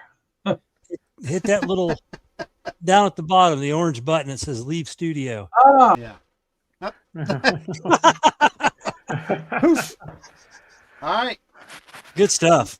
100's done. My legs are driving me crazy, and I got to get up in 4.5 hours. So. Yeah, I got to get up. I'm getting up at 6 with my wife. She's got a. Things are going great for her. She's submitted something for the Tennessee State Fair. One of her products that's made here in the county. All the products in it are from the county, so she's doing that, and the business itself. It's kind of neat. She's making a name for herself. Don't tempt us, Parker. We ain't done yet. Yeah, But it ain't gonna be 6 hours tonight. I'd have to I'm start pretty over. sure this is the longest one. I gotta go back and look, but I think it is. I think you had a 3 hour, but I don't know if you've had a 4 plus. I think we've pushed 3.5. I don't think we've done 4. I'm sure Bears and Boogers was on pretty late one time. A good while back. Yeah, Thanks this for is- joining us, Catherine. We appreciate it. Appreciate everybody in chat. Yeah, A lot of fun. this has Yeah, we been gotta- great. And I stayed up the whole. Great. Stop crying, Jeff. I made it. Hillary, real quick. Thank you for that wonderful thumbnail. I added a couple of things in there. I added Chad in there and Danny, and I should have put Blaylock in there. I didn't. That's my fault. I apologize, David. They probably could have fit you in that car somewhere. We were running out of room without covering stuff up. And I did get Coonbo in the back there too. So, but yeah, Jeff stayed awake. Look, everybody, get ready to take a screenshot. Here we go. Here's your screenshot. Jeff stayed awake for 4 hours and 10 minutes. Wow. What you been drinking on, Jeff? I just got Coca-Cola Zero. What's in And, your mouth? this- Is your lips swelled up? You get This punched? big industrial sized tub of Stoker's. Yep. Yeah, I know. Now Parker's going to be calling me trying to keep Yep. me up for another 4 hours. There you go. Greg, I don't have a Doppelganger. doppelganger. Lord have mercy. We would praise Chad, but it's only 11 o'clock or 11:25 here. It's 12:25 here. Yeah, you guys are in the future. Yeah. Oh, look, here comes the night call. It's already ringing. It's already ringing. They're really trying to get their money's worth out of me tonight. You have fun with that, brother. Yeah, Troy's calling me. My bed's calling me. Yeah. Yep. Mine is All too. right. All right, everybody. We appreciate This has it. been awesome. 100, man. 101. We'll dig something up. I'm working on it. I haven't got one yet, but are we doing one next week, Jerry? Do you? Yeah. Okay. Let me check this guy. I'm telling you, man, I've been running like crazy. I ain't even done. Yeah. I hear somebody's phone making. It's mine. Okay. Man, that vibrator is loud. Next Wednesday. I'm gone next Wednesday. I gotta go back to Berryville, Virginia. But other than that, I'm good. I got this Friday, Saturday, and then next Wednesday. Do you have? Are you doing a show tomorrow night? Yes. Okay. Yep. It won't be a 4-hour show. 4-hour tractor pulling show. Yeah, Robert. Yeah. I tried to get that Chicago. Well, actually, he did touch base on that a little bit. But, Yeah. yeah, you don't have to be out in the middle of nowhere to see. Now, They're right here at Town's Edge. I want to talk to him more about Maryland. Yeah, I asked him one question. We didn't touch base on it very long because we was trying to hurry up and go live here, but we had some technical Yeah, issues. I had to get my earphones out because for some reason. Do you have an going extra? haywire. Do you use your mic on, or not your mic? I usually use my external mic on this. On his laptop. Yeah, I usually just use the microphone on my laptop generally. Is that the camera you're using? Is the one on your laptop? Yeah, same thing. Hey, it's a lot better than when we started doing this, and I was using my cell phone propped up on top of a milk crate for the. Hey, that's when Eric and I started doing this. That's what we were doing. I had to go. I went out and bought a computer just for doing this. Well, for about the first 10 or so episodes, I did it with a kid's toy chest with a box propped on top of it with my cell phone. Then I had that leather chair that I was sitting in, and it worked pretty well. And then I was like, I need to get a computer because every time somebody calls me or something, my phone's like, and then if my phone started to die, I had to, try to figure out how to prop it up with the cord and everything. Uh-oh, we got an alien. We got the alien. Uh-oh. But anyway. I'm shooting for at least 4 hours and 15 minutes, huh? Oh, we got about 10 more seconds. Ain't more than that. Oh, wait a minute. Yeah, I'm off. My math's a little. Yeah, until his son took the toy chest back. At least he wasn't shooting darts at you. He's Not probably tonight. not there. Okay. Somebody said I needed to send the Nerf gun kid to your house.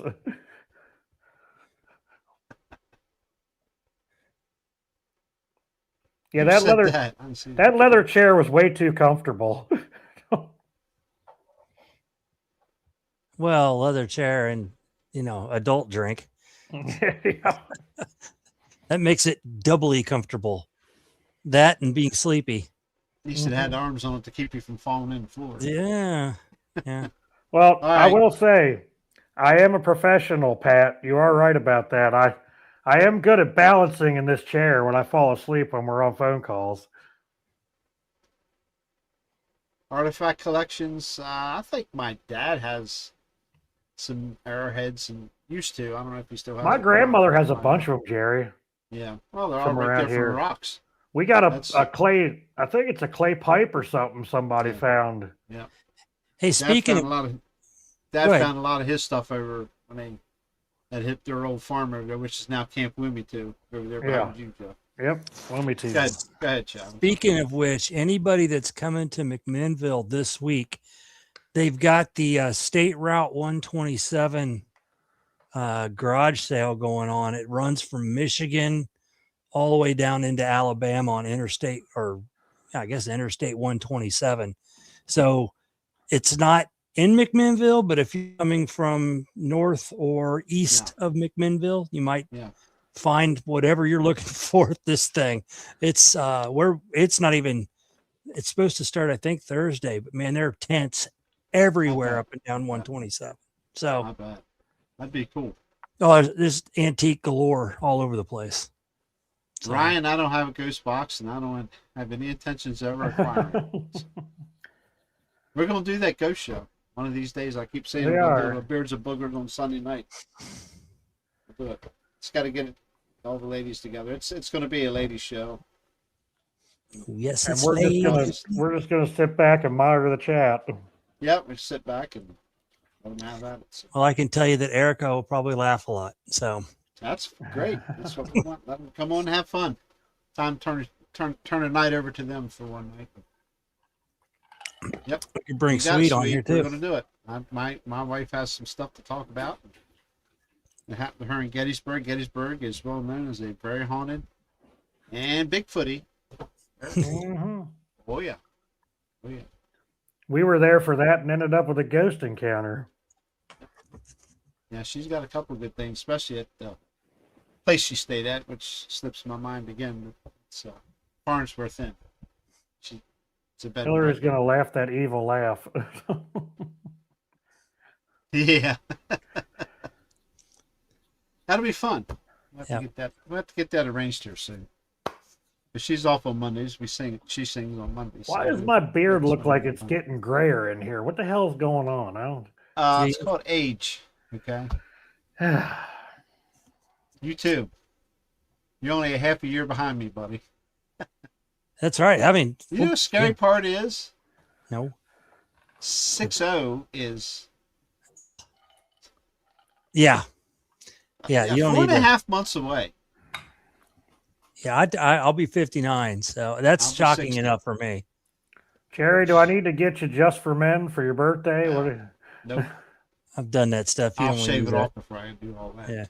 No, I don't know about shave it off. If I thinned it down, it don't look as bad. It's gray. I've been getting hints about that. So. I was told never to shave my beard again.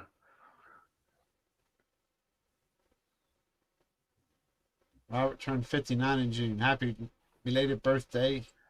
The wife turns 59. Whoops, I guess I ain't supposed to tell her age. In September. 2 days. 2 days in front of chat. As a matter of fact, she's a 19th. I'll get the switch ready for you. My wife turned 43. 43. She's just a kid. She's just a child. Kid. Child. We won't say child. That's gross. I'm 37. That doesn't sound good on 37. My girlfriend will be like 49 coming up here in September. Cougar. Wow. Sugar mama. I got a 17-year-old adopted kid. So that's a good question. How did Bigfoot hide in Gettysburg? I'll have to look into that. There's plenty. I know they were hiding when I was up there. You get out around that battlefield, there's one low area down there before you get to Little Round Top and Big Round Top. What a haven for them. Oh my goodness. It's a nice spot down there. And there's a waterway through there too. Small. And plenty of deer. Uh-huh. And squirrel. Plenty of food for them. Shut up, Tyler. Yeah. Staying alive in the class of 85. Who's that? Robert. That's my year, 85. That's my year too. Yeah. Cindy. Yeah. Northmont Cindy and I have known Thunderbolts. one another since kindergarten. Bobby's going to be 69. 69. 69. Happy birthday, Bobby. Happy birthday. Notice a Southern goodbye. We're pushing for 4.5. I only got 10 minutes. We might as well just go for 4.5. And then it'll be 5. Yeah, right. I'll just keep pushing the. Well, people are asking questions, so. You got married 2 weeks before Jeffy was born. Yeah. My first marriage was 1996. Yep, I was born in July 6th of 1989. Wow. Jerry, you want to tell him how many years we were out of high school? 4 years? My girlfriend likes to tell me what she was doing when I was born. Richard's 81. Damn, Richard. Wow. Good for you, brother. What was that flash of? You had some sort of flash of light behind you, Chad. I don't know what that was. Lights could have flashed. There's been storms going on. Huh. The pop-ups. What's cool? What I missed, Captain? What's cool? What area of the Susquehanna do you live along? We are basically almost on the Maryland-Pennsylvania border, really. We're north of Conowinga Dam and just west of Peachbot. Nuclear power plant. Home of. What? Home of. Come on, Jeff. Bigfoot. A little daintier than that. A little scarier than Oh, that. the Albatwitch. No. The white thing. Oh, the pale crawler. Pale crawler. One was spotted not far from here. Yeah, we're in between. We're in between. We're in between the Normanwood Bridge and Conowingo Dam. Yes. And That's in right, between Bobby. that, pretty much, is Peach Bottom power plant. And then if you go over towards Muddy Run, where the crawler was, Yep. It's got some areas of spookiness. Yes, it Stuff does. going on around here. And somehow I managed to eat before the show started tonight. I don't know how the hell that Me happened. too. Nobody got married in '89. I got married 3 times. Which dates do you want? Tyler, it's funny you say that, Tyler. My dad used to tell me stories. They lived over at Rock State Park there, Yeah. behind Jeff's farm. He had to walk quite a ways to catch up a school bus back in the day. Yep. Rain, snow, sleet, or shine. My grandfather told me about when he used to have to go plow the roads with the tractor if the plow truck couldn't get. Yeah. And my grandfather passed away at 93, 2 years. It's been at least 2 years. I think 3 years. Maybe 2. Hi, Suzanne. Yeah. Thanks for being here. But yeah, there wasn't a whole lot of plow apparatuses back then. Good night. Yep. Not to the capability that they have now, and the plow truck drivers still fall asleep in my road during snowstorms. So, Had to go and make sure you're still alive. got to go up there like a crazy person, beat on the side of the truck in the middle of a blizzard, and wake the plow truck driver up. It took me like 10 minutes to get him to wake up. Yeah. It's tired. I've screamed at you with a microphone or speakers right in front of you. You just didn't even hear me. So. About froze my hands off because I didn't have my gloves on when I went up there.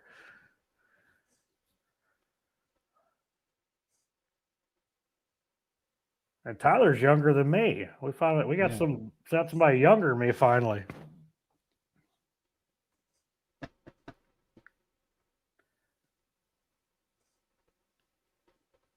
Okay. Now we got 6 minutes, and I'm out of here. And there are some I'll islands. go to 4.5.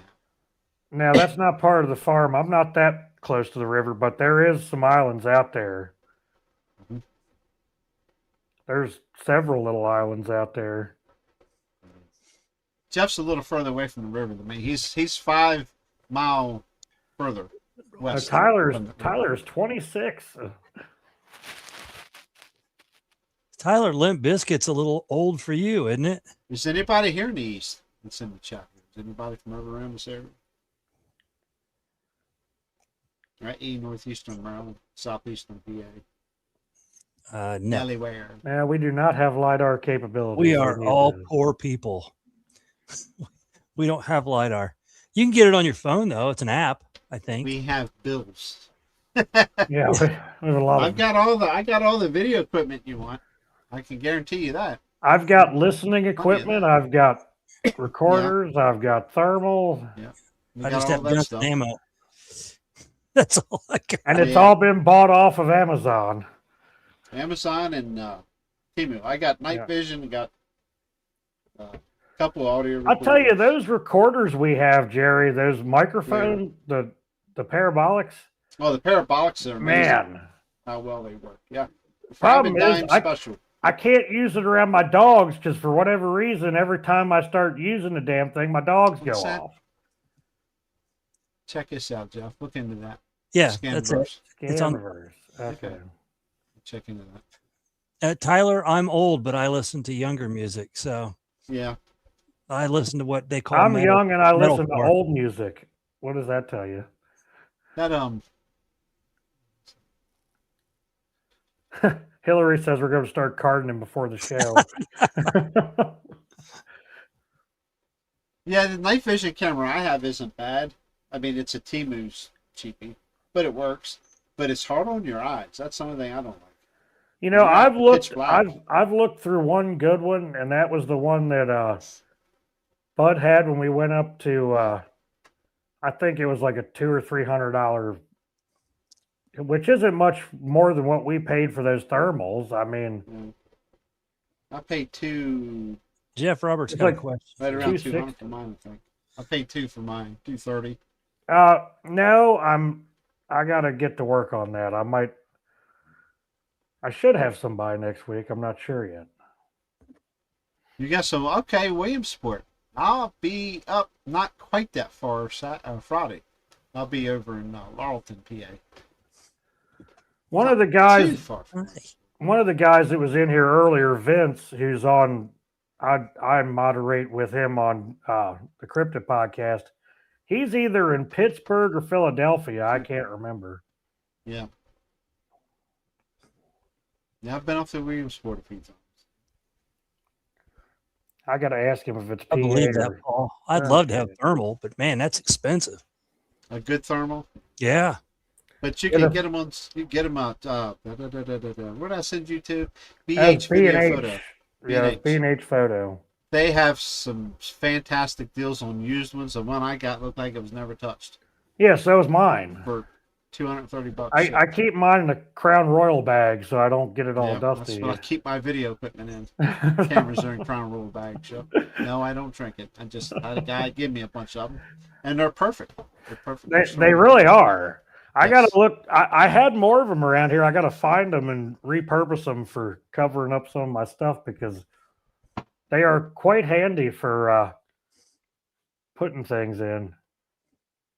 Brand new one of these coming tomorrow. This thing's heavy. It's a fluid head from one of my tripods. This thing really worked my Aggies yesterday. I'm gonna tear it apart maybe this winter. You said it started getting too flimsy while you were working. No, it's sticking. I couldn't pan down and stuff. Yeah, they get hot. You know, I mean, this ain't junk stuff. I mean, it's decent stuff. Well, they're like $150. They're like $150 heads, aren't they? I got that one for $120. So not the one coming, not that one. That one came with the tripod. Same thing, but it's an updated version of it. So. All right. 10 seconds. Thanks, everybody. Jump in the chat. 9, 8. Thermal is better. Yeah, I agree with that. I just it takes a while for your eyes to adjust. Oh, there we are. Yeah, you made it. 4:30. We'll go 30 more minutes. Look at chat's like, no, we're not. I really feel bad that David Blaylock could not get back on here, and of course Danny was working. He had to work nights this week. He started at 9 o'clock, but they're all part of the big family here too, and you know we appreciate their input. And well, McElroy. That's at least 10 or 20. He wanted to know what a good budget-friendly thermal was. That's the one we have. I can't think of the name of it. It is a AGM Global TM160, but I don't think they're making that one anymore. But I think they've got some. Go to B&H Video Photo. B&H online. B&H Video Photo. Yep. Look at their used stuff, and you'll probably find one there. You'll probably find one comparable to that one. don't ever worry about buying used from B&H because they rate their stuff honestly, and everything I've ever gotten from them some of the used has stuff I been like bought- brand new. Because I'm still talking. Sorry. Anyway. Well, this computer, I bought it used off of Amazon.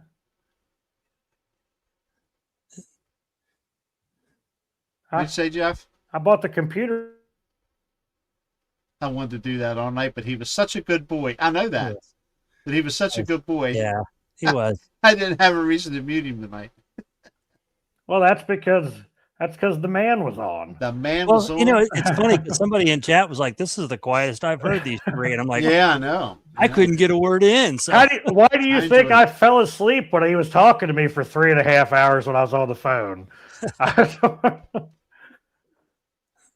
Montoursville Airport. Yeah, Ryan. That's I'll tell you where I was at. Up off I-80 about a month ago. We did a Saturday pool for Snyder County. Doggone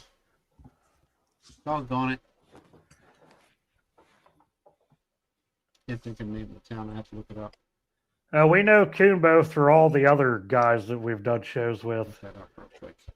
Now I'm curious. I can't remember. It's horrible.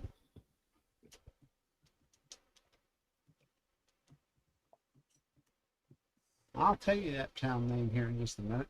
It's a big fairgrounds up there. Robert said that Dan Benoit hurt himself at a camp Uh-oh. about 2 weekends ago. That ain't good. I think I read something about that on Facebook. Okay, here we go up to Susquehanna. I'll find this out. Hold on, Chad. We're getting ready to go.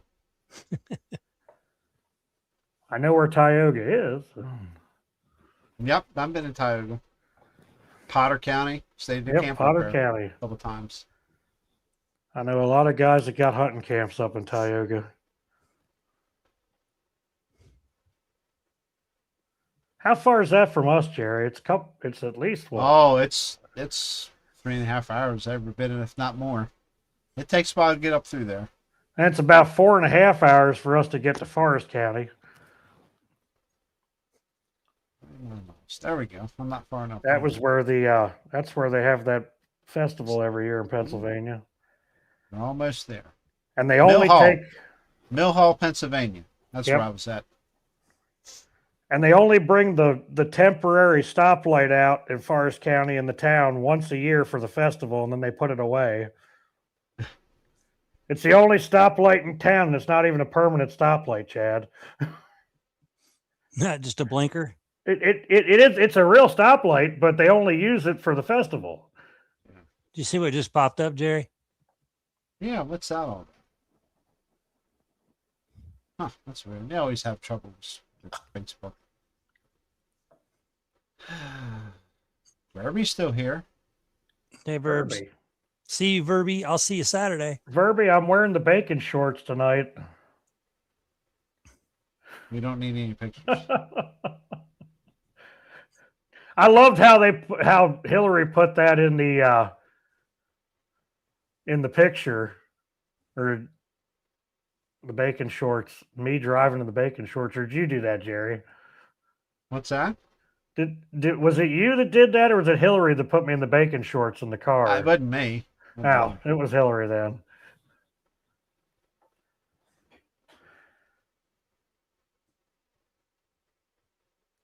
Okay, guys. You hear somebody rustling around in here, so pretty soon she's gonna lasso me and drag me out of here.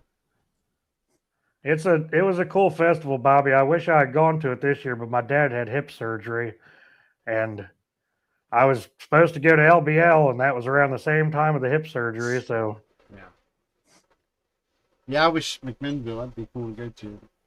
yeah, It'd be better for you guys if it was a 2-day. It's pulling season. it's only a 1-day thing, isn't it, Chad? It's only one day. Yeah. One Yeah. day. Yeah. I still got to do my Alabama tour. Yeah. Will do, Robert. I'm hoping I can hoping I have internet there. Good night, Paul. Sounds good. All right. I think our pages. Yep, it's time to go. Yep. I got to get 4:35. Woohoo! Yeah. Oh, long 4:36. enough. Long enough. All right, everybody. All right. I'm Let's shutting this see. thing off. Yeah. You We'll see are. y'all. You got to let the outro play first. Oh yeah, I know. You might be snoring again. All right. See you, everybody. Thanks for being here. Yep. Here, I'll do Appreciate the I'll do the send off like this. You're not snoring. I got too much caffeine in my system right now for that, I think. I'm sure you'll be jumping on the chat here as soon as you go off.